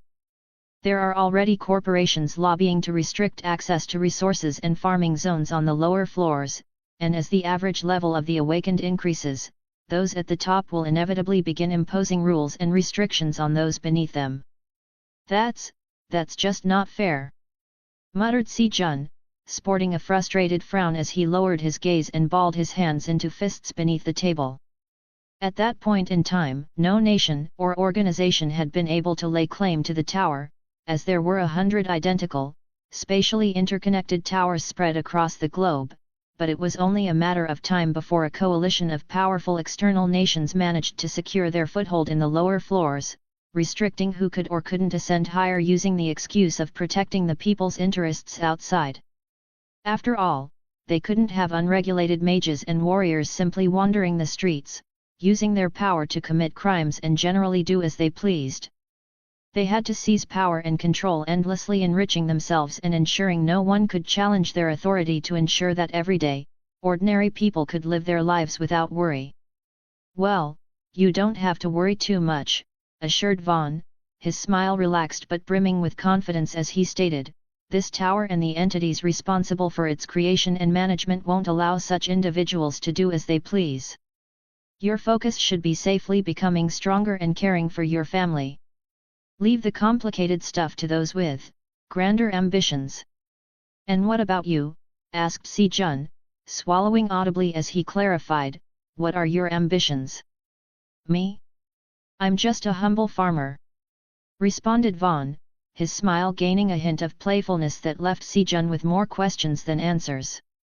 However, as he was far more concerned with escaping the hole he had been tossed into, he carefully read the contract that unfurled before him before sealing it with a drop of his blood.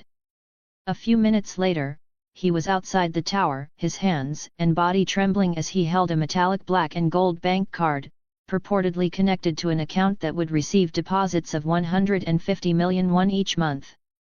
"And now, we wait," hummed Vaughn, sitting on the ground after manually tilling it with a hand plow and planting a wide variety of vegetables in the cavern's mono-rich, exceptionally fertile soil. Nearby, Graphia constructed a near-exact replica of their cozy abode near the cavern's rock-lined pond as, except for when he left to visit Bulma or participate in events such as the World Martial Arts Tournament, they would be cohabitating within the cave from then on. A/N, if the setting wasn't obvious, they're in the world of top/solo dungeon farmer.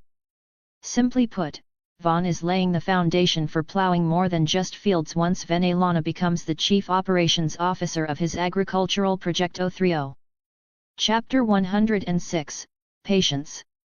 With a little less than a day passing since their arrival in the cave, Vaughn and Graphia were relaxing near the periphery of its near-perennial rays of sunshine when its delicate beams gained a prominent and beautiful blue hue.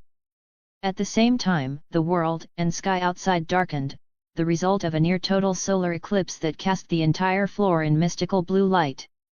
"Looks like it's beginning," remarked Vaughn, feeling the ground tremble as a cacophony of roars and the sounds of a stampede echoed from outside the cave. Ordinarily, it would be loud enough to knock the average person unconscious, but thanks to the barrier Graphia had erected, the chorus of violence and destruction sounded distant, muffled.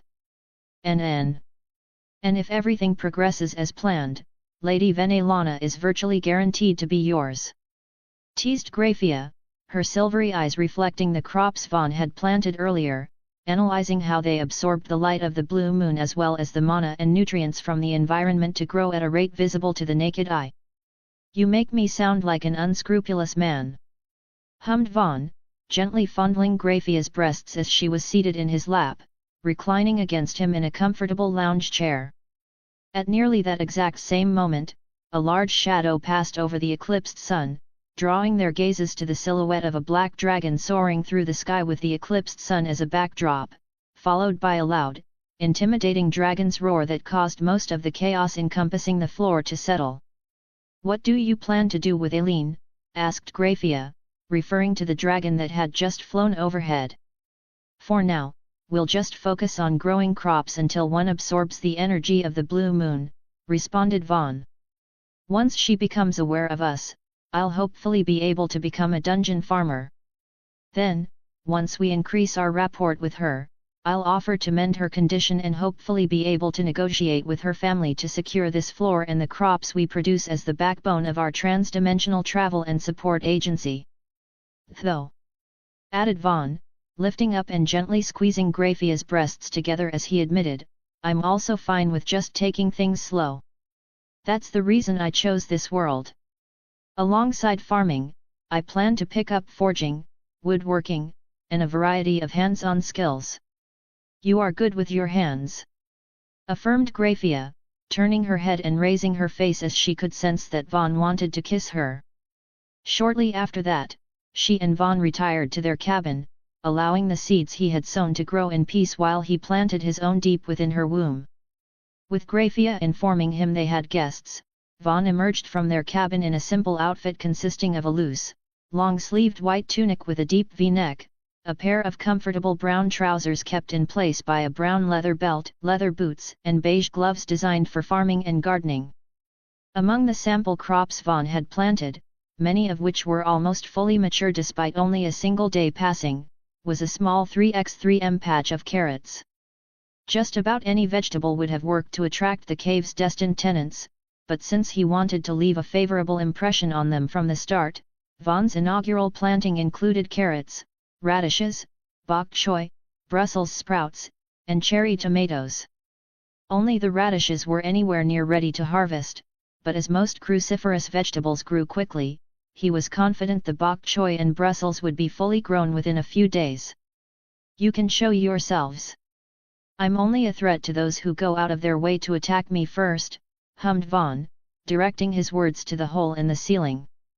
There was initially no response, but after several seconds of awkward silence, a face belonging to the most adorable white rabbit he had ever seen poked its head out, observing him with its large, intelligent black eyes. Raising his right hand and offering a smile and a wave, Vaughn said, "Hey there. My name is Vaughn. Vaughn Mason. Do you have a name?" Pointing to itself, the white rabbit responded with a breathy, high-pitched wee, that, to Vaughn, sounded like, "You're asking for my name." "Of course. Though, if you don't have one, that's fine as well," responded Vaughn, unsurprised by his ability to understand the rabbit's speech as the path allowed him to comprehend all written and spoken languages, even binary. Surprised by Vaughn's ability to speak the rabbit tongue, the white rabbit, after a brief pause, answered, "My name is Dang Monbuk. But how are you able to speak our language?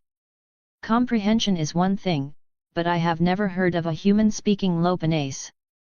"Well, I'm not an ordinary human," responded Vaughn, shrugging relaxedly before stating, "My lover and I are about to eat breakfast. Would you and your companion like to join us?" "Is that really okay?" asked Monbuk, followed by the audible growling of his stomach. Vaughn couldn't make it out due to Monbuk's dense fur, but he got the distinct impression the roughly 50 cm tall rabbit was blushing from embarrassment. "I wouldn't have offered if it wasn't," responded Vaughn, producing a crimson bapple from his inventory as he added, "but if you don't trust me, here, have this. It's nourishing enough to fill an adult human, so it should be more than enough for 2 rabbits." Expecting Vaughn to toss what he presumed to be an APPL up, Monbuk was amazed when it floated weightlessly toward him, courtesy of the former's domain. Seeing Monbuk catch the apple, Vaughn nodded affirmingly, smiled, and said, "All right, feel free to stop by whenever you want. And if you and your companion are looking for a safe place to weather future blue moons, the cave has more than enough space to accommodate you." Believing he had sown enough seeds of intrigue to convince Monbuk to at least visit periodically, Vaughn turned and prepared to return to Graphia's side or, more accurately, her back. With his domain, he could sense her taking her sweet time to prepare the ingredients for their breakfast. If she felt inclined, she could prepare a wide variety of vegetables and clean up after herself within seconds to a few minutes at most. However, as she knew he enjoyed standing behind her, her knife moved with machine-like precision but at a rate of only 1 dice every 2 seconds. Observing Vaughn's departing figure with thoughtful eyes, Monbuk waited for the former to enter his cabin before staring down at the bapple in his hands. At the same time, a second, exceptionally adorable white rabbit with floppy ears, a slight perm, and distinctly feminine features appeared behind him, outfitted in a dark blue gardening apron with brown straps, a tiny breast pocket, and a much larger front pocket. 4 hours later, emerging from his cabin, this time with Graphia accompanying him, Vaughn found Monbuk, now sporting a straw hat with a red band, tending to his farm with a watering can. Another apron-wearing rabbit with floppy ears and a notably larger and fluffy tail was inspecting and had even harvested a few of the radishes, but when she noticed him and Graphia, she stopped to wave her hand and say, "Hello there," in a tone that, to Vaughn, sounded surprisingly deep and feminine. Stepping forward with the carrot cakes that Graphia had prepared as a gift, Vaughn reciprocated with a smile and said, "Well, hello there. I take it you're Monbuk's wife." Seeing the treats Vaughn was proffering, the female rabbit's eyes lit up as she nodded and confirmed, "That's right. Though, since Monbuk and I were never able to have a proper ceremony, we're technically engaged. My name is Seal So Young. And I have to say, Vanapa's Leponessa is exceptional." "Well, what matters is your feelings for one another," said Vaughn, unable to suppress an amused smile as Monbuk and So Young each grabbed a carrot cake, took a bite, and squished their respective cheeks together in delight. Waiting until the duo were nearly finished with their cookies, Vaughn asked, "Should I interpret the two of you working the farm to indicate you intend to stay here long term?" "Is it really okay?" asked So Young, tilting her head and twitching her nose in an adorable look of concern. "In the first place, this isn't our land to dictate who can and can't live on it," responded Vaughn, shrugging as he added, "As long as you are willing to put in your fair share of the work, we have no reason to refuse you." Catching Vaughn a little off guard, Monbuk and So Young abruptly leaped at his face, clinging to and rubbing their soft and squishy cheeks against him as they exclaimed, "Thank you so much / we'll be sure to work hard." "Haha, you're an affectionate bunch," hummed Vaughn, placing his hands under Monbuk's and So Young's feet to prevent them from digging their long nails into his tunic. He thought to embrace and cuddle them in turn, but since they were capable of speaking, he felt propping up their butts and rubbing his face against them might be crossing a line. "Giving you any ideas?" asked Vaughn, once again relaxing with Graphia seated atop and reclining against him. On the opposite side of the cave, Monbuk and So Young had constructed a fairly sizable, grass-covered burrow for themselves, and though it sounded like a bunch of squeaks to Graphia, he could distinctly make out the rabbit couple panting and calling out to one another as they had intense, deliberate, baby-making sex.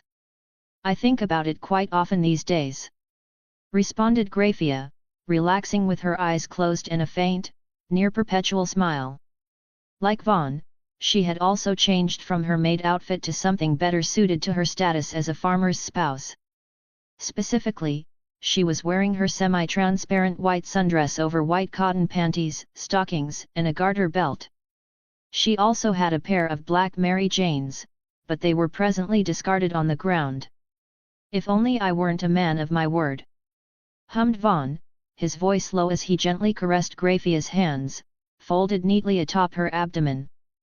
After foregoing on 5 months of cohabitation, he was at the point where a part of him regretted promising his first child to Rias. Thus, even if it was exploiting a loophole, all Graphia needed to do was tell him she wanted a child, and he would give her one. The two of them were technically just a pair of avatars at the moment, so while it was definitely possible for her to get pregnant, the resultant child would be an in virtua native, a byproduct of an algorithm that would invariably be made real by his power. Sensing Vaughn's yearning, compounding her own, Graphia found herself in a state of deliberative reflection. She believed she knew it would be best for everyone, including Vaughn, if he remained the type of person, the type of God who kept his word and upheld his promises. The problem was that she had never longed for anything more than she yearned to be pregnant with his child. She didn't necessarily yearn to give birth, she just wanted to be pregnant and have him dote on both her and their unborn child even more. "We should wait," confirmed Graphia, placing great emphasis on the word should as she turned to Vaughn and appended, "But if we allow nature to take its course and a child comes about as a result, I wouldn't be against it.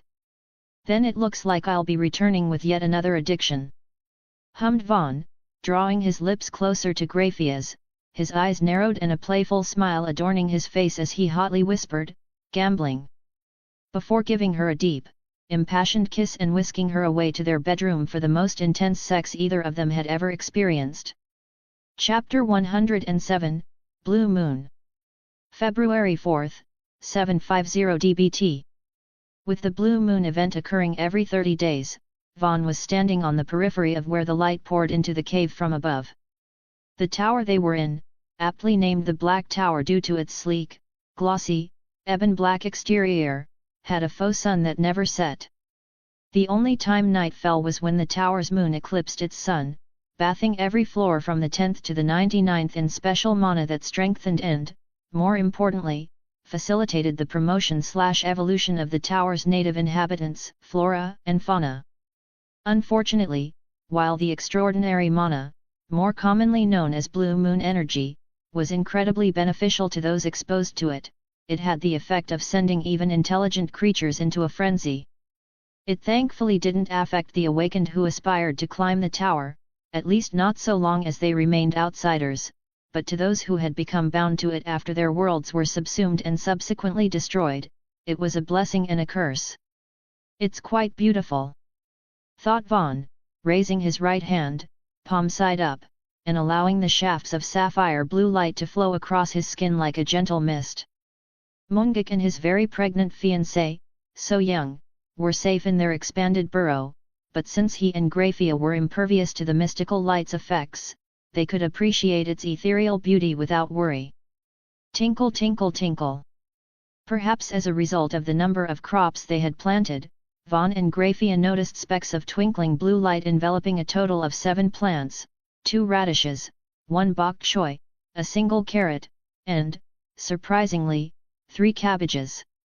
The first 3 had their once green stalks turn varying shades of blue while the cabbage, evidently better at absorbing mana, acquired a deep, amethyst purple hue. "This speeds things up a bit," thought Vaughn, having anticipated their first batch of blue moon-empowered crops to arrive during the 3rd moon, not the 2nd. He didn't mind meeting the tower's administrator early, but it meant he would have her monitoring and pestering him and Graphia rather incessantly from then onward. With the blue moons passing and the sun's gentle rays returning, Vaughn figured he might as well bite the proverbial bullet by plucking one of the evolved radishes from the ground, prompting a blue notification window with a hexagonal background to materialize before him, distinctly different from the paths and in virtuous system. "You have harvested a vegetable infused with blue moon energy." Before the average person would have been able to read and process the notification, several additional windows materialized in quick succession, each accompanied by a faint ding. "The dungeon administrator is paying attention to you because of your remarkable achievement. The dungeon administrator is frowning upon you. The dungeon administrator has realized you're not an awakened or an invited guest.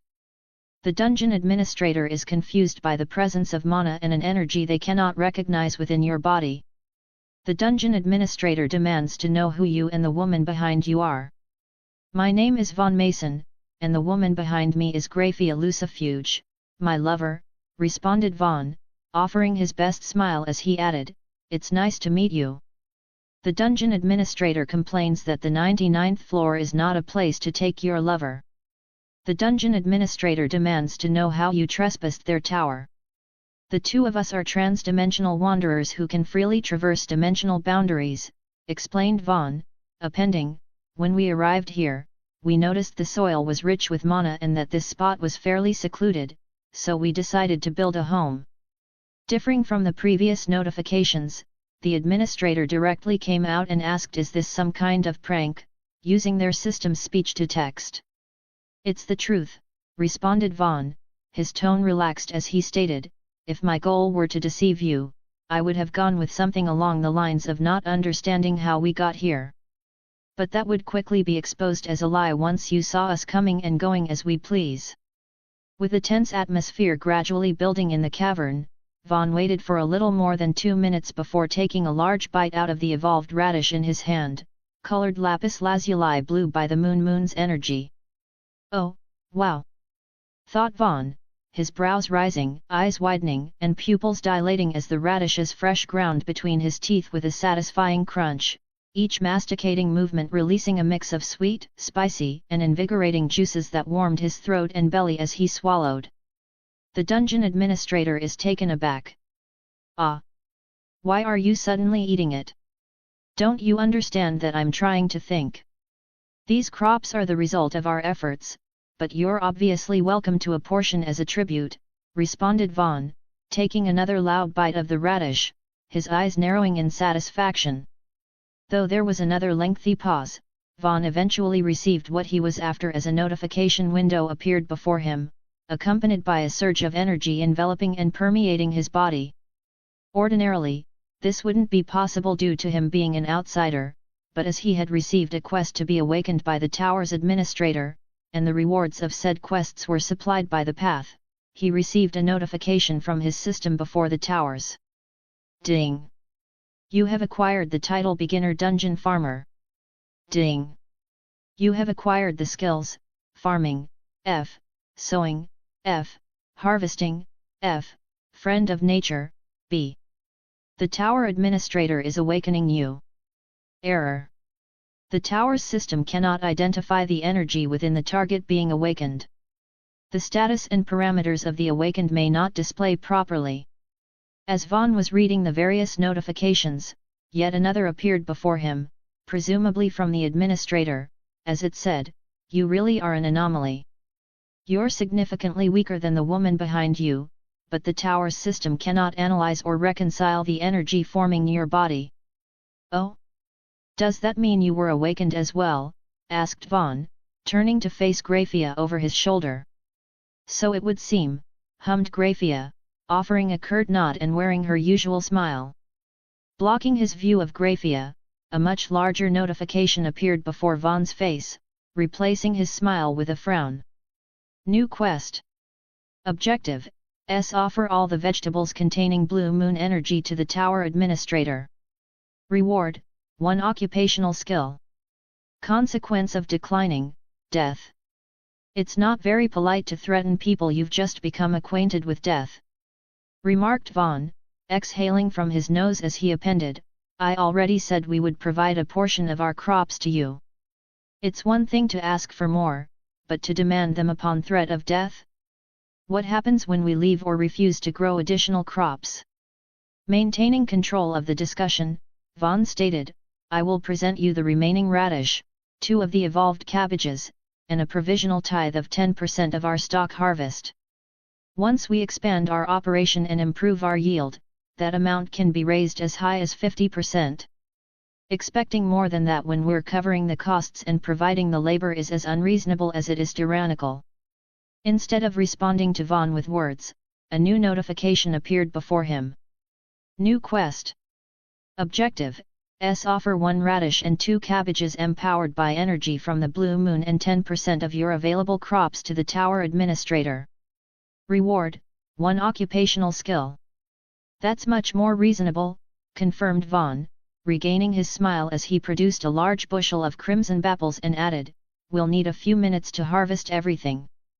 For now, accept these crimson apples as a symbol of our friendship or mutual cooperation. You'll notice they have a faint trace of spirit energy within them, and if consumed by a human, they won't feel hunger for a full 24 hours.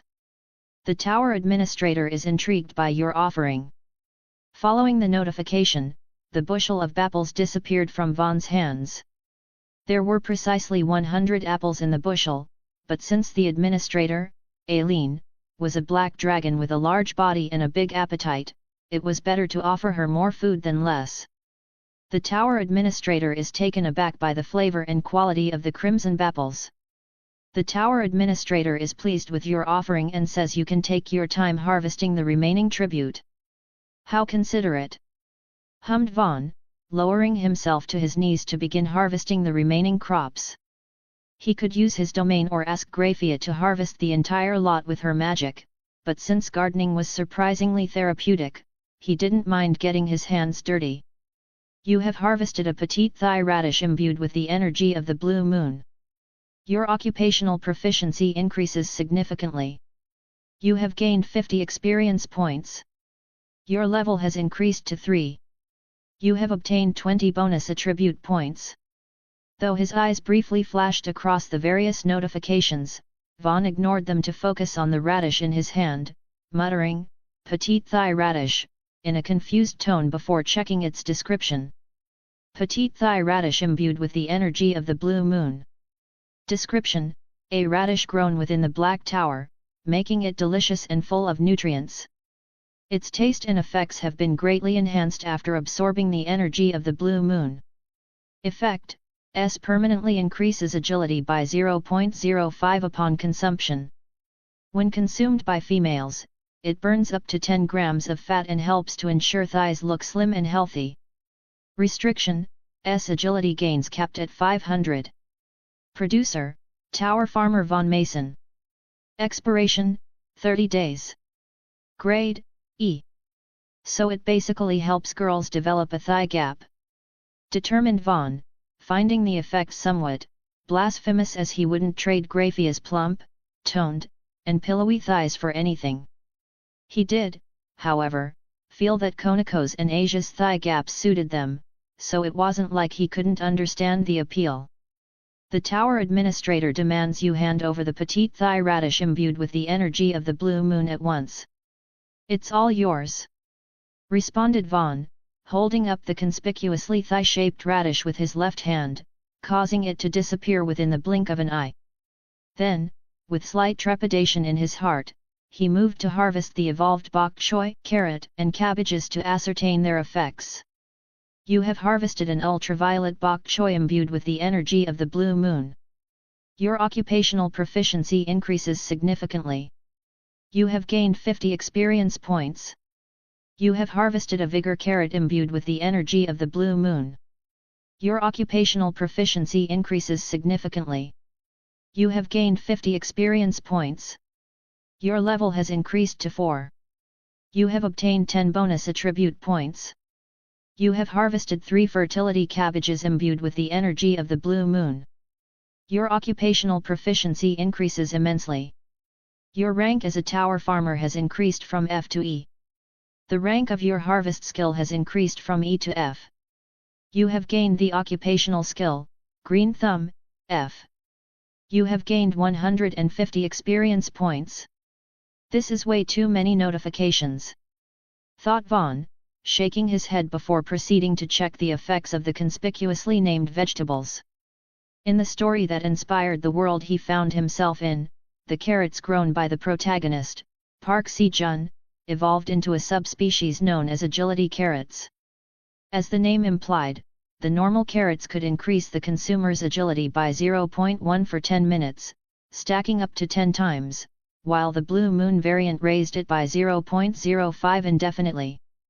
His vigor carrots, on the other hand, boosted stamina by 0.05 and increased penis length and girth by 0.1 centimeters. The ultraviolet bok choy was relatively tame, tempering skin to improve its glossiness and resistance against radiation, but the fertility cabbage was another ludicrous item, boosting stamina by 0.05 permanently while simultaneously increasing male virility and female fertility. The dungeon administrator demands the ultraviolet bok choy infused with the energy of the blue moon but says you can keep the remaining crops. Though curious about the taste, the administrator, Aileen, had to cover her face when she saw the vigor carrots and fertility cabbages shapes. The former was distinctly phallic, and while the latter appeared normal at a glance, viewing it from above and allowing your eyes to lose focus made it look like something that frequently occupied pubescent boys' minds and dreams. Chapter 108, Passage. Well, at least these appear normal, remarked Vaughn, pulling a second carrot from the ground to find its appearance a nearly flawless, slightly rounded cone. You have harvested a well-ripened agility carrot. Your occupational proficiency increases marginally. You have gained 10 experience points. With the other crops similarly rewarding 10 experience points for each individual fruit or vegetable harvested, Vaughn understood why Sejun had focused on things like cherry tomatoes near the beginning of his journey to become a god of farming. A single cherry tomato plant could harbor a cluster of up to 100 tomatoes while occupying less space than a single cabbage plant. In essence, one well-cared-for cherry tomato plant could yield upwards of 1,000 experience points, while single-yield vegetables like carrots afforded a mere 10. Looks like I'll be growing a lot of tomatoes and peppers. I should try mixing salsa, thought Vaughn, a faint smile adorning his lips as he focused on harvesting each group of crops. Mungik and So Young emerged from their burrow at 5 a.m. sharp, but since the latter was very visibly pregnant, only the former came over to lend him a hand gathering, clearing, sowing, and watering each of their 9 neatly arranged plots. This was exceptional for my first major harvest, thought Vaughn, dirtying his forehead slightly by wiping his brow with the back of his gloved right hand before opening and perusing his third status window. Name, Vaughn Mason. Level, 11. Title, Tower Farmer, Anomaly. Talent, Defies Comprehension. Parameters. Strength, 259. Health, 335. Agility, 128. Magic, 4448. BP, 110. Occupation, Tower Farmer, E. Abilities, Friend of Nature, B. Sowing, E. Harvesting, E. Green Thumb, F. Tower Farmer. Rank, E. Description: you are the Tower Farmer of the Black Tower, allowing you to produce and imbue crops with special effects.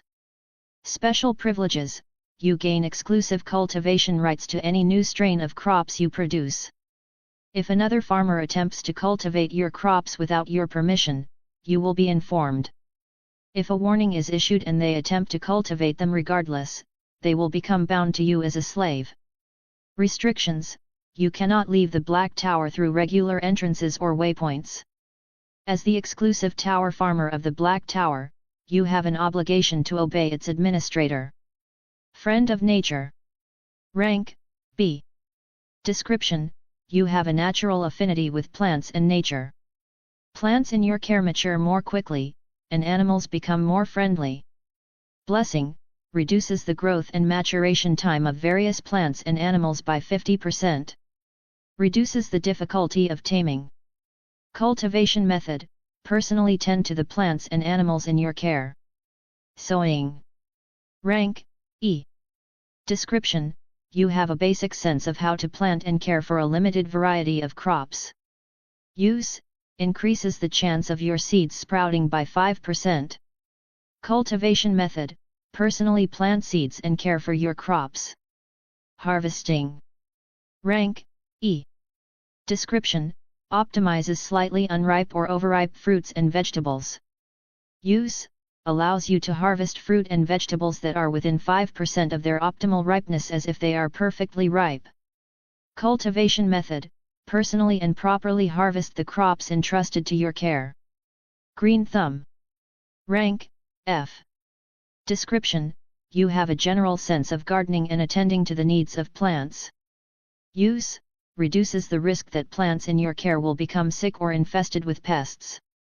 Cultivation method: carefully monitor and care for the plants and crops you're growing. Defies comprehension. Vaughn read aloud, prompting a notification to appear next to him. The tower administrator remarks that the power possessed by your lover is absurd but not unrecognizable to the system. The tower administrator questions how any being can possess a form of energy unrecognized by the tower's system. The tower administrator clarifies that there shouldn't be anything that cannot be recognized by the tower's system, as its databank is linked to the timeless library of Akasha, which catalogs all things within creation. "Let's just say I'm extra special," joked Vaughn, smiling and shaking his head as he added, "More importantly, go ahead and take what you're owed. I'm curious to see what my reward is." The tower administrator says not to rush them. The tower administrator points out that you still owe them one fruit or vegetable infused with the energy of the blue moon. "I gave you a whole bushel of apples infused with spirit energy. Those should be considerably more valuable than E and F rank crops infused with the energy of the blue moon," remarked Vaughn. The tower administrator is taken aback by your words. The tower administrator concedes that you have a point and that the crimson apples were delicious. New quest complete. You have received the occupational skill, Fumigation, F. Fumigation. Rank, F. Description: you have a basic understanding of pesticides and how to deal with a variety of pests. Use: unleash a smoky torrent that poisons or outright kills designated targets. Effectiveness increases per the user's knowledge. Has little to no effect against targets larger than a beetle. Cultivation method: research and eliminate pests that target and inhibit the growth of your crops. "Not bad," remarked Vaughn, producing a conspicuously golden pineapple obtained from the corridor as he added, "Please accept this as proof of my gratitude. It's called a golden pineapple, and when eaten raw, it aids with indigestion and improves health. The tower administrator thanks you for your tribute. And there's more where that came from. Just remember to be patient and not too demanding," remarked Vaughn, offering a smile in the direction the notifications kept appearing. Then, as it was nearing the time he and Grafia typically had lunch with Mungik and So Young, he removed his gloves and set out to wash his hands and face. Before Vaughn could get more than a few steps, another notification window appeared, drawing his attention. "In the world you and your lover originate, is there a god of destruction?" "Gods of creation and destruction tend to exist in all worlds," responded Vaughn, pressing on as he explained, "many aren't even evil or malicious but a failsafe or a necessity. If the scales balancing creation and destruction trend to either side for too long, it can lead to many problems." "Well, what do other worlds do when the scales have tipped in favor of destruction? Is there a way to reverse it?" "This is a little early," thought Vaughn, outwardly responding, "Of course there is. You either create or protect existing life while devising methods to weaken the forces of destruction. Enemies can be overcome, diseases can be cured, and catastrophes can be mitigated or averted with careful planning and management. What if the situation can't be reversed? Do you think it would be possible for survivors to relocate to another universe?" "Grafia and I wouldn't be here if it weren't possible to transfer between universes," responded Vaughn. "But it's not recommended except as a last resort due to the laws that govern each universe being different. Weak or monolith creatures wouldn't have too much trouble adapting, but those who draw power from cosmic or divine forces could have their power and authority stripped away. The tower administrator is curious to know if that's the reason you're so much weaker than your companion." "Something like that," responded Vaughn, exhaling faintly from his nose and shaking his head but maintaining a smile as he fielded Eileen's many questions. Fortunately for her, Vaughn knew she was just lonely after being cooped up in the tower for much of her life, so he didn't mind humoring her as long as he was outside his cabin. When he was inside, however, he had her promise to respect his and Grafia's privacy unless an emergency required their immediate attention.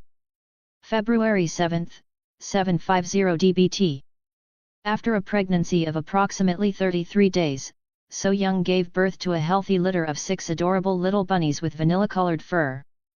Vaughn was a little surprised when he heard there were 6, as there were only 5 in the original story, but he chalked it up to her having access to a healthy and varied diet instead of subsisting entirely on cherry tomatoes and green onion stalks. This is incredibly useful," remarked Vaughn, his eyes twinkling as he did his daily soil and crop health checks. Thanks to his newly acquired friend of nature, bee, skill, the crops were budding and flowering twice as quickly as before. This placed a tremendous strain on the soil, but with the Paths shop granting him access to an infinite variety of farming tools, fertilizers, and nutrients, specifically from a game series called Rune Factory, he was confident he could avoid depleting the soil's nutrients. Aiding in Vaughn's inspection was a large magnifying glass. It looked like any other magnifying glass at a glance, but when used to inspect a crop or the soil it was growing in, a list of values appeared as faint green text. For example, when held up to a cherry tomato plant, it showed crop rank, E. Growth rate, 37.4%. HP, 134. MP, 19. Quantity, 43. Soil quality, 9.4. Growth rate, 1.57%.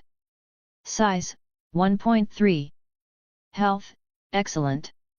Condition, green. With the magnifying glass, Vaughn no longer had to worry about harvesting crops too late or too early. This had a small chance of affixing a plus mark to the crop's rank, and, as a result, he received 1.5x the usual experience in the crop's expiration/shelf life by 50%. A crop that typically took 30 days to rot would accordingly take 45, and while this wasn't all that significant to Vaughn himself, it would matter greatly to those who bought or sold them wholesale. "How's it looking?" asked Munguk, looking completely worn out after spending much of the night and early morning looking after his children. "Excellent," responded Vaughn, handing Munguk the magnifying glass as he added, "At this rate, we'll be able to harvest and replant between blue moon cycles, more than doubling our yields." "This thing is really amazing," remarked Munguk, exhibiting the same fascination as Vaughn as he used the magnifying glass to check the growth and condition of the carrots and Brussels sprouts. The former was his and So Young's favorite food, while the latter was rich in antioxidants and had the effect of improving heart and gut health. As such, he took special care of their respective patches. "I just had that exact thought," hummed Vaughn, exhaling a faint laugh as he got up, brushed himself off, and added, "I'm gonna head topside to check the trees I planted."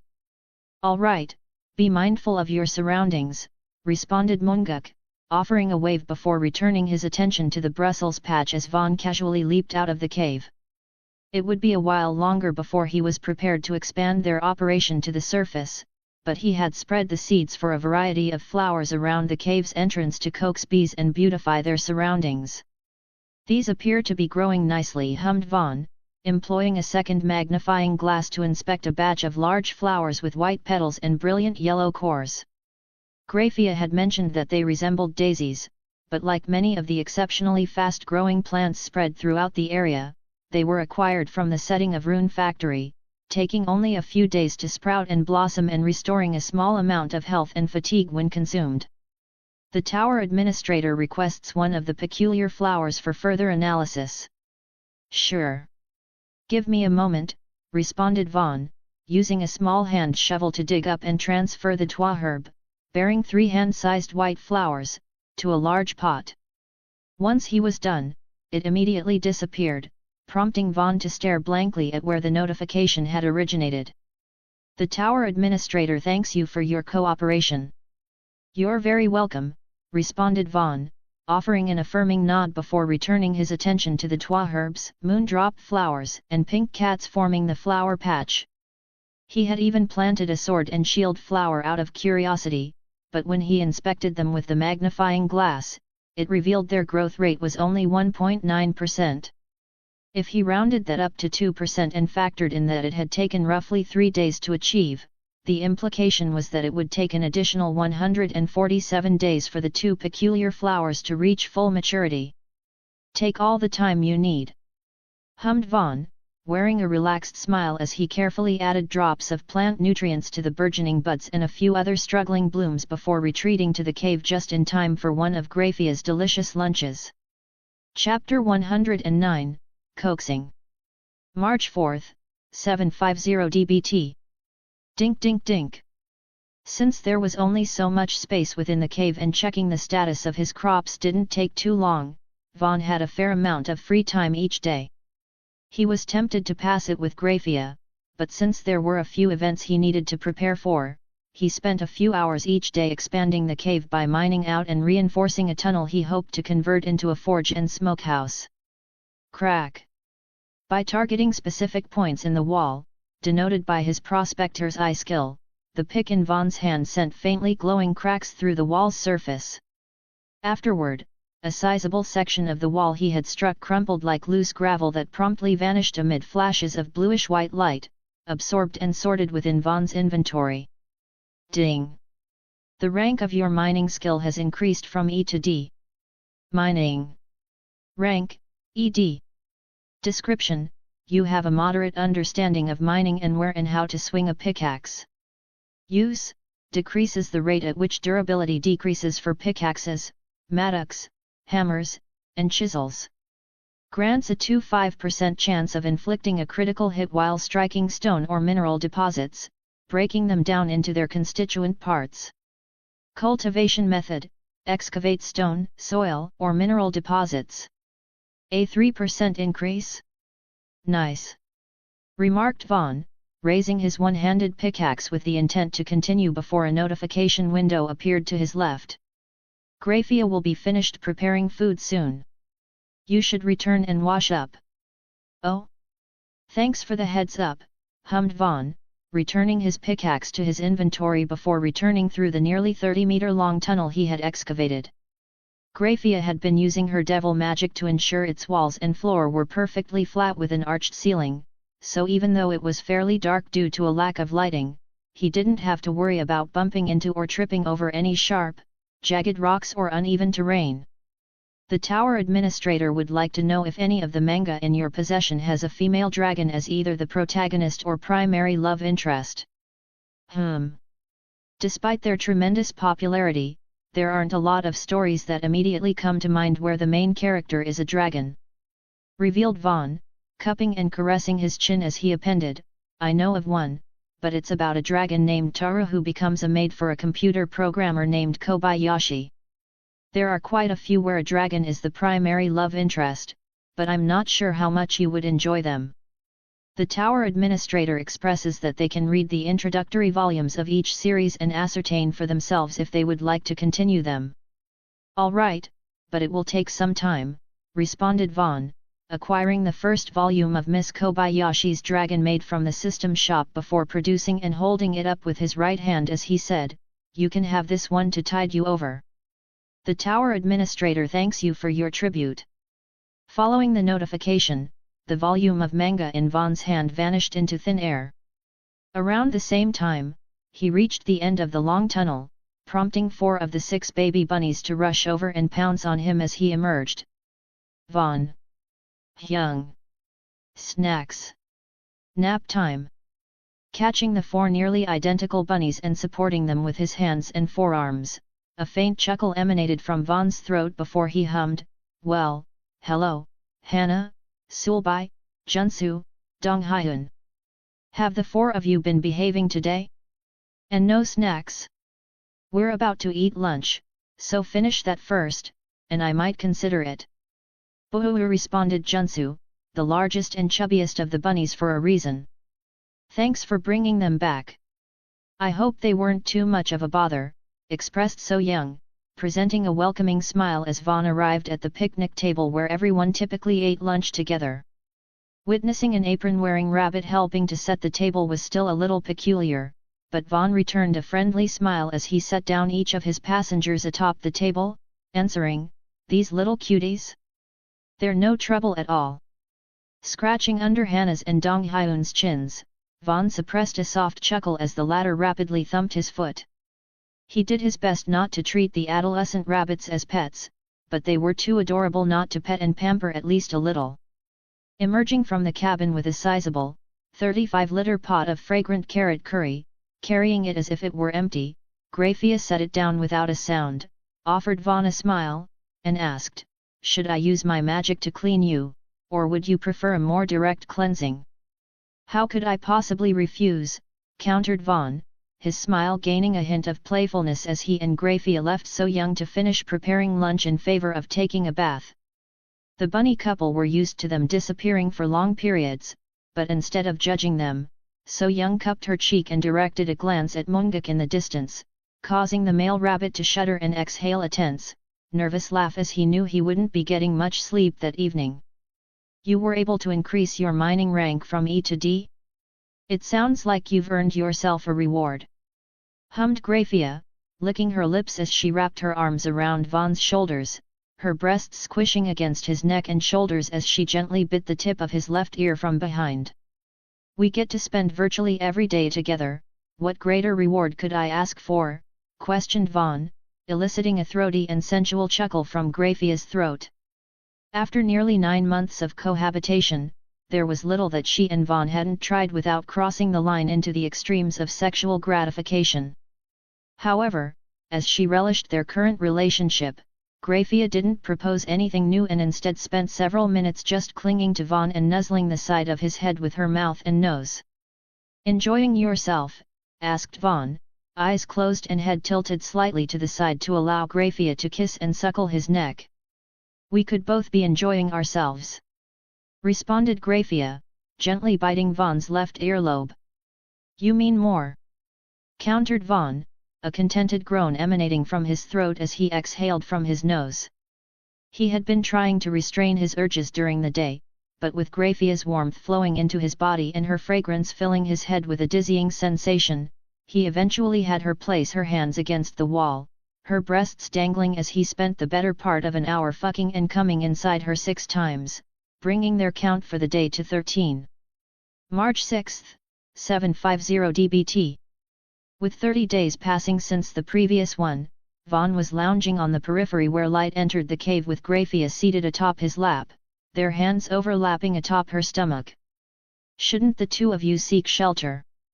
We'll be fine, responded Vaughn, his tone relaxed as he glanced at where the notification window had originated, asking, what about you? What do you do during times like this? The tower administrator is taken aback by your question. Me? I don't do much besides wait for the event to pass. Right now, I'm reading volume 13 of Miss Kobayashi's Dragon Maid. It's a lot more interesting than I thought it would be. Oh? I'm happy to hear you're enjoying it. Hummed Vaughn, his smile broadening at the thought of Aileen happily gushing over a comparably tiny manga with her large body. He didn't know what she looked like due to the virtual world's graphical reconciliation, but since the bunny couple and their kids were nearly as cute as their manhwa counterparts, it wasn't difficult to imagine Aileen being pudgy and adorable. Ding! Hearing the sound of a notification, Vaughn opened his eyes and turned his head to read it. What was your mom like, Vaughn? Though he was briefly taken aback by the seemingly random and very personal question, Vaughn soon understood why Aileen was asking when Sis brought forth his knowledge of volume 13 of Miss Kobayashi's Dragon Maid. The final chapter of the volume had Toru playing the part of Kana's mother to understand humans better. Their respective mothers had abandoned them shortly after they were born, as was customary among dragons of their world, so Aileen had likely read the chapter and got to thinking about her own mother, Elizabeth Brittany, who had vanished many years ago in a battle against the Apostles of Destruction. Unfortunately, I never had the chance to know her, responded Vaughn, causing Graphia's ear to perk as he revealed, my mother died on the day I was born, but I can say this much with confidence, she was prepared to give her life to ensure I had a chance at life. I have never known a greater form or expression of love. I apologize for bringing up such a sensitive topic.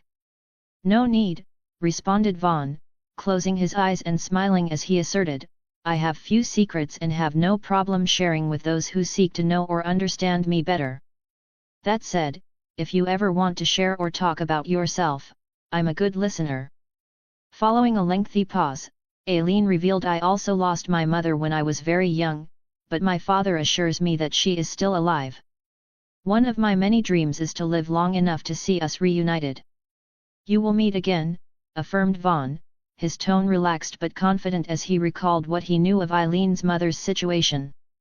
She was presently in a world known as Omid, which had its connection to other worlds severed approximately 150 years prior. In canon, Si-jun was able to locate and gain access to Omid using the inexplicable power of the adorable orange feline merchant, Teo, but if Aileen asked him to, Vaughn could theoretically reunite them right there and then. It would probably complicate things, but a child shouldn't have to grow without their mother.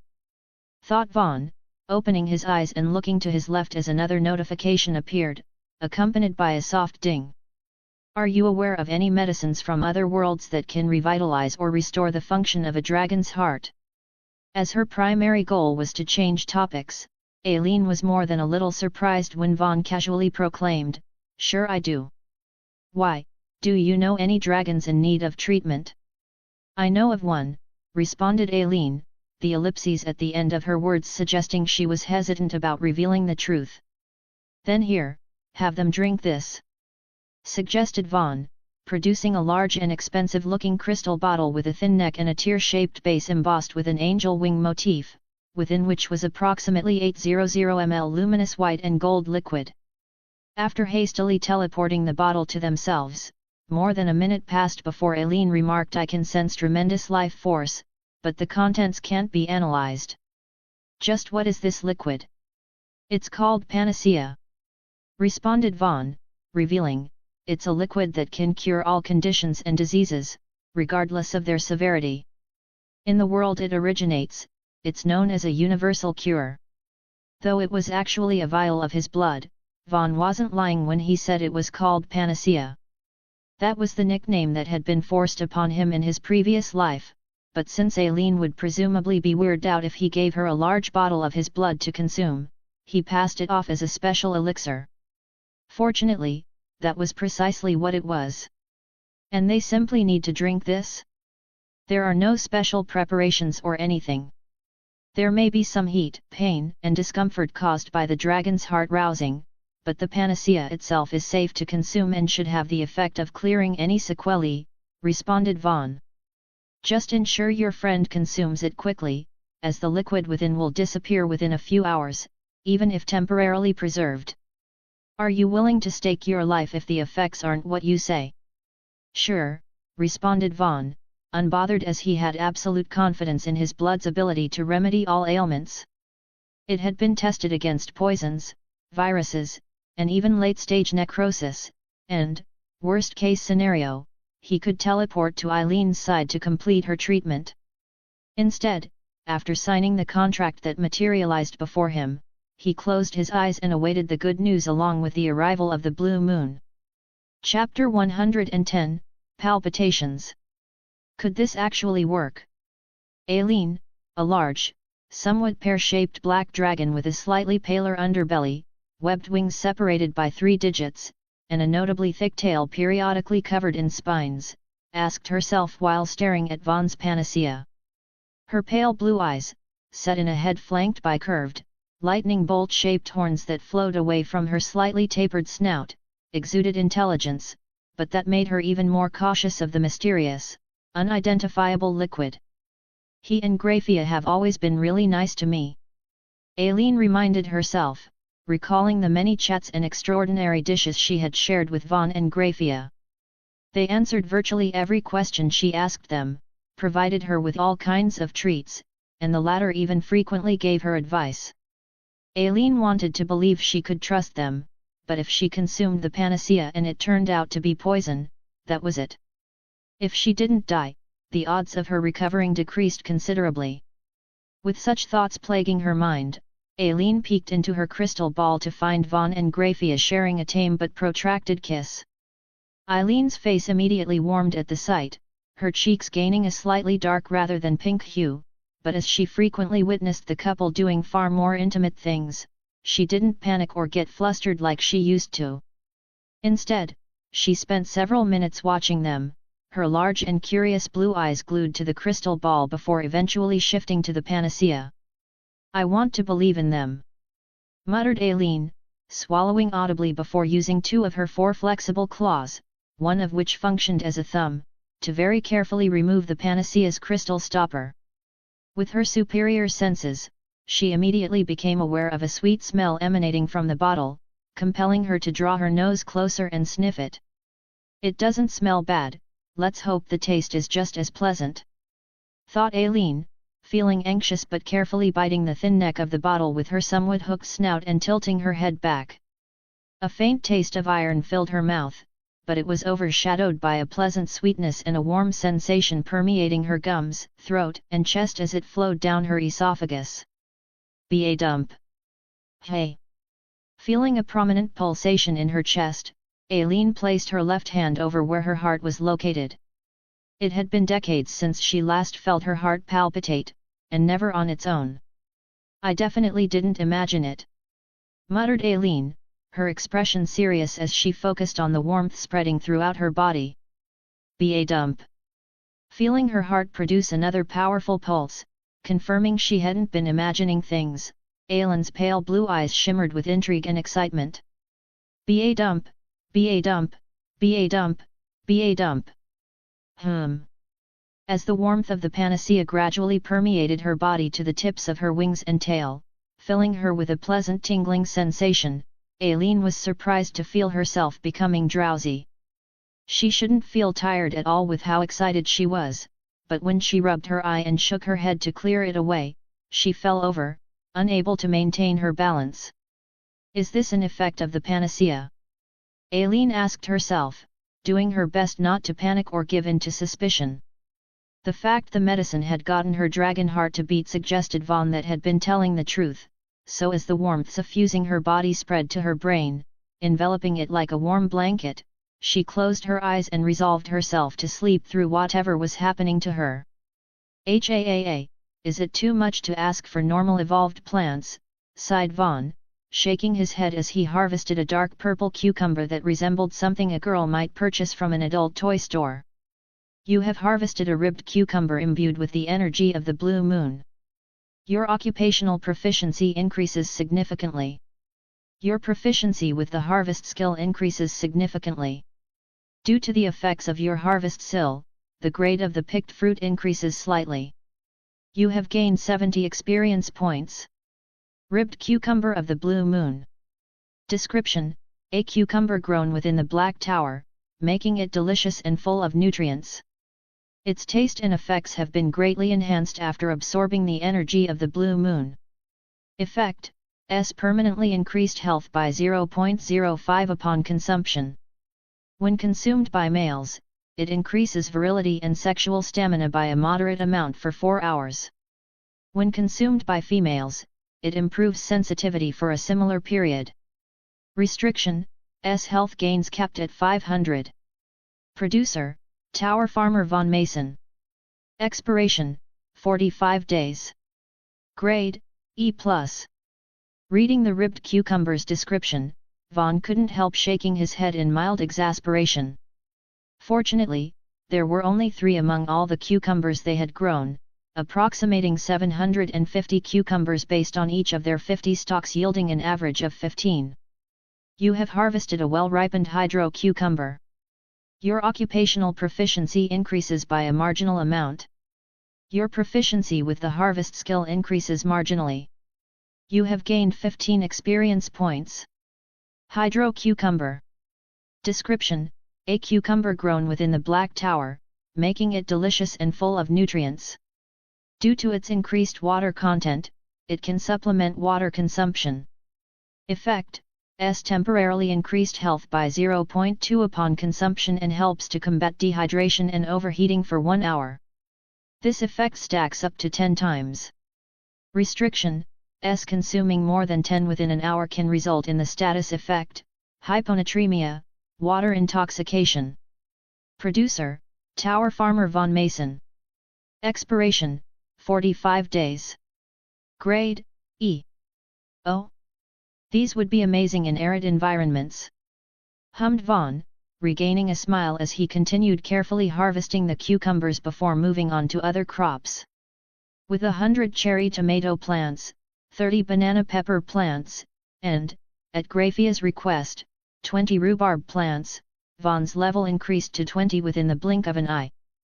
The cherry tomatoes alone had netted a startling 105,430 experience, so he couldn't help feeling something was off when he recalled how long it took Sejun to increase his level in the original story. Ding! A quest has been generated. Job promotion 2. Rank, E. Objective, S. Produce and successfully harvest 20 varieties of fruit or vegetables, 11/20. Reward, S. Level cap unlocked, 50 tower coins, 1 unowned job trait. Job promotion 2? What happened to the first one? Vaughn wondered, his gaze sweeping the crops awaiting harvest. He didn't care too much about min-maxing, as Issei called it, but since experience at the level cap didn't flow over once it was removed, the only benefit to completing the harvest was improving his harvest and sowing skills. Don't run too quickly, shouted Mungiku, drawing Vaughn's attention to the bunny couple's burrow as their 6 children came pouring out, rushing toward but ultimately passing him as they made a beeline toward Graphia and leaped into her awaiting breasts and arms. Those little rascals! Sighed Munguk, approaching Vaughn with a pair of gardening shears resting on his shoulder and his straw hat atop his head. Look on the bright side, hummed Vaughn, offering a smile and handing Munguk a carrot-flavored energy drink as he added, once they mature, we'll have 6 extra sets of hands to tend the farm. I just need to reach an agreement with the Crimson Giant Grizzly Bear who patrols this area, and we should be able to expand to the surface. Just make sure to take Graphia Nunam with you, said Munguk, taking a sip from his energy drink using a bent straw before adding, Von SSI isn't weak, but a mature Crimson Giant Grizzly is among the top 5 strongest monsters in the tower. Thanks for the warning, but I'll be fine, assured Vaughn. It was a fact that he was weaker than the Crimson Giant Grizzly that patrolled the area, but since it was an intelligent creature, he was convinced they could reach an agreement. He just needed to give her baby a treat if it came to spy on them. With such thoughts in mind, Vaughn bid Munguk farewell and headed to the surface to check his flowers and fruit-bearing trees. The varieties he had planted were similarly sourced from the record of Rune Factory, so rather than taking years to grow and bear fruit, they only required a few months based on the information provided by the magnifying glass. Oh! Spotting a kitten-sized honeybee happily collecting nectar from his flower garden, Vaughn approached with a relaxed smile. Unlike a normal honeybee, which had 6 legs, compound eyes, sharp mandibles, and an elongated proboscis to extract nectar, the one before him had large, doe-like purple eyes, a thorax covered in fluffy white fur, a vaguely feline head and mouth, 4 flexible fore and hind limbs, and a nearly spherical black and yellow bottom with a large purple stinger. Noticing Vaughn's approach, the adorable insect, known colloquially as a poisonous honeybee, began buzzing loudly, producing a menacing aura and a loud bee sound from its mouth, translating to "Don't make me sting you." To the former, "I don't mean you any harm," stated Vaughn, causing the poisonous honeybee's eyes to widen to their limits as he revealed, "I actually want to ask for your help. These flowers I planted are only a small portion of the total amount. There are many more flowering plants in the hole over there, and you would be doing me a tremendous favor by helping pollinate them." "You planted these?" asked the honeybee, tapping one of the pink cats Vaughn had planted with her right forelimb. "That's right," confirmed Vaughn. "And as long as you don't sting any of us, you and your sisters are welcome to come and gather as much nectar as you like." Seeing Vaughn produce a bright yellow daisy from thin air, extending it to her with his right hand, the poisonous honeybee stared at him curiously for several seconds. The flower was a subspecies of ragwort commonly cultivated by beekeepers due to its high nectar production, outputting up to 5,000 micrograms each day, so after a long, deliberative pause, the cat-like bee couldn't resist the fragrant aroma wafting from it, compelling it to land and give the brightly colored flower a taste test. Dink dink dink! With nearly a full day passing since Aileen broke contact, Vaughn couldn't help smiling when he sensed her presence, preempting her notification window appearing to his left as he ceased his mining to ask, "How is your friend's heart? I trust the medicine was effective." "It was too effective," stated Aileen, quickly adding it caused them to lose consciousness, and when they awoke, they were several times larger than before. Is that a bad thing? Asked Vaughn, contending, the important thing is that their heart is functioning properly. You're not wrong, conceded Aileen, followed by a protracted pause before she revealed, I'm sorry I lied to you before. The truth is that the person who needed the medicine was me. I am forever in your debt for helping to heal my heart. Don't worry about it, said Vaughn, shaking his head and smiling as he contended, you've more than paid your dues by having to endure such a condition. If you want to repay me, focus on getting healthy and being the best administrator you can be. Feeling the air tense around him, Vaughn shouldered his pickaxe, gazed at the notification window, and adopted his best smile as he remarked, if your size increased as much as you contend it did, I imagine you're pretty hungry, right? Let's have Grafia prepare you something special and filling to commemorate the start of your recovery. The tower administrator is grateful for what you've done but sulking due to your indifference. Indifference? Questioned Vaughn, tilting his head confusedly. The tower administrator points out that you just saved the life of a great black dragon. It isn't a small matter. I didn't mean to make it seem like it was. Responded Vaughn, exhaling faintly from his nose as he calmly reasoned, but you're already doing us a tremendous favor by allowing us to take advantage of this land and its properties. If you insist on rewarding me, I wouldn't be opposed to a new occupational skill or talent. A new quest is being generated. Aileen Pritani's gratitude. Rank, F. Objective, S. Tribute 1 magical cherry tomato to the tower administrator. Reward, S. All available occupational skills for your class. Holy, that's one heck of a reward. Remarked Vaughn, his eyes nearly as round as saucers before he adopted a smile, produced an entire basket of cherry tomatoes from his inventory, and asked, I take it you're the Aileen Pritani it's referring to?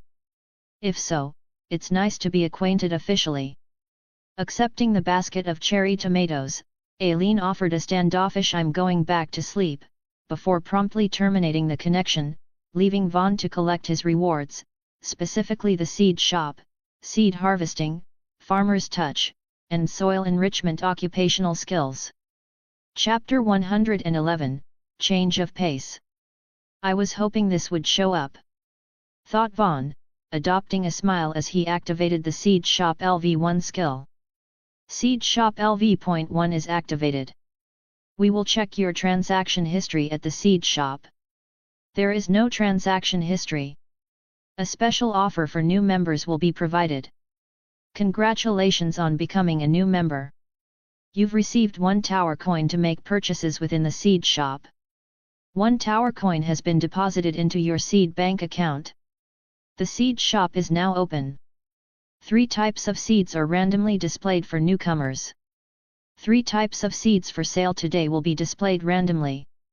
At your current level, you can only purchase seeds once. 100 watermelon seeds, 0.1 tower coin. 1000 wheat seeds, 0.1 tower coin. 500 strawberry seeds, 0.1 tower coin. Wheat might be useful for dealing with the minotaurs, thought Vaughn, making the purchase. Thanks to the path, he wasn't limited to only the seeds made available through the Seed Shop. However, as there were many seeds unique to the tower that would be much cheaper to purchase with tower coins than OP, there was merit in raising his customer rank. Thank you for your purchase. Following the notification, a small red bag fastened with a brown cord appeared out of thin air, falling into Va's awaiting hand. After that, he took a moment to check his other newly acquired skills. Seed harvesting increased the rate at which he acquired seeds, farmer's touch increased the growth rate of crops he personally attended, and soil enrichment, as the name implied, allowed him to infuse his mana into the soil to improve its quality. Very nice, muttered Vaughn, raising his gaze, adopting a broad smile, and stating, thank you for the rewards, Aileen. They will come in very handy. You're welcome, responded Aileen, demonstrating that, while she had temporarily cut communications with him, she hadn't stopped monitoring him through her crystal ball. March 14, 750 DBT. Following another busy morning tending his fields, Vaughn was in the cave, offering tiny artificial flowers filled with nectar to his recurring guest, the poisonous honey bee, to taste test. She hadn't brought any of her sisters by, but Vaughn was confident he would have a colony of his own as the tiny honey bee was very quickly putting on weight. "Fwesh! Welcome back," said Vaughn, turning and smiling to Graphia, who had just appeared in a flash of silvery light. In response, the silver-haired beauty approached him with narrowed eyes, allowing him to cup and squeeze her remarkably toned left butt cheek with his right hand as they shared a long kiss. "How many offers did you receive this time?" asked Vaughn, sporting an amused smile as he licked his lips and gestured to his and Graphia's cabin. The poisonous honey bee gazed at them curiously as they departed, but as she was far more concerned with eating her fill, she promptly left them to their own devices to focus on engorging herself. "Only 6, responded Graphia, modeling a relaxed smile as she revealed, "but I didn't spend too much time in each hub since you mentioned there was no need for us to become too deeply involved with the people of this world." Nodding approvingly, Vaughn opened the door to his and Graphia's cabin for her, offering a slight bow and allowing her to step past him before trailing behind her. For the past couple of days, she had been playing the part of a new and incredibly talented mage type awakened ascending the tower, so a growing number of people had been paying attention to and trying to recruit her to their guilds, clans, or organizations. Stopping just short of the entrance, Graphia hiked up the back of her skirt, offering Vaughn an unobstructed view of her fair and voluminous butt, scant black panties, stockings, and garter belt.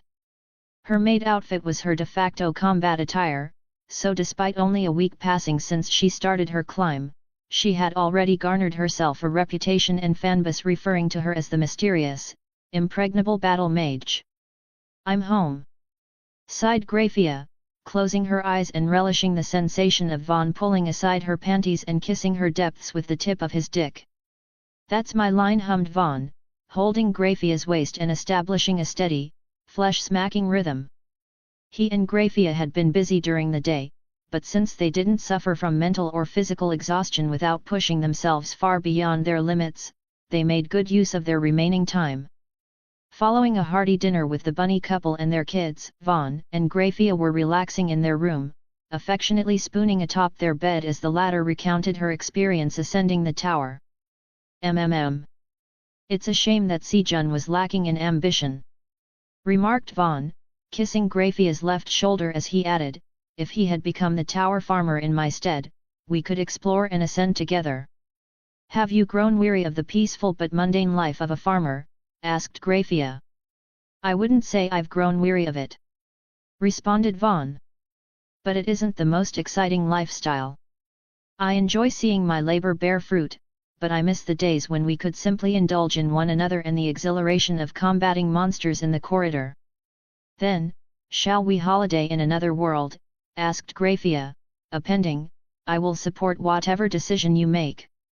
"That's one of the many reasons I love and adore you," hummed Vaughn, snuggling closer to Graphia and planting several more kisses on her neck and shoulder.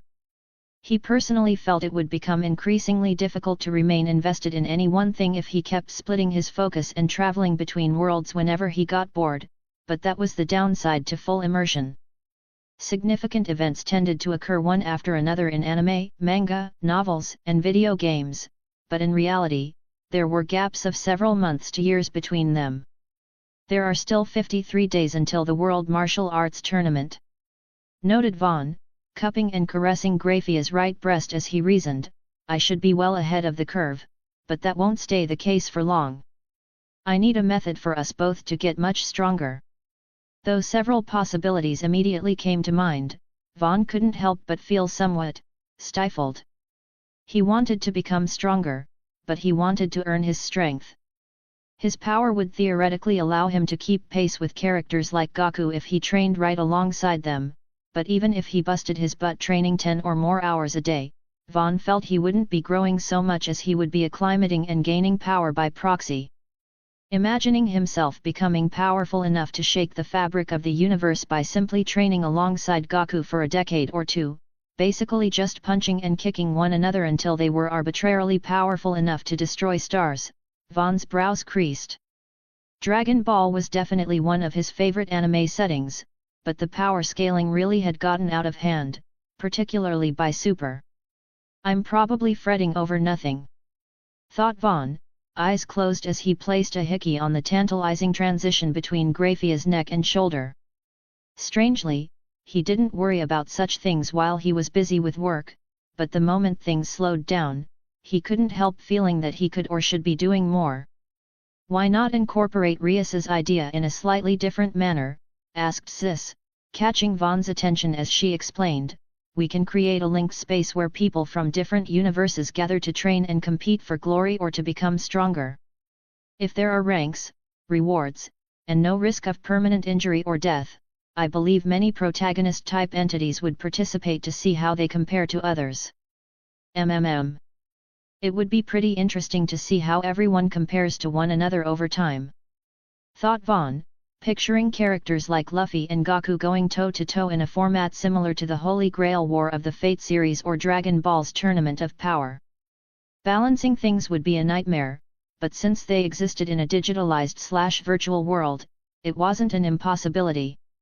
How about we create a tower or dungeon similar to this, proposed Sis, adding, we can populate each floor with successively more difficult creatures or challenges to overcome.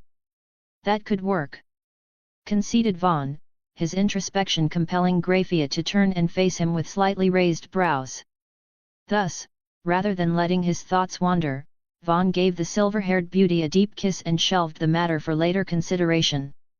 March 22, 750 DBT. After a week of hammering out the specifics with Sis, Graphia, and even Bulma, Vaughn found himself kneeling in the middle of a clearing encircled by a vast plain.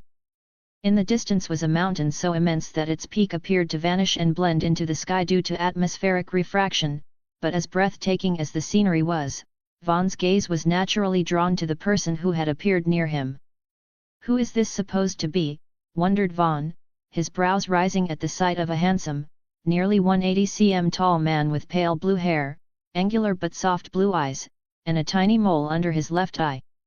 Based on the man's attire, consisting of a beige cloak over a fitted blue tunic, white pants, and black boots, he was most likely from an RPG or medieval fantasy setting, but Vaughn didn't recognize him. Well, hello there, greeted the man, his expression and tone soft as he extended his right hand to Vaughn, smiling as he asked, I take it you also received that strange invitation?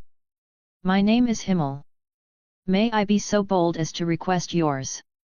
Though he was briefly taken aback by Himmel's affability, Vaughn adopted a smile of his own, accepted the blue-haired man's handshake, and replied, Von Mason. It's nice to meet you, Himmel. Likewise, responded Himmel, his smile friendly but eyes probing as he retracted his hand following the handshake and noted, I've never seen clothes like yours. Do you mind if I ask you a few questions, such as the name of your world and how you ended up here? My own world is known as Orenwelt, and I was brought here after meeting a particular figure in my dreams. You're referring to the administrator, right?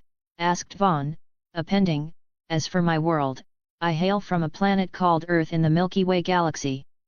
My reason for coming here is to increase my strength, but I'm not like the rest of you. Oh? What do you mean?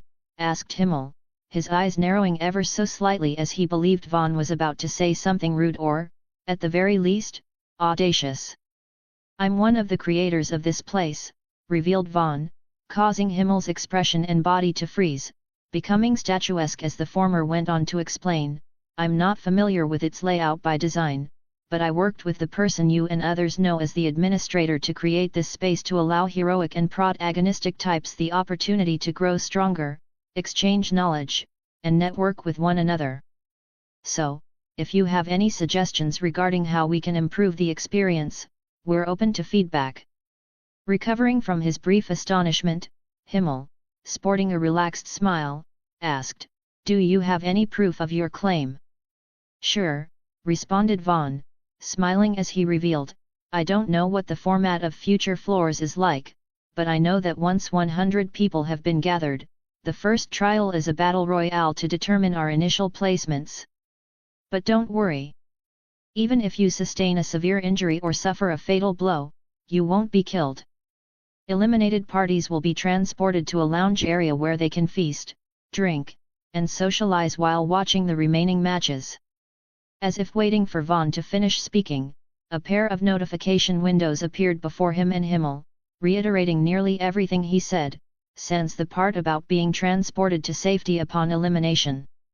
There was also a time limit of 2 hours provided, after which the participant with the fewest number of eliminations would be eliminated, a cycle that would repeat every 10 minutes until only 10 participants remained. Chapter 112, Query. It would appear we've suddenly become enemies, remarked Himmel, his tone relaxed as he materialized a broad-bladed sword with a golden crossguard and a long, royal blue handle. A large, oval-shaped, sapphire blue gemstone was embedded near the blade's base, and when infused with mana, the entire blade emitted a faint golden light. I prefer the term rivals, countered Vaughn, holding up his hands, a pair of black and gold gauntlets materializing around them as he remarked, we could also team up or part ways to find other weapon. Before Vaughn could finish speaking, a powerful tremor spread through the ground like a subterranean pulse before the entire floor appeared to begin shaking. Some of the people who had been invited to the newly anointed Tower of Ascension were among the greatest figures in anime, manga, or fiction as a whole, so even though the floor was larger than the continent of Australia and exceedingly durable, it wasn't impervious to being shaken by their power. With the trembling only becoming stronger, Vaughn spread a pair of angelic wings and took to the sky. To his surprise, Himmel did the same. However, instead of manifesting a pair of angelic wings, tiny, fairy-like wings formed of light appeared at his ankles. Functionally ignoring each other, Vaughn and Himmel watched as the terrain beneath them began collapsing and visibly undulating as if it formed from a bunch of rings. Himmel had no idea what this was, but Vaughn recognized it almost immediately, his throat tightening, his eyes wide in awe, and his smile cramping as he asked Sis, I'm guessing Whitebeard was one of the people who accepted our invitation. Indeed, responded Sis, her voice calm and to the point as she added, but the tremors should stop relatively soon. As if punctuating Sis's words, a visible shockwave emanated from beyond the horizon, seemingly rippling through the entire floor as it sent Vaughn and Himmel reeling from the wind pressure alone. That would be Saitama, stated Sis, fairly confident as she asserted, I estimate he has a 99.492% of securing and holding the top position in this particular batch of invitees. Saitama. As in the main character of One Punch Man, asked Vaughn, his skin, particularly his palms, feeling clammy and his stomach heavy, almost like he had swallowed a large lead weight. I intend to use him as a benchmark to determine the difficulty of higher floors, explained Sis. Appending his power might appear extreme now, but it will be the standard to surpass the 50th floor. I believe I may have overestimated my capabilities or underestimated the power of other worlds, remarked Himmel, still sporting a smile but with a bead of sweat trickling down the left side of his face. It may take a while, but you can become just as strong if you work hard and continue upward, responded Vaughn, pointing to the seemingly empty sky overhead. I will climb, confirmed Himmel, offering a firm, determined nod before adopting a more relaxed expression and asking, but are you sure it's wise to grant such power and opportunity to others? I simply desire the power to ensure my world's liberation from the Demon King's tyranny, but others may not be as reserved in their pursuits. There are fail-safes in place to prevent that, responded Vaughn, his ears perked and gaze fixed in the direction of multiple air-tearing shockwaves and explosions as he revealed, each person and the world they originate from is assigned a letter grade that denotes their potential in comparison to other worlds. If someone attains power that significantly exceeds that of their world of origin or the floor they're on, they would be subjected to a seal that severely limits their actions.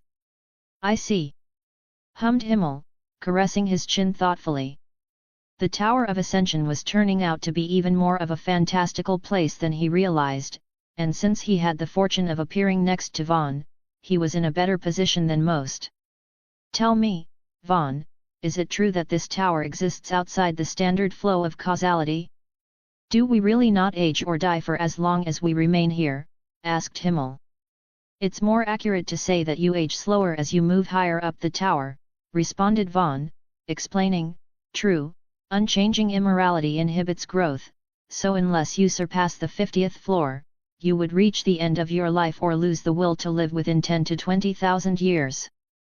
As far as dying within the trials is concerned, there are a ton of failsafes in place, but no system is perfect. But as a general rule, you can't perish within the tower so long as you remain alive in your original world. Inversely, anyone who passes in their original world could continue living here, but from that moment on, you become susceptible to true death. In other words, if we perish in our original worlds and then die here, that's the end of the line," hummed Himmel, curious to know what Vaughn meant by true death but deciding not to inundate him with every question that popped into his head. There was one thing he had to know, however, compelling him to ask, "One final question before we part, is it possible to invite others from our world into the tower?" Nodding, Vaughn revealed, "There is a possibility they could be invited here naturally, but if you want to invite someone here as a guest, there are day and even permanent passes you can obtain from the tower shop. Guests can't participate in the trials to ascend to higher floors, but they could live and work in the regions designated as safe zones." "Tower shop?" questioned Himmel, unable to restrain his curiosity. His instincts were telling him that he and Vaughn should probably relocate, but since death would presumably just transport them to a lounge where they could continue chatting, he did his best to suppress it. Nodding a second time, Vaughn revealed, "This will be explained in detail later, but there are blessed regions known as checkpoints that serve as safe zones, residential areas, and respawn points for those attempting to challenge the tower. You need to be within a checkpoint to return to your original world, and while there, you'll have access to various facilities that require tower points, the tower's principal currency. The tower shop has virtually anything you can imagine within its stock, but if you want to buy a planet or personalized pocket dimension, you'll need quite a few points. Am I correct in assuming we acquire tower points by performing well in the trials and defeating monsters?" asked Himmel, noticing a giant boar and several other monsters fleeing across the devastated plains beneath him and Vaughn. "That's right," confirmed Vaughn. "But, to prevent certain individuals from devastating entire floors to farm points, you need to retrieve and trade indestructible and consumable magic crystals that disappear within an hour of being left unattended. Also, if you kill too many monsters too quickly, a powerful monster known as a bouncer will appear to send you to the next floor." Raising his brows, Himmel asked, "Does that mean it's possible to skip the trials entirely if you defeat enough monsters?" "Yes, but that's easier said than done, as the power of monsters increases exponentially as you rise," explained Vaughn, further revealing, "the force of gravity and density of mana also increases, so it's best to take things slow and acclimate to your current floor before." Sensing someone enter his domain, the world around Vaughn appeared to darken, all sounds replaced by a pervasive, warbling hum. Attempting to turn his head created a rainbow-hued filter that caused everything in the direction he was turning to invert as if he was looking at them through a black light. At the same time, everything in the direction he was turning away from became almost neon green in hue, the two extremes separated by bands of color ranging from impenetrable violet to a dull, dark crimson. Unfortunately, though his domain gave him relativistic perception and the capacity to react near autonomously, Vaughn barely had time to twitch his eyes before a silvery white blade erupted from his chest, having pierced his back and heart. "Sorry, kiddo, nothing personal," said a deep, feminine voice, somehow piercing through the all-encompassing hum before Vaughn got a glimpse of the backside of the person who had eliminated him and Himmel in quick succession, a petite and well-endowed beauty with dark skin, dark purple hair fixed into a ponytail, an orange top, and form-fitting, yoga-like pants that left very little to the imagination. "I never thought I would get killed by one of my former crushes," thought Vaughn, recognizing the woman as Shihour Yoriyuki from one of his favorite anime and manga, Bleach. And though he had put a stopper on expanding his harem, Vaughn couldn't help finding the dark-skinned beauty's round and exceptionally toned backside exceedingly tantalizing as darkness claimed his vision and a feeling of weightlessness overtook his body. Accompanied by the feeling of landing on something soft, Vaughn opened his eyes to find himself in a large and comfortable room, approximately 10x11 with a 10-meter-high ceiling, an attached bath and toilet, a small kitchenette, and a terminal where those who knew how to use them could access all kinds of useful information. Closing his eyes and exhaling from his nose, Vaughn reminded himself that the odds of him securing the top spot in the event were near zero before throwing his legs off the bed and rising to leave the room. Exiting via the wide, nearly 8-meter-tall door brought him into a spacious, off-white corridor with gently glowing blue arrows and lights directing him to what looked like a large elevator but was the entrance to an atmospheric, red-carpeted lounge. The walls were sleek and sound-absorbent to prevent reverberations. Large, slightly tilted holographic displays lined the ceiling, and since it was meant to be welcoming for a wide array of people, there was a self-service bar, heated tables with a variety of different foods in a buffet-style format, and furniture of various shapes and sizes. Before Vaughn could even think to get comfortable or make himself known to the room's occupants, his attention was drawn to a chaotic scene that would be impossible to witness under conventional circumstances. Luffy from One Piece and Natsu from Fairy Tail screaming and beating the crap out of one another at the buffet as characters from a plethora of fictional universes watched or egged them on, including a mountain of a man with a prominent, nearly crescent white mustache, a black bandana, and a tall, muscular build that allowed him to stand several meters taller than nearly everyone else present. If you're thinking of going over, I would advise against it. Hearing the familiar voice, Vaughn was both surprised but not to turn and find Nami, yet another character from One Piece, approaching to offer him a pint-sized glass mug of frothy, ostensibly carbonated brown liquid. He was able to prevent his gaze from wandering, but she cut a striking figure in a pastel teal crop top that exposed her navel, a yellow skirt that barely covered more than a third of her thighs, and banded, beige-brown, high-heeled sandals. With his domain, he could also tell she was wearing blue and white striped panties, but he did his best not to focus on them within his mind's eye. "Thanks," said Vaughn, offering his best smile as he accepted the offered drink and downed it without hesitation, discovering it was a type of root beer rather than alcohol. "You're either really confident in yourself or absurdly trusting to accept a drink from a stranger," remarked Nami, modeling a smile of her own as she crossed her arms and made a show of eyeing Vaughn from head to toe. He was unmistakably handsome, but the thing that caught her attention from the moment he entered the room was the quality of his clothes, his solid gold accessories, and the fact he didn't appear to have his guard up in the slightest. Put simply, he looked like an exceptionally easy mark. Chapter 113, Frey. "So, what's your name, handsome?" "Mine's Nami," revealed Nami, guiding Vaughn toward the bar by his right arm, purposefully grazing it with her very voluminous and soft left breast. "Vaughn Mason," responded Vaughn, pretending not to notice Nami discreetly probing for the seam or clasp of his bracelets. Unfortunately for her, there were none, as the bracelets could only be equipped or removed using the equip function. "Well, Vaughn, what brings you to the tower?" asked Nami, releasing Vaughn's arm to sit atop one of the stools lining the bar. Doing so caused a holographic display depicting various bar foods and drinks to materialize, allowing those who sat at the bar to try a wide variety of items for free. "Me? Primarily networking and becoming stronger," answered Vaughn, his eyes narrowing slightly as Nami casually placed her left hand on his right thigh, gently massaging it as he asked, "What about you? What drove you to respond to the administrator's invitation?"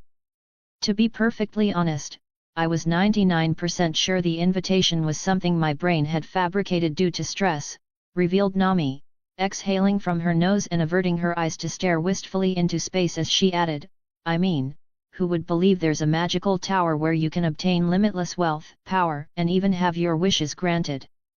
But you nonetheless accepted," remarked Vaughn, his expression and tone soft as he reasoned, that means you must have at least one dream you'd like to see fulfilled. Yeah, well, I'm pretty sure that applies to most people.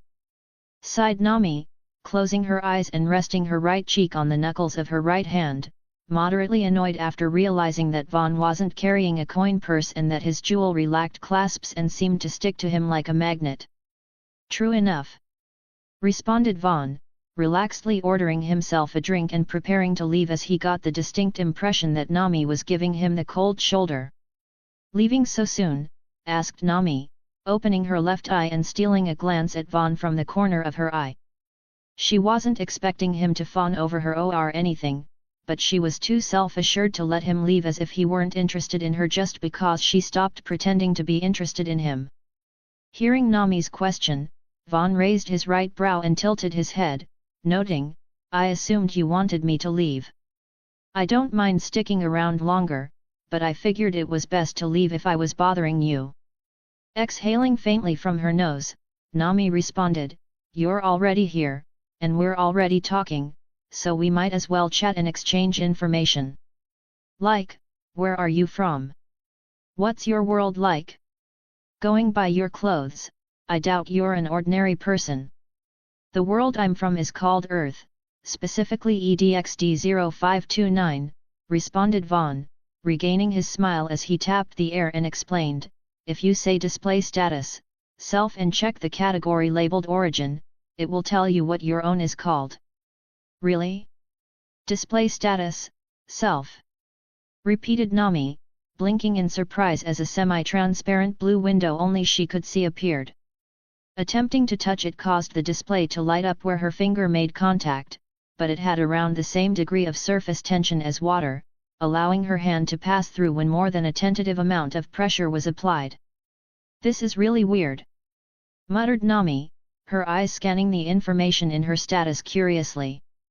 Seeing her height, weight, and 3 sizes caused a hint of red to bleed into her cheeks, but she maintained her composure and did her best to make sense of the information. She had never played a TRPG or video game, but it didn't take a genius to grasp that the letters next to strength, dexterity, constitution, intelligence, wisdom, charisma, and luck were meant to represent her capabilities. Name, Nami. Title, Cat Burglar. Race, human. Age, 18. Height, 165 cm. Weight, 47.9 kg. B/W/H, 86/57/86. Origin, all blue. OP 1074. Parameters. Power level, 29. Strength, F. Dexterity, F+. Constitution, E. Intelligence, C. Wisdom, D. Charisma, C. Luck, B+. Skills. Cartography, B. Meteorology, C. Sailing, C. Pickpocketing, C. Intuition, C. Seduction, D. Presence concealment, D. Acting, E. Rod arts, E. "How is it?" asked Vaughn, affording Nami several minutes to inspect her status and read her skills before breaking the silence. Fortunately, while she was doing that, he had the displays following various participants to keep him occupied. "Apparently, I'm pretty lucky," remarked Nami, blinking in surprise as the transparent blue panel disappeared the moment she felt it was in the way. As a result, she could see Vaughn staring back at her with a slightly narrow-eyed smile as he offered a nod and unabashedly asserted, "I imagine that applies to most people born beautiful." "Oh? You think I'm beautiful?" asked Nami, narrowing her eyes, smiling, and exuding a seductive, playful charm. "Well, I do have eyes," responded Vaughn, his own smile gaining a hint of wolfishness before he precluded Nami's attempts to lean closer to him by taking a drink from his glass mug, filled with frothy cream soda. Before he could put it down, a rough and exceptionally hard hand smacked his back, causing him to spill his drink all over himself. "Oops! Sorry about that," exclaimed a lanky, athletic youth with matted black hair, a broad smile, and distinctly rounded, dark brown eyes with a scar under his left His body was garbed in a simple sleeveless red sailor shirt with 3 brass buttons, blue jean shorts with frayed openings for his legs, straw sandals with black bands, and, most notably, a distinctive straw hat with a red band and a cord that allowed it to hang between his shoulders when it wasn't atop his head. "Is this the girl you wanted to introduce me to? Her boobs are nearly as big as Lucy's," remarked another boy with spiky pink hair, black eyes and an exceptionally lean and muscular body adorned in a sleeveless, gold-trimmed black waistcoat that was left open, exposing his abs, a gold-trimmed black cloth around his waist, white harem pants fastened at the knees with black ribbons, black sandals, and, last but not least, a pure white scarf with a prominent scale pattern. His right shoulder was also adorned with a red tattoo resembling a frolicking fairy, a symbol that didn't mean much to most of the people present but one those from his world and kingdom would instantly recognize as the guild mark of a fairy tale member. Completely ignoring Vaughn and the mess he had made, the black-haired, straw hat-wearing youth, Monkey D. Luffy, beamed from ear to ear as he exclaimed, "Nami! Meet Natsu Dragon something! He can't do it now, but he said he can breathe fire like an actual dragon. It's Dragneel. And I'm telling you, I can breathe fire," exclaimed Natsu, raising his right, balling it into a fist, and cupping his bicep as if he were prepared to continue his and Luffy's fight on the spot. "Oh? That's pretty impressive," responded Nami, forcing a smile as she looked between her careless captain and new acquaintance. Fortunately, while he was initially surprised, Vaughn didn't seem particularly upset by the turn of events. Rather, as she sized up the damage, she couldn't help but notice that the liquid that had spattered his chest and lap wasn't soaked up by his ostensibly hydrophobic clothes. "Anyway, who's this fancy-looking guy?" asked Luffy, sporting a broad, toothy grin as he probingly gripped Vaughn's left shoulder. "What a monstrous grip!" thought Vaughn, furrowing his brows slightly as Luffy's hand felt like a vice closing around his shoulder. Only a month or two had passed in the virtual world of One Piece, but Luffy's raw physical power was already several tens, potentially even thousands of times that of the average person. "My name is Vaughn Mason. It's nice to meet you," stated Vaughn, shrugging his shoulder free of Luffy's grip. "Shishishi," snickered Luffy, rubbing his left index finger under his nose before striking a pose with his hands on his hips, shouting, "Nice to meet you, Vaughn. My name's Monkey D. Luffy, the man who's going to be king of the pirates." "King of the fools, more like," responded the extremely tall and muscular man with a crescent white mustache, filling nearly the entirety of a booth meant for a group of people on his own. This remark caused Luffy to flare up, and even though he had been defeated by the man multiple times, he didn't hesitate to leap across the room, shouting, "Gomu Gomu no Pistol," before throwing a swift but ordinary punch mid-air, causing him to tumble and spin as the mountain of a man, Whitebeard, casually raised his nearly 130 cm long right foot to intercept him. "Hey! That's my friend you're kicking," exclaimed Natsu, leaping into the fray as Luffy was sent smashing into the lounge's wall as if launched from a cannon. The restrictions of the safe area prevented the usage of special energies and supernatural abilities, but aspects like raw physical strength, speed, and durability were completely unaffected. "Ugh, whoever made this place should have created a rule that prevents fighting," groaned Nami, cupping and massaging her forehead as Vaughn's ears burned. Fortunately, Sis was integrated with the tower's system and could freely modify the rules using her authority as administrator. Surprising everyone spectating the event, Whitebeard, Natsu, and the rebounded Luffy vanished in flashes of bluish-white light. At the same time, holographic displays appeared in front of everyone, explaining that fighting and property destruction would no longer be tolerated within the safe zones and that those who violated the rule would be transported and confined to their quarters for the remainder of the battle royale. "That's my cue to leave," sighed Nami, rising from her stool and brushing off her butt as she revealed, "Luffy isn't the type to sit still when he's told, so if someone isn't there to talk him down or keep an eye on him, he'll find a way to break free and cause chaos." Finished with what she had to say, Nami bade Vaughn farewell, made her way over to the restored buffet, and piled a considerable portion of meat onto a platter before departing the lounge. Vaughn initially turned to watch her leave, but only briefly, as Himmel, who had elected to give him space after witnessing that he was with a beautiful woman, approached with a smile and several additional questions.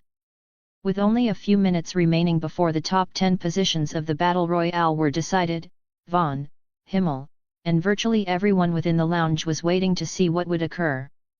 However, as it had been a while since any combat occurred, very few were still paying attention to the displays. As 10 minutes have passed, the participant with the fewest eliminations among those who remain, Sato Kazuma, will be eliminated.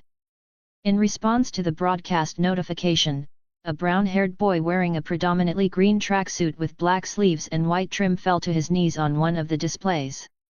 Tears and snot streamed from his eyes and nose as he succumbed to despair, but that was to be expected as he had done everything in his power to remain hidden, avoiding combat entirely but still managing to secure the 11th rank despite being a relatively normal human.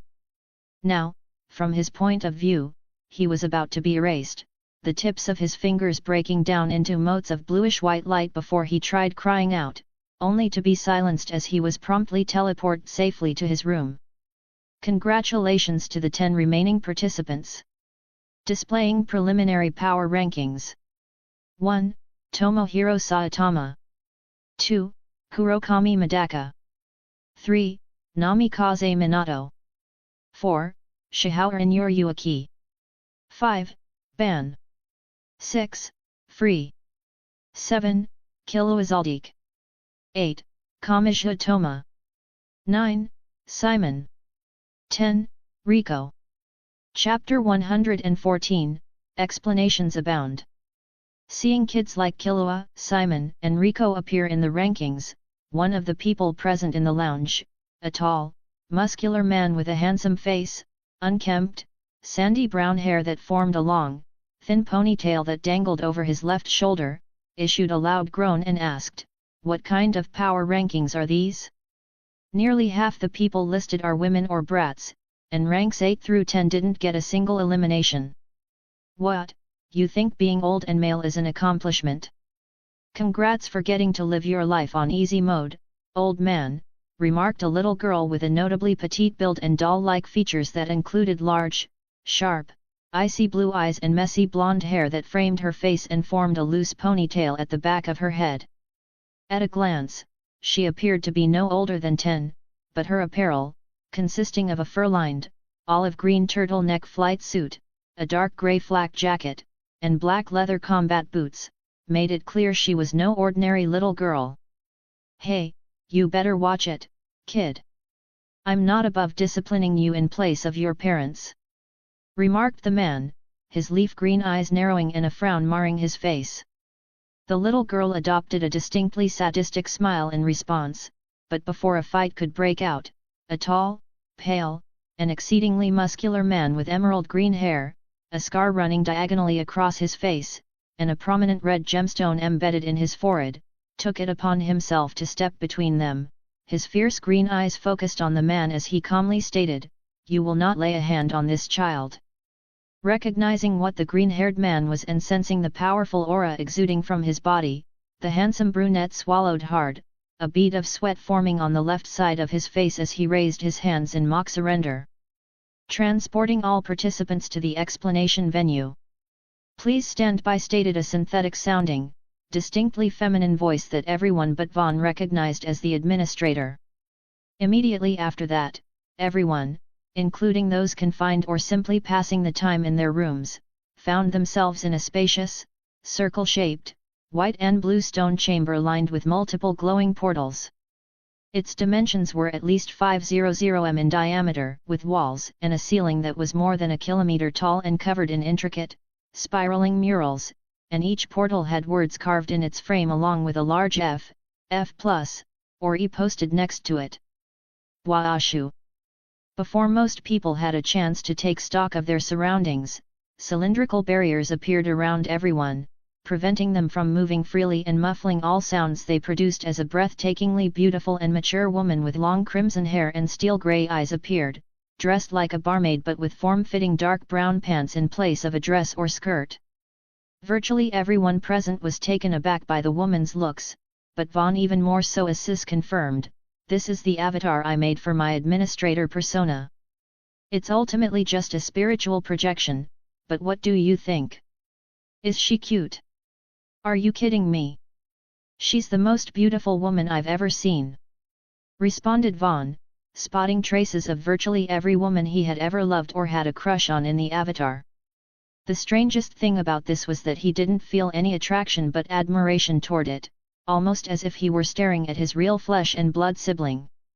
Meeting Vaughn's gaze through the eyes of her avatar, Sis adopted a faint, narrow-eyed smile before passing her gaze over the rest of the group as she relaxedly revealed, "As many of you have already deduced, I am the administrator of this realm between dreams and reality, freshly anointed the Tower of Ascension. It's a pleasure to make everyone's acquaintance, and I look forward to improving the tower along with everyone's help and feedback." Though no one else was able to, Sis could hear the words of each person present, allowing her to calmly state, "While I understand why you might feel that way, none of you are trapped here. Once I am finished explaining things, you will be free to move about at your discretion. If you're unable to endure until then or have changed your mind about being here, you can leave at any time from within a safe zone by declaring or thinking that you would like to return to your world. From there, if you do not wish to return, you can ignore the prompt at the commencement of each calendar month or 30-day period. Do that 10 times, and it will never appear again." Reacting to Sis's words, several people thought about returning to their home worlds, prompting holographic confirmation windows that only they could see to appear before them. Fortunately, though many considered it, no one confirmed their return. "Very well, then, let us proceed," hummed Sis, her smile growing as she recounted many of the things Vaughn had discussed with Himmel, including how they aged at a reduced rate, how to access the tower shop, and how to both increase their strength and acquire tower coins. When it came to the latter, she calmly explained, "The simplest way to acquire tower coins is by defeating the monsters and constructs that can be accessed via the portals here." Making things a bit easier for visual learners, Sis created a large display showing a goblin with a large arrow pointing to an opaque, subtly glowing white crystal as she explained, "F-rank monsters, such as lesser goblins, leave behind F-rank or white crystals when defeated. If traded in, these particular crystals are valued between 1 and 99 tower coins, depending on the monster's strength. If consumed and metabolized, they can either increase one of the parameters listed in your status or vest you a skill related to the defeated monster." Making a cross with her hands and forearms, Sis cautioned, "But be very careful when consuming crystals that exceed your capacity to metabolize. As a general rule, you should only consume crystals of the same rank as the parameter you wish to increase. In other words, if your strength is F rank, you should consume F rank strength crystals. Consuming higher grade crystals is not impossible, but it will strain your body tremendously, and much of the excess energy will be expelled. For example, if you were to ingest an S-rank strength crystal with F-rank strength, you would be fortunate to absorb the equivalent of a D-rank crystal, wasting more than 99% of the stored energy." Reacting to a question, Sis confirmed, "Yes, absorbing the energy from crystals takes time, that's why we refer to it as metabolizing. That said, it is best to consume the crystals in a safe place since, if you are eliminated and forced to respawn beforehand, the energy you had yet to absorb will be dissipated." Turning her head, Sis patiently waited for another person to finish their question before shaking her head and clarifying, "While it is possible to acquire other strengthening items, attribute and skill crystals cannot be purchased from the tower shop. They can, however, be traded and sold between ascendees to promote the tower's economy." With several other people asking questions, Sis raised her right hand in a stopping gesture, stating, "As I mentioned, this tower was only recently created. For those of you who are familiar with the term, you are basically the alpha or beta testers that will help to shape the tower and its system moving forward. If you wish to create private organizations or ascend to become administrators yourself, that is well within the realm of possibility. To that end, it should be noted that the first 13 people to qualify for and complete the 50th floor's trial of ascension will gain recognition and authority as tower monarchs. Shaking her head, ostensibly in response to a question, Sis explained, I can't explain what that entails as it hasn't been decided. Once the first of the monarchs is appointed, we will coordinate with them to determine the extent of their authority.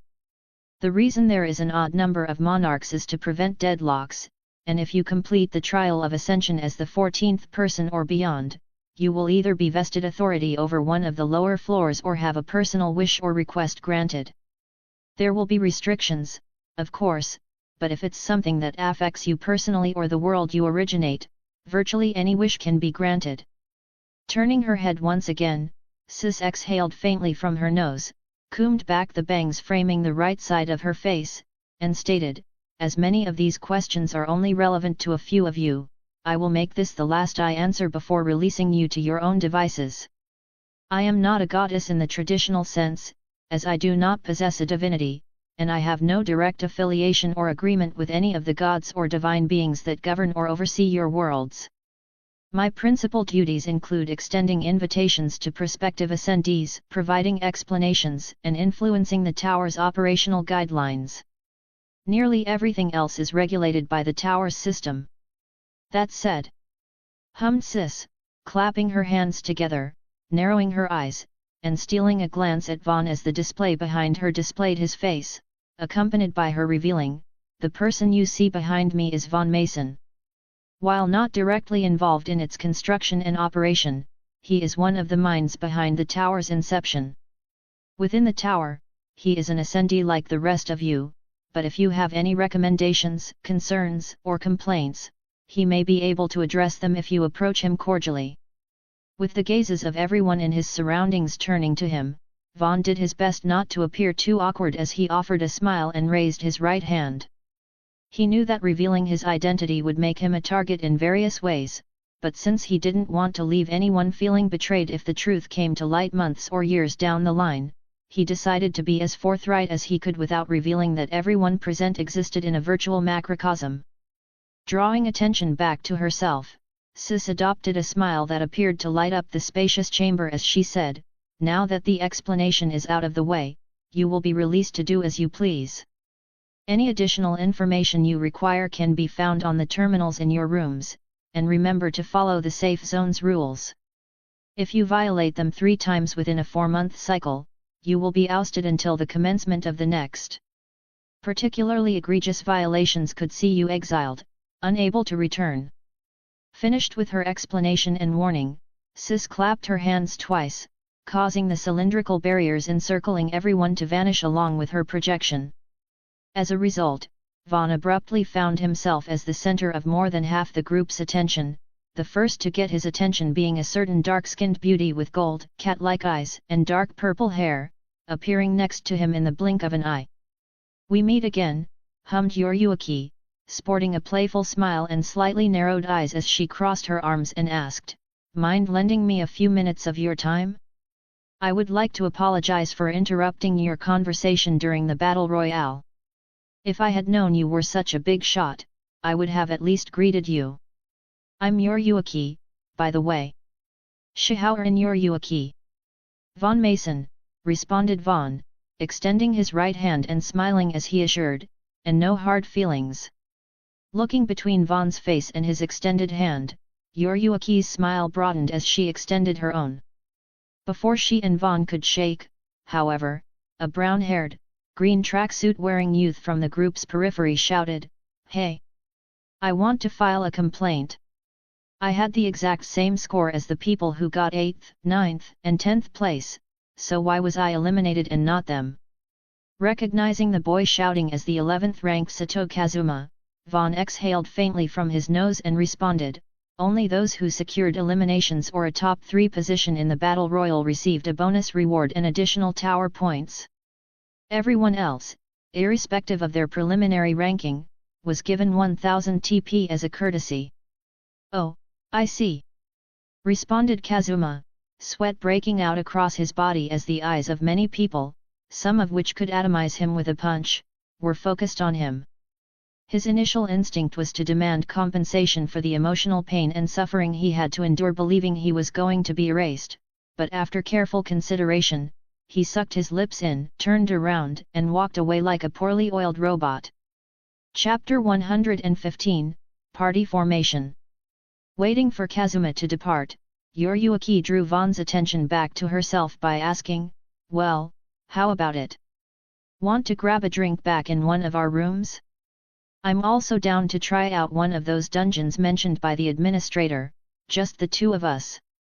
Though he found everything about Yoryuki alluring, especially her eyes, Von reciprocated with a smile and responded, "Ordinarily, I'd leap at the opportunity to accompany such a beautiful woman, but I've already made prior arrangements, and you're much too powerful.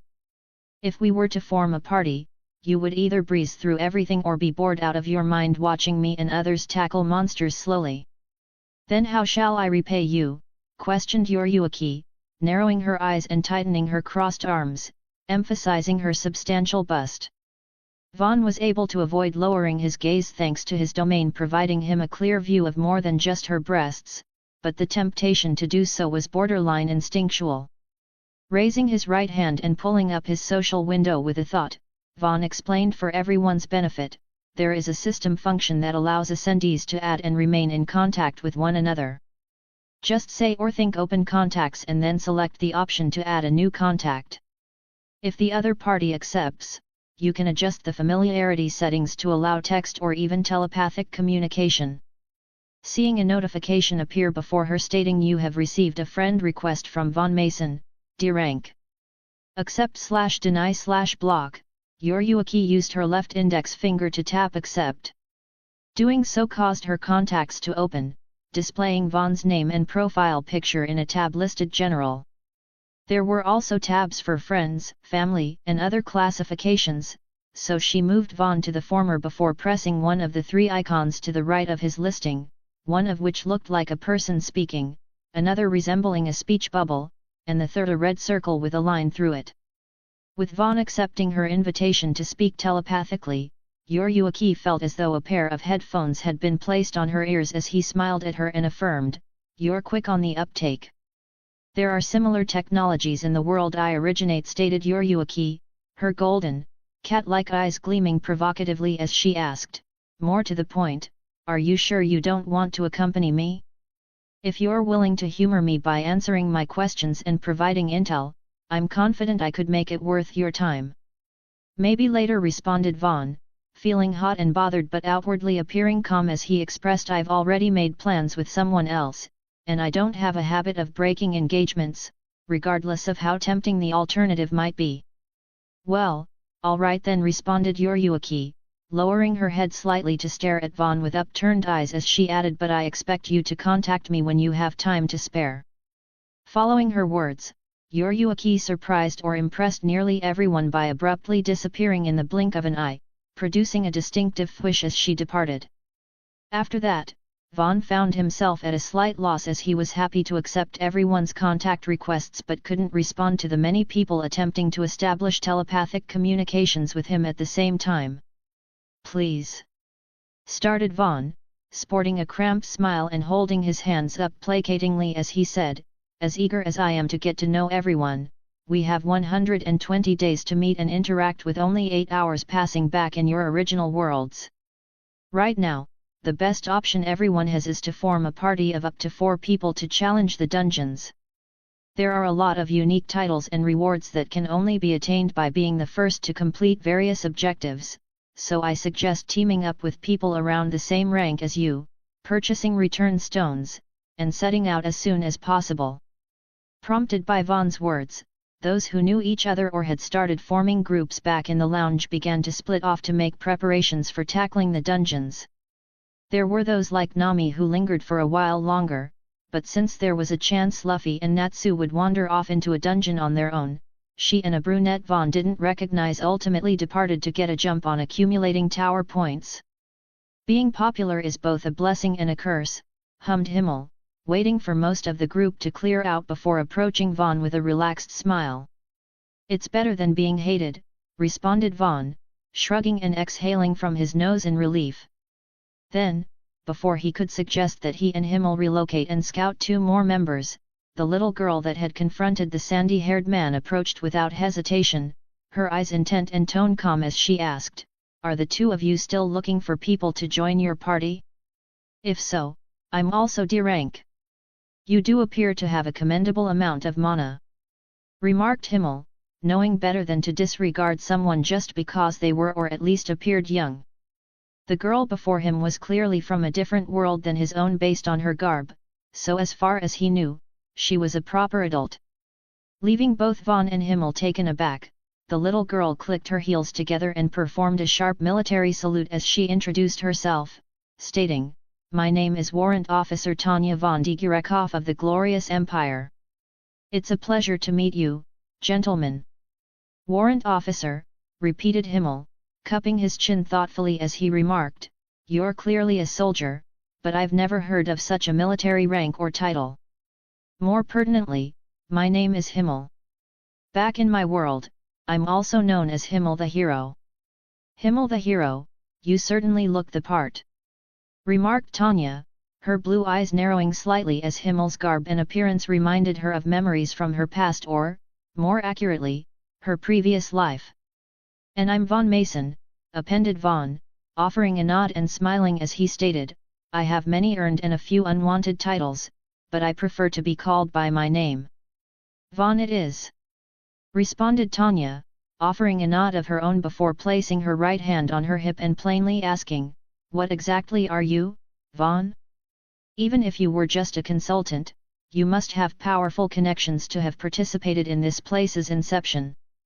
Though he felt they should be looking for a 4th member or completing preparations to enter the dungeon, Vaughn decided to humor Tanya's query, revealing, "I was originally a relatively normal human, but after my original death, I effectively became a mass of potential.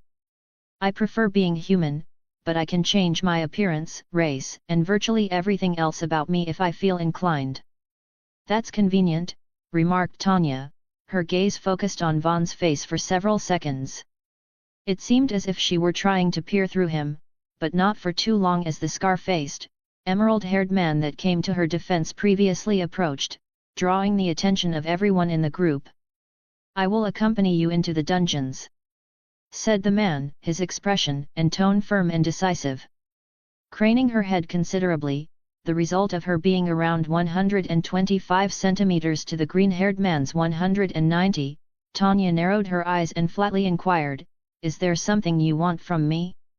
Because I'm pretty sure you've been watching me since you first entered the lounge. I do not know what brought you to this place, but I will keep you safe until I'm certain you can protect yourself," declared the man, zero traces of deception in his expression or tone. His face, especially with his scar, was scary, but everyone present could tell there wasn't an iota of malice or ill intent in his gaze. "Do you mind if I ask what your name and rank are?" asked Vaughn, the feeling he was getting through his domain telling him that the man before him was much stronger than D rank. But since the difference between D and C rank was an entire order of magnitude, he didn't think he was B or higher. "Ruchard Superdia," responded Ruchard, confirming Vaughn's suspicions as he appended, "According to my status, I am C rank with a power level of 180. That's not much higher than mine," noted Vaughn, somewhat surprised. His intuition told him that he wouldn't stand a chance if he and Ruchard were to fight, but with a power level of 161, the enhanced perception provided by his domain, and the bonuses vested by his equipment, he should have the statistical advantage. That suggested the biggest difference between him and Ruchard was their skill and experience. "Oh? My own power level is 149, revealed Himmel, his pale blue eyes glistening with curiosity as he smiled and stated, "I would be honored if the 2 of us could spar sometime." "Understood," responded Ruchard, offering a curt nod without a moment of hesitation. 180 and 149, repeated Tanya, her words hushed and her expression thoughtful as she cupped her chin with her right index finger and thumb and mentally opened her status window. Her own power level was 128, but without seeing Himmel and Ruchard in action, she didn't have a point of reference for how powerful she was in comparison. The two of them were clearly warriors, but since Himmel referred to himself as a hero, she didn't dismiss the possibility he could utilize magic, just like her. "All right, then," started Vaughn, drawing everyone's attention to him as he asked, "Should we discuss our formation or figure things out as we go? As D and C ranks, we shouldn't have too many problems with the monsters on this floor. But it's better to be prepared than presumptuous." Materializing an antiquated-looking rifle that was nearly as long as she was tall, Tanya took the initiative to reveal, "I specialize in aerial combat and long-distance marksmanship, but since I didn't know what to expect when I accepted the administrator's invitation, I'm lacking the gear I use to fly stably." "If you can tell me the name of the equipment you use, I could probably acquire it for you," offered Vaughn, feeling that the gear in question shouldn't be too costly considering the complexity of Tanya's weapon and flight suit. Narrowing her eyes and adopting a faint smile, Tanya revealed, "It's called a Sturmstiefel Mk3 Imperial Flight Unit, and I will be sure to repay you at the earliest possible opportunity." With Sis opening his shop and pulling up a limited number of listings for the Sturmstiefel Mk3 Imperial Flight Unit, the result of knowing the exact world Tanya originated, Vaughn was moderately surprised to see the most inexpensive variant cost 11,833 OP. This was well within the range of what he could afford, but since he could purchase a literal plane for less, it was clear the technology of Tanya's world wasn't as dated as he presumed. After a moment of consideration, Vaughn purchased a version of the flight unit that cost 45,005 OP, causing Tanya's bright blue eyes to light up as he brought out what looked like a large battery pack and a metal greave, setting it on the ground between them. "Excellent. This is different from the model I'm used to, but I'm confident I'll be able to adapt to it quickly," remarked Tanya, promptly taking a seat on the ground and donning the clearly improved model of the Sturmstiefel Mk3 Imperial Flight Unit. Its existence led her to infer even more cutting-edge versions of her standard equipment could be acquired, but that was a matter for the future. For now, her top priority was confirming that it was possible to boost her parameters using enhancement crystals. After that, well, the possibilities were endless.